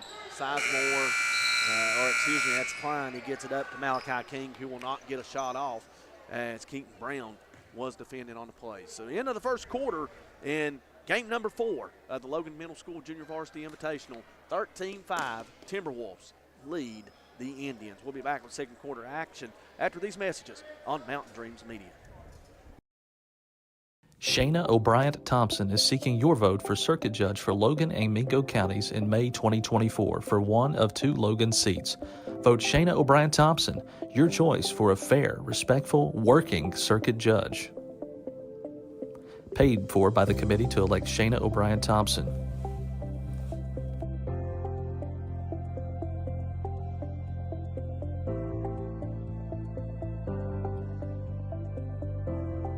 I'm Elise Hinkle, psychiatric mental health nurse practitioner and director of behavioral health at Coalfield Health Center. Our providers have experience with a full spectrum of disorders. To schedule an appointment with one of our providers, call 304-855-1222. As a community, let's help each other address mental health. We are here for you when you're ready. Coalfield Health Center. Let our family take care of your family.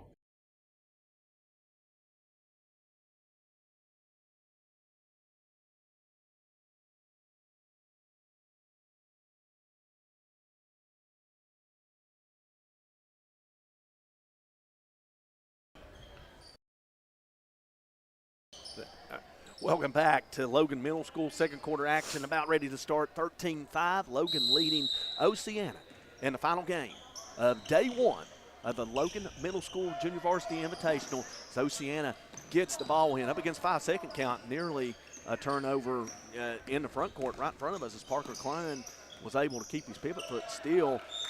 Ball will be knocked off the leg of Parker Klein as Nate Ilderton comes up with a turnover. And, you know, Kyle, on that possession, that was all Parker Klein's possession. Nobody from Oceana was coming in aid to help Klein out, who was being hounded by Ilderton. Just trying to find an open move to make, dribbling as much as he could, but just couldn't find anything to work with. Kicked it out of bounds off the back of his foot. Ilderton's 3 no good. Rebound by Bias. He gets it over to Beto, who finds an open Dane Pritchard.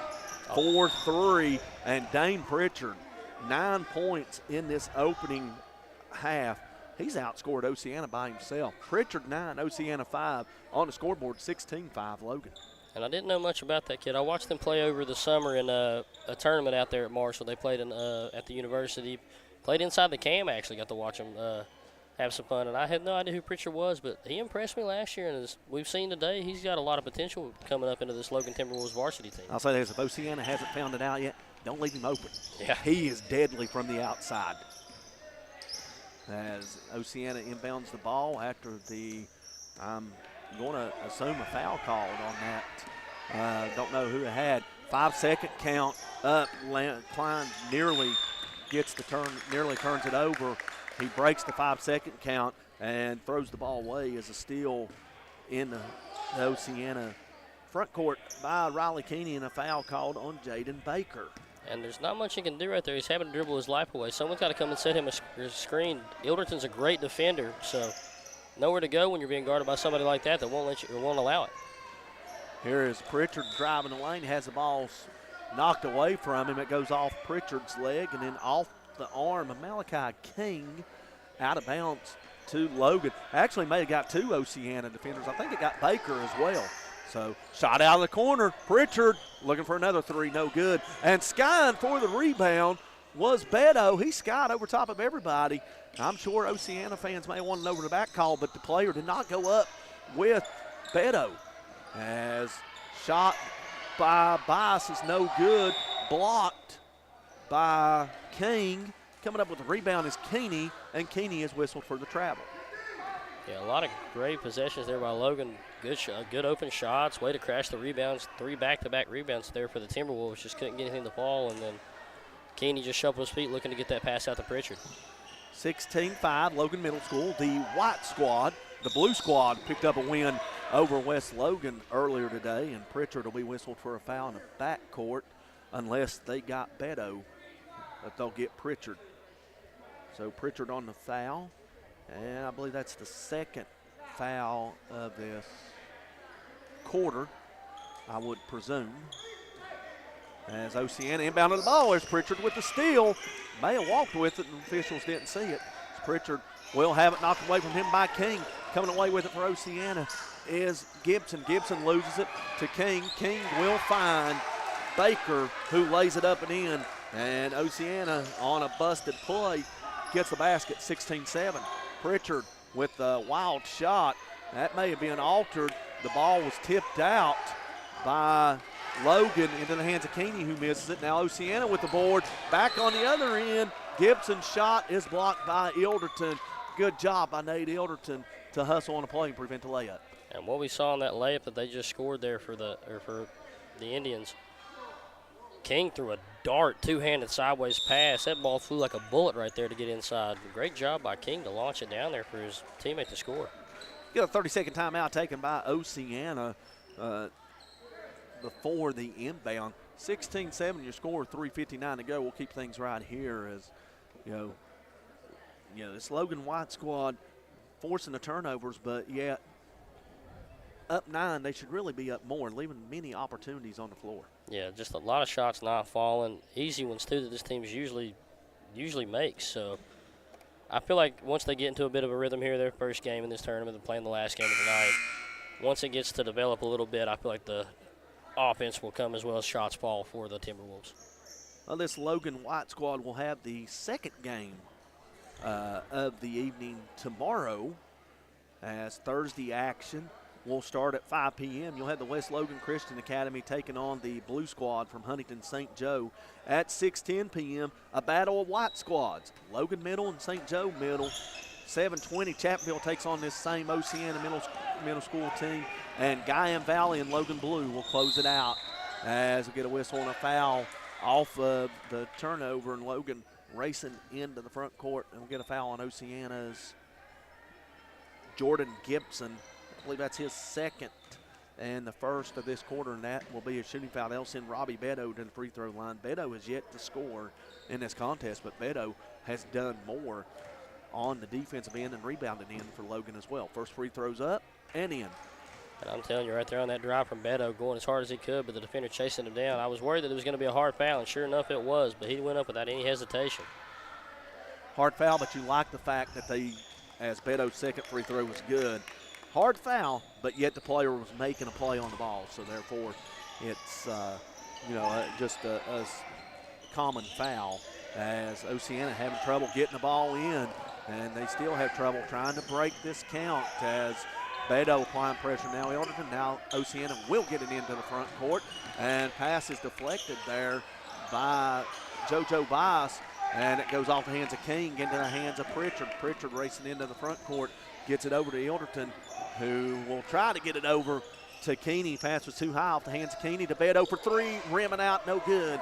Rebound by Parker Klein for Oceana. He tries to get to the other way. Contact, no call. I think that's a good no call there by the official, as the player and the defender got there at the same time. Logan comes away at the board. Elderton off the glass, no good. Rebound by Bias, shot up, no good. Blocked by King, saved underneath. The common rule, never save the ball underneath your own basket to the opposing player, and Keeney was going up for the shot. It's going to be bailed out on the foul as Parker Klein gets whistled for his second.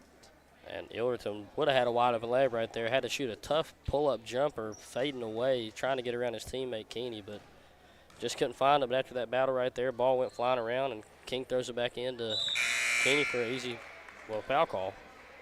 Keeney's first free throw attempt, no good. Keeney with 4 points on the afternoon, looking for point number 5 if he can connect on his second free throw. 18-7, Logan Middle School with the lead. Second free throw up, no good. Keeney nearly come across the line, but rebound by Bias. Keeney's three, no good, and there is Keeney getting his own rebound, throws it up, no good, and rebound by Baker, and a foul in the backcourt on Riley Keeney. Actually, I should say that was Bias that got the rebound, not Keeney, as both of them were in the area, but Bias came up with the ball, got the shot up. Keeney gets whistled for the foul. Yeah, just drove inside, tried to throw a scoop layup up, but wasn't really sure how close he was to the rim, just threw it way too hard off the backboard. Great defense there by King. Get substitutions into the contest for the Timberwolves as Beto, Ilderton, and Keeney check out. Checking in, Adams, Hall, and Brown as ball's deflected out of bounds. Possession stays with the Indians. As they get the ball in, Klein lost it off his foot, and coming up with the loose ball is Bias, but Klein is able to tie him up, and possession arrow favors the Timberwolves, so that is yet another turnover. But if Oceana, despite all the turnovers, you got to be fortunate that the majority of their turnovers are the dead ball, not the live ball variety. Definitely. We've seen quite a few of them jump so far. As they're trying their best to pressure Logan as much as they can, but this Logan team's ball handling is so good. And Pritchard knocks down his second three of the evening. He's got 13 points, and Logan Middle School is now out to a 14-point lead, 21-7. It's Dane Pritchard, hot as a firecracker in this opening half for the Wildcats. He's got 5 field goals, including those 2 threes, and we'll get a carrying violation in the backcourt as Brody Lesker was whistled for the carry. And right there, just missed it. Pritchard, after knocking that 3 down, quick inbound from the Indians, sprinted all the way down and still managed to come from the three-point line all the way to the paint and knock that ball out of bounds to stop their run. Pass inside to Bias, shot blocked by King. Loose ball on the floor. We'll get a whistle on a tie-up as Oceana will have the possession arrow. Just diving for that loose ball was Jordan Gibson. And I think that was Colton Hall that tied him up. There's a couple of Logan players around there, but I think it was Hall that was on the floor that actually got his hands in there to tie up Gibson, excuse me. So, ball inbounded and nearly thrown away, and it is thrown away as King he's holding his elbow. I think he got hit in the funny bone. I know how that young man feels. I've been hit there a few times as the basket is good by JoJo Bias, and they'll get a substitution in there for Malachi King. And we hope that it's nothing more than just a funny bone issue. He's grimacing, but he doesn't appear to be in too much pain. As that elbow, you hit that one spot, and you got a lot of nerves, and it kind of sends like a little shock sensation throughout your body. Oh yeah, done it many times. Logan on that last possession right there, Pritchard could have pulled up the jump shot and just found the entire defense lacking. A drop in past the Bias resulted in a wide open layup for Logan. And ball turnover, nearly a steal. It is a steal as Reggie Adams was able to get to it, saved it inbounds, and Oceana player got to it and knocked it out of bounds. So Logan comes up with another turnover, and they're already up 16, looking to add to this lead as Pritchard has it in front court, being closely guarded. Now they'll get it down to Brown. Brown shot up off the glass too strong. He fights for the rebound, comes up with it, goes up strong again.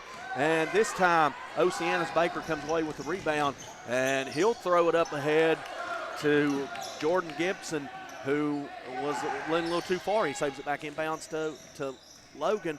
Pritchard, he'll use the jump fake. He'll get to his own rebound after the missed shot, get it back to JoJo Bias. Bias up and under off the glass, no good. There's Logan with the rebound again. Brown up off the glass, no good. He gets it back, goes up again, no good again. And this time the rebound comes down to Klein, and Klein's pass intercepted by Reggie Adams. Logan back up with the ball again as there'll be a travel there called on Colton Hall. And Brown, man, grabbing every rebound that came his way, but just putting everyone up a little bit too hard on high off the glass. Got to aim for that square. We'll see if Brown checks out here. He will not as Adams and Pritchard check out. Checking back in is Ilderton and Beto.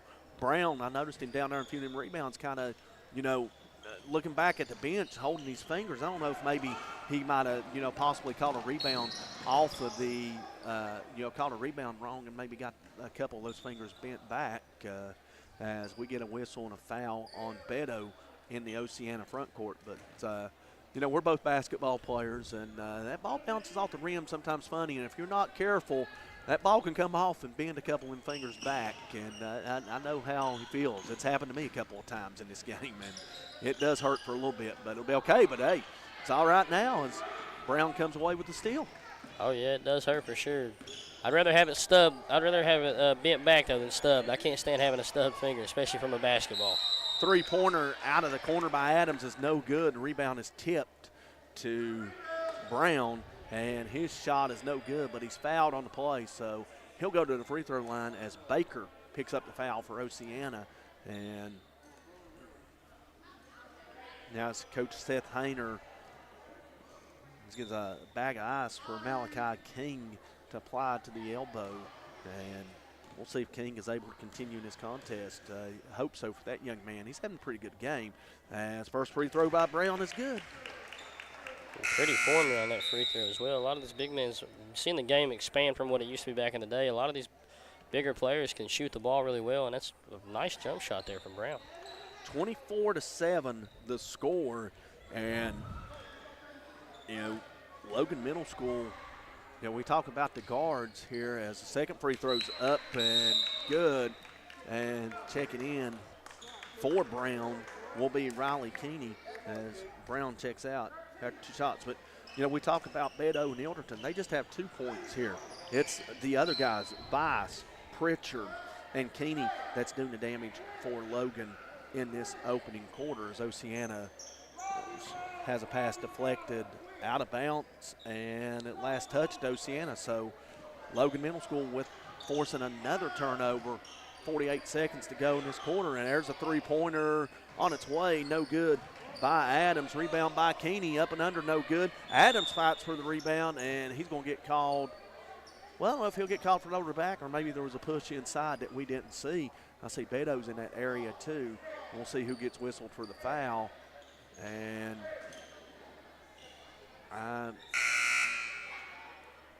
that'll be the 5th foul of the quarter. I believe it was on Adams. I think it was Adams. Our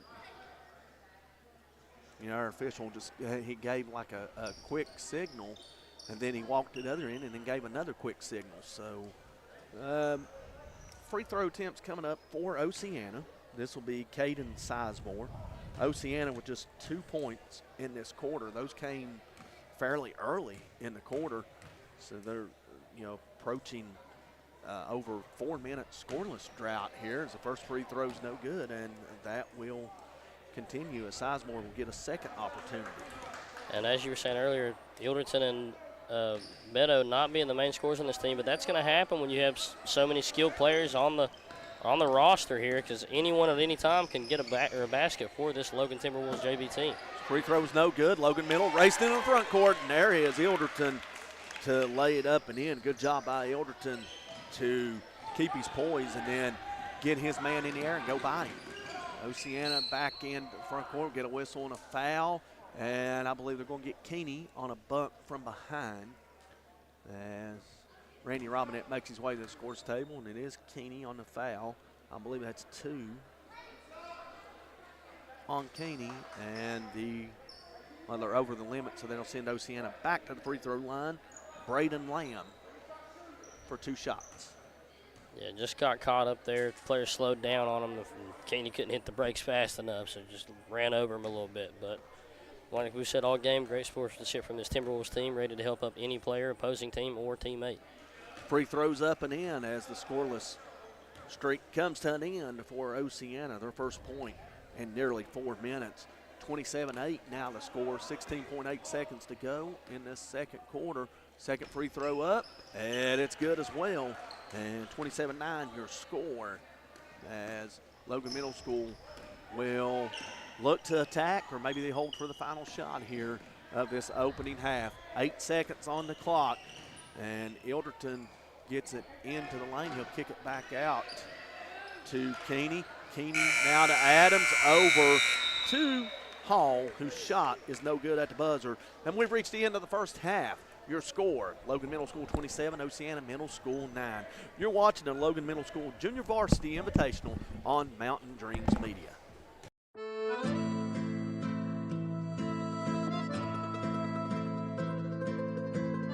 Giovanni's of Logan. Visit the newly renovated restaurant and convenient drive-thru. It is the Italian place to be. Call today, 304-752-9030, or check out their specials online at giovannislogan.com.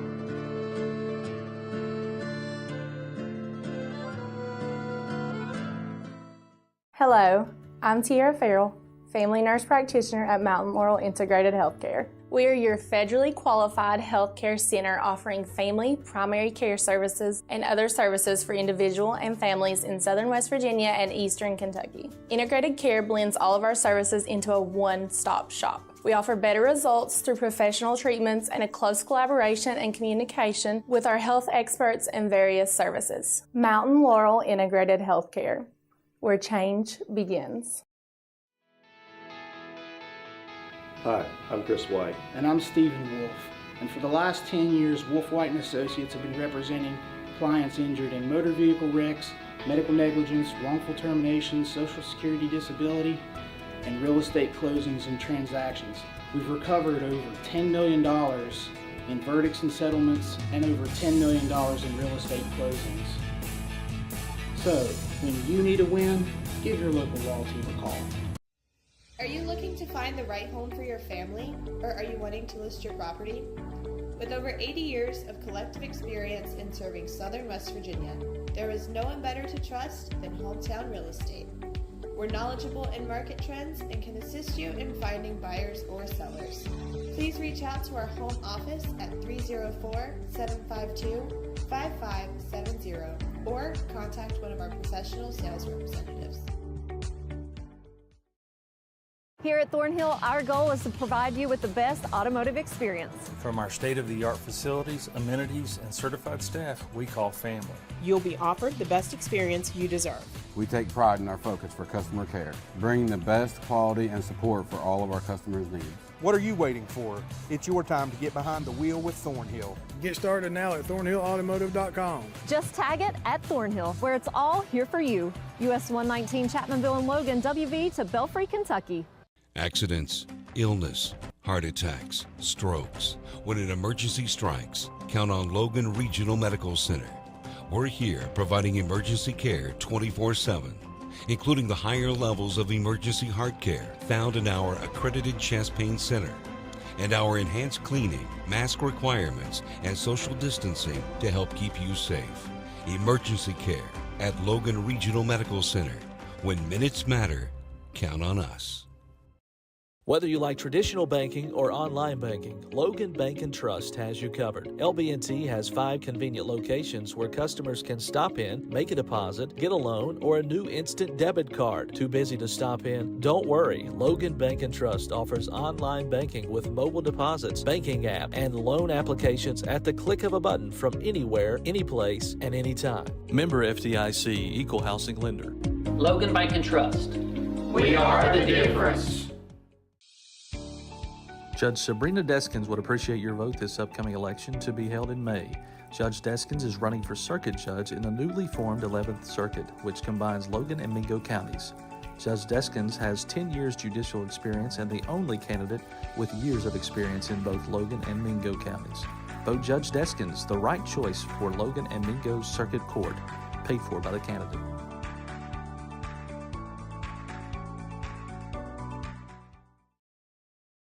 Shayna O'Brien Thompson is seeking your vote for circuit judge for Logan and Mingo counties in May 2024 for one of 2 Logan seats. Vote Shayna O'Brien Thompson, your choice for a fair, respectful, working circuit judge. Paid for by the committee to elect Shayna O'Brien Thompson.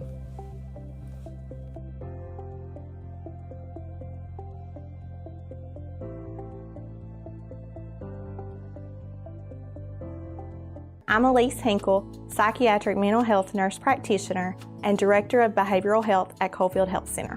Our providers have experience with a full spectrum of disorders. To schedule an appointment with one of our providers, call 304-855-1222.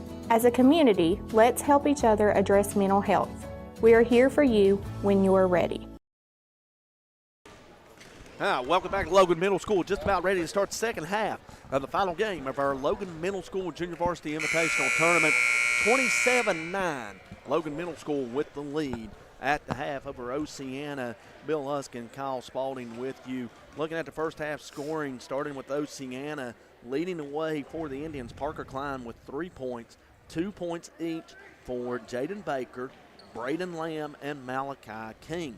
On the other end for the Logan Middle School Timberwolves, Dane Pritchard leading all scorers with 12 points. In fact, he's outscored Oceana by himself, 12-9. You have JoJo Bice with 5 points, 2 points for Keaton Brown, 2 points for Nathan Ilderton, 4 points for Riley Keeney, and 2 points for Robbie Beto.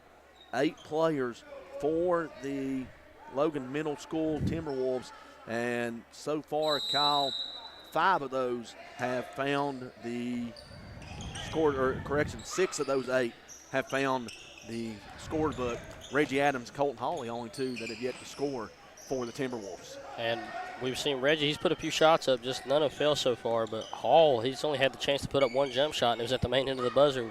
Had to force one up, trying to get a quick bucket.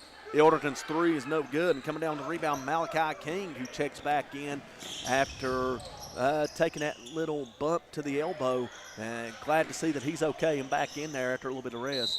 And we'll get a whistle, and I believe we get an offensive foul called on Oceana, as it's Caden Sizemore that's going to be whistled for the offensive foul, his first, team foul number 1.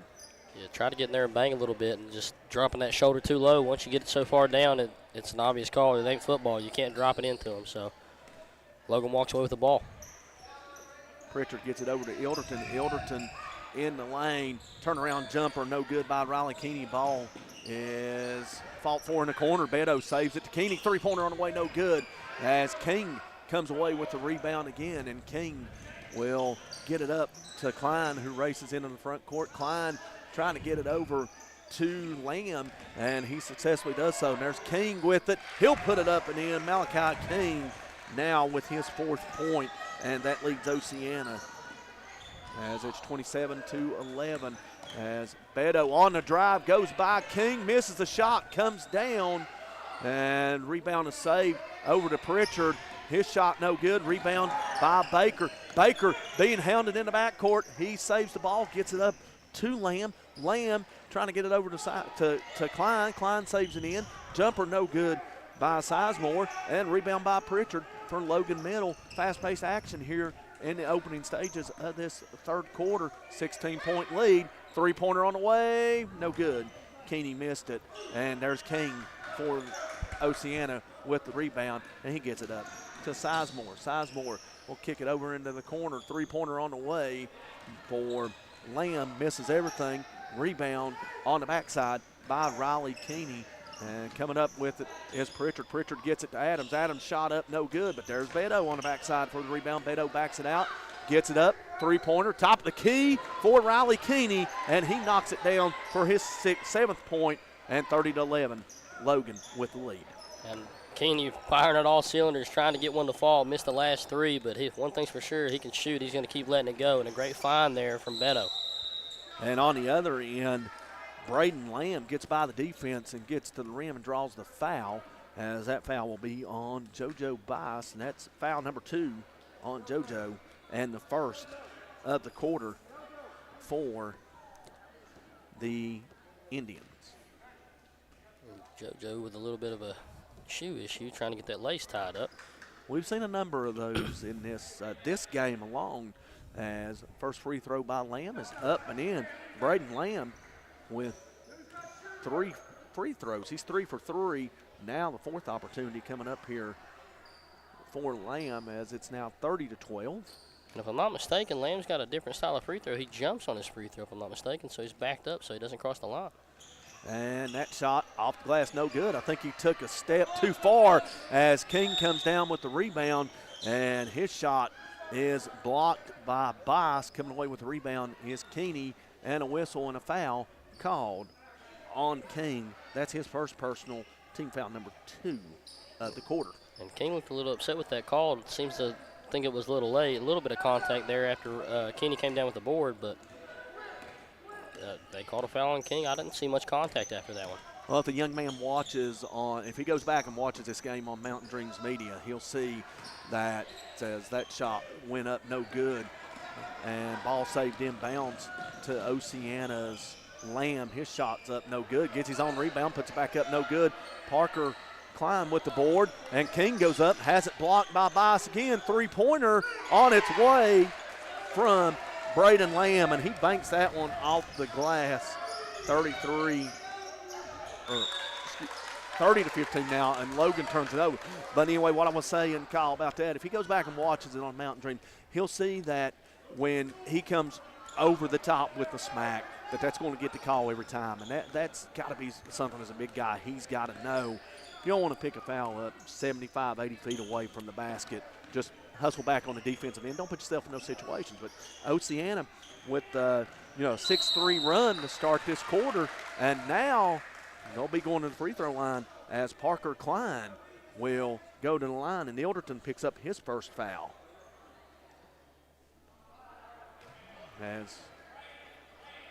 Was they calling on Beto? Or? Yeah, Beto. Beto wrapped him up right there. Okay. I don't know if it's Beto because it looked like it had a 2-0 there for a second. So if it's Beto, that's foul number 2. Yeah, he drove inside, and Beto just kind of wrapped him up and slung him around a little bit. Didn't mean to throw him as hard as he did, but tried to keep him from going up with the shot itself. Free throw no good by Klein, and Oceana as a team now after that free throw, 3 of 7, the eighth attempt coming up here, so as it's no good. So 3 of 8, rebound by King. He'll go up with it, count the bucket, and he'll go to the line. An opportunity to complete the three-point play as Reggie Adams picks up the foul, or excuse me, JoJo Bias. It's not 24, it was 34. 24 is checking in. So 34, JoJo Bias picks up his 3rd foul, and Oceana with a little bit of a run here in this to start this quarter, 8-3, looking to make it 9-3 if King can connect on this free throw. And if King connects on this free throw, Oceana will have just as many points in this quarter as they did the entire first half. And as you mentioned earlier about King going over the top on that rebound, and right there he went hand straight up, snagged one, and was able to convert an and one. So clearly the adjustment was made right there to help him out. Free throw no good. Ilderton with the rebound, gets it in the corner as that's Adams. Adams will get it back to Ilderton. Ilderton gets it to Brown. Brown now being hounded, and he'll get out of there, get it back to Ilderton. Three-pointer on the way is good. Nate Ilderton with a 3, and Logan is back up by 16, 33-17. Great ball movement there from the Logan team, trying to find Ilderton. I know he's been hounded the whole game, so I know he's excited to get one up and have a wide-open chance to shoot one. And this is going to be an offensive foul as number 34, Malachi King, just got frustrated by Keaton Brown's defense, and he lowers the shoulder and the elbow and bullies his way inside. And you can see Oceana coach telling him, you've got to let that go. You've got to control yourself inside. But, back to the offensive possession. But you talk about the ball movement, that was made possible by Keaton Brown. He got double teamed down on the post, and he was able to spin out of it, keep his pivot foot, and keep the ball moving. And that allowed, Logan to get the open look. As once again he's double teamed, and he'll be tied up here as Braden Lamb, the smallest guy on the court, gets in there, and he is causing frustration. And, this Oceana defense, especially with Lamb out there, you can tell he's fired up after he's able to cause the turnover after getting a tie up. Yeah, and I'm not even sure that Brown could see him down there going for that ball, but he made sure that his presence was known. And on the other end, King gets by Brown, and Brown will have no choice but to foul him on his way to the basket. So now you're starting to see a little bit of, from Oceana. They're starting to pound the post a little bit, trying to take advantage of what they got inside. And, Malachi King, ever since he got that elbow injury and he's come back in, he's playing with a fire underneath him. Oh, yeah, and what we saw earlier in the game, they kept trying to go to him early on, but Logan was all over that passing lane, and as some of these guys have started to turn the speed up a little bit and fake these shots, that low post has become a whole lot more available for Oceana. 33-18 to score as King makes the first one. He has 7 points. Second one good. King with 6 points in this quarter. He has 8 for the game. That leads all Oceana scorers. And Logan Middle back up by 14. It's Pritchard. Maybe an ill-advised 3 on that as coming down with the rebound is Baker. Baker trying to race in the front court, nearly lost it, picks it up. Brown nearly picks up a foul and out near the three-point line. And we'll get a whistle and a turnover as Caden Sizemore trying to do a little too much with the basketball. Dribbled in, had it knocked off his leg, out of bounds to Logan. Yeah, Logan put pressure right there on the right side drive and just couldn't keep a hold of it. Going a little too fast with the ball and roll out of bounds and beat Timberwolves ball. Oceana has outscored Logan 10-6 in this quarter, and they've played much better on the offensive end as we're approaching the end of the third quarter. 50 seconds to go here in this third frame. And Pritchard, who is scoreless in this quarter, misses a shot. Rebound fought for, coming away with it is Jaden Baker. Baker into the front court, dribbles between three guys. He'll stop, pop, no good. King tries to come up with a rebound, and it goes off his hand, out of bounds to Logan with 32.8 seconds to go. And one thing we've seen in this quarter so far, like you said, Logan being down and scoring 10-6 in the third. Most of Logan's points were quick transition buckets and fast-paced offense, and Oceana's done a great job of slowing their game down as well as getting back on defense and preventing these fast breaks for the Timberwolves. Well, when you can rebound as better as what Oceana's done this half, and also make shots as Adams tries to get in the scorebook, shot no good. There's Hall fighting for the rebound that comes to Ilderton. Ilderton gets it to Pritchard. Pritchard over to Adams. Adams will get it down to Brown. Brown dribbles in, puts a shot up, may have been blocked by King, and ball fought for, out of bounds to Logan with 0.9 seconds on the clock. So got enough time for a catch and shoot here, but it's got to be a clean look as Ilderton pops into the corner. Three on the way to beat the buzzer is good. Nathan Ilderton with his second three of the quarter will take us to the end of the third quarter, and Logan now has a 36-19 lead after three quarters. We'll be back for fourth quarter action at the Logan Middle School Junior Varsity Invitational on Mountain Dreams Media. Shayna O'Brien Thompson is seeking your vote for Circuit Judge for Logan and Mingo counties in May 2024 for one of two Logan seats. Vote Shayna O'Brien Thompson, your choice for a fair, respectful, working Circuit Judge. Paid for by the committee to elect Shayna O'Brien Thompson.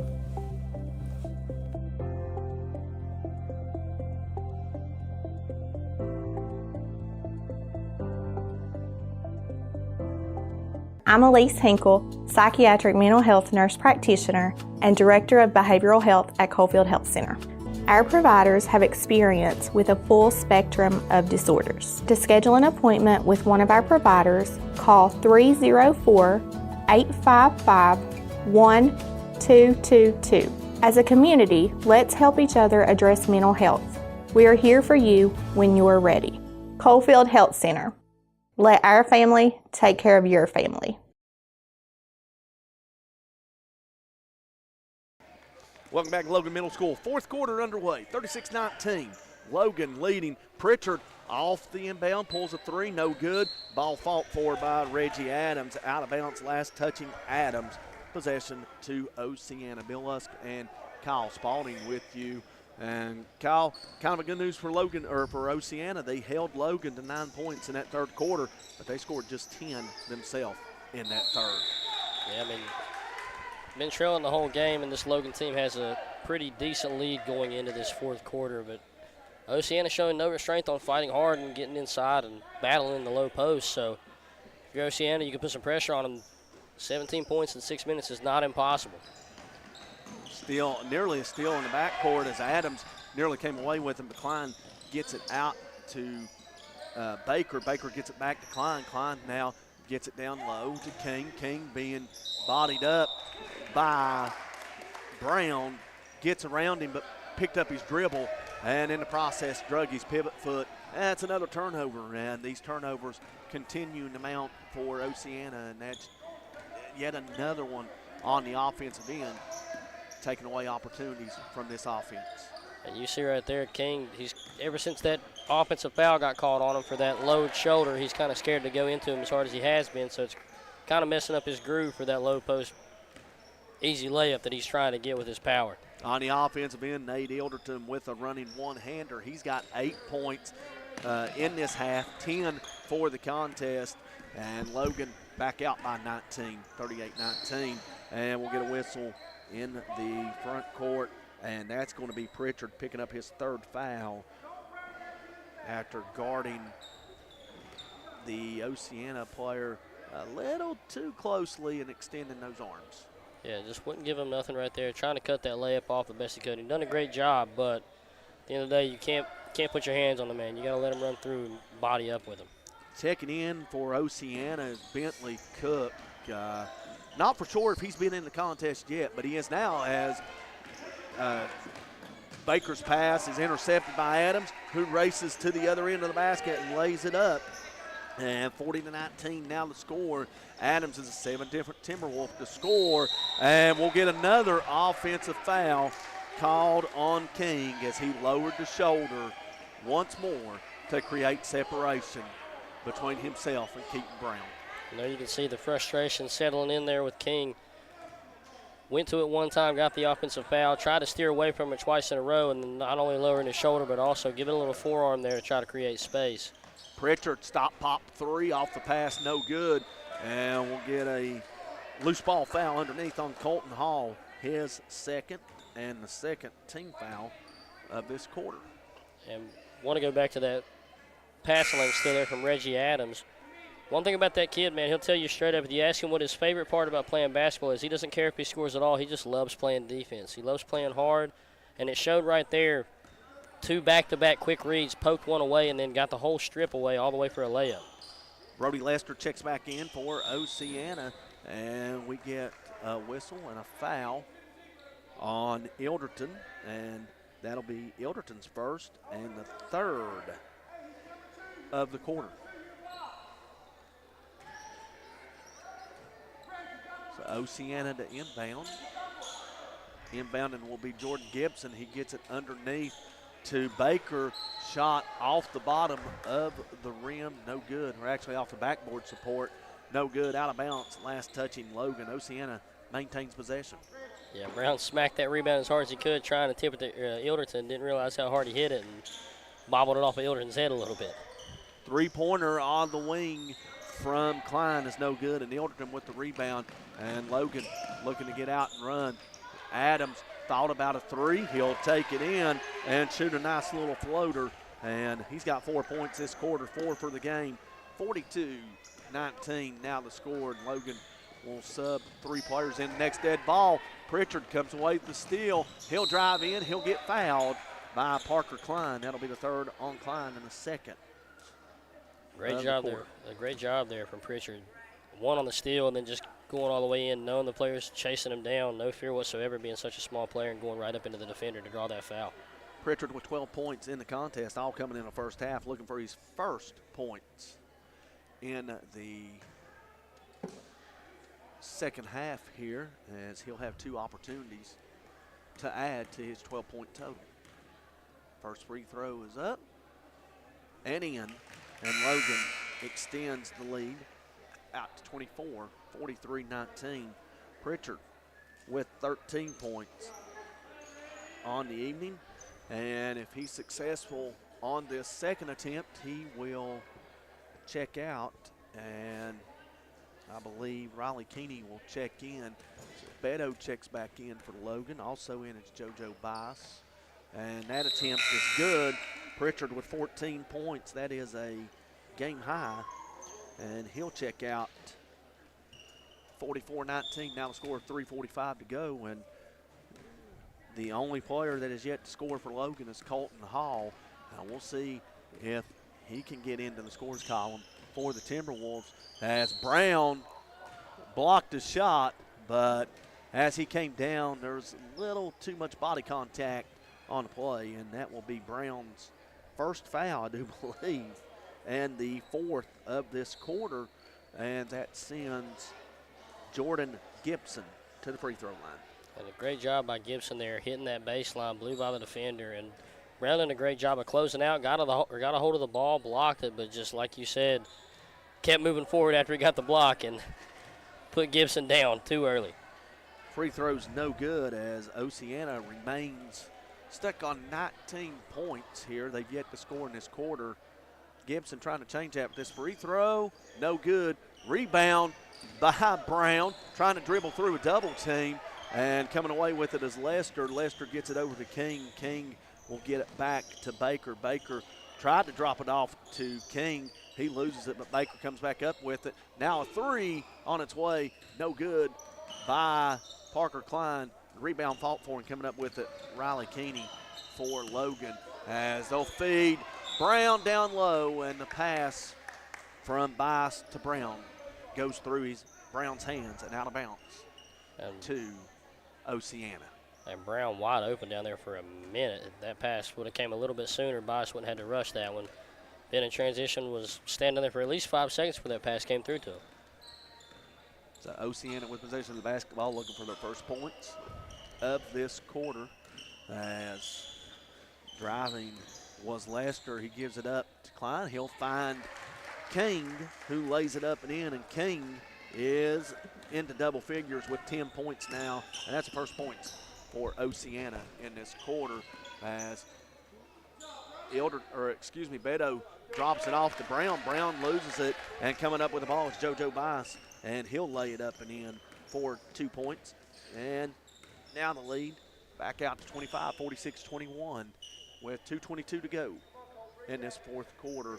Three-pointer on the way, no good by Gibson. Rebound by Keeney, and Logan will race it up into the front court. Beto will put on a dribbling exhibition. He'll spin, turn, and that second spin caused the pivot foot to lift, and that's a turnover as a traveling violation is called. And a great on move. Beto. Great move there by Beto. Way to create space. Good move, spun inside. Not really sure if I saw his pivot foot move too much, but the referee says he saw it. It kind of looked like his pivot foot may have kind of shifted, curled, maybe creeled on the play, kind of like you see, ankles at times. And I think that's what drew the call. Is now back on the other end is Brown with the loose ball, gets it up ahead to Colton Hall, who's fouled on the play, and Colton Hall will have an opportunity to become the 8th and final Timberwolf to crack the scores column. 7 of the 8 have scored. Hall is the only one to register a point. He's got 2 shots to change that. First shot up, and it rims in and out. Score remains 46-21. One more shot for Hall as he tries to get in the scores column. Shots up, and it's in. Colton Hall into the scores book, and a 26-point lead for Logan as all 8 players that have played have scored for the Timberwolves. Oceana trying to build off the lead, and we got a turnover. Coming away with loose balls, Beto. Beto will have it stolen by Lamb. Lamb is being all over the floor. He's going to take it in against the taller Brown, and he gets fouled on the play. And Kyle, there's that man again, Braden Lamb, sneaking in, coming up with the steal and causing havoc on the defensive end. Yeah, Beto tried to hit him with a crossover, and he just came out of nowhere at the right time, got a hold of it, took it full court, and to be that small, no fear whatsoever, driving into the taller and bigger Brown, and went flying out of bounds on that one, but he'll shoot 2 right here. First free throw's no good. He's got 6 points in this contest, does Braden Lamb.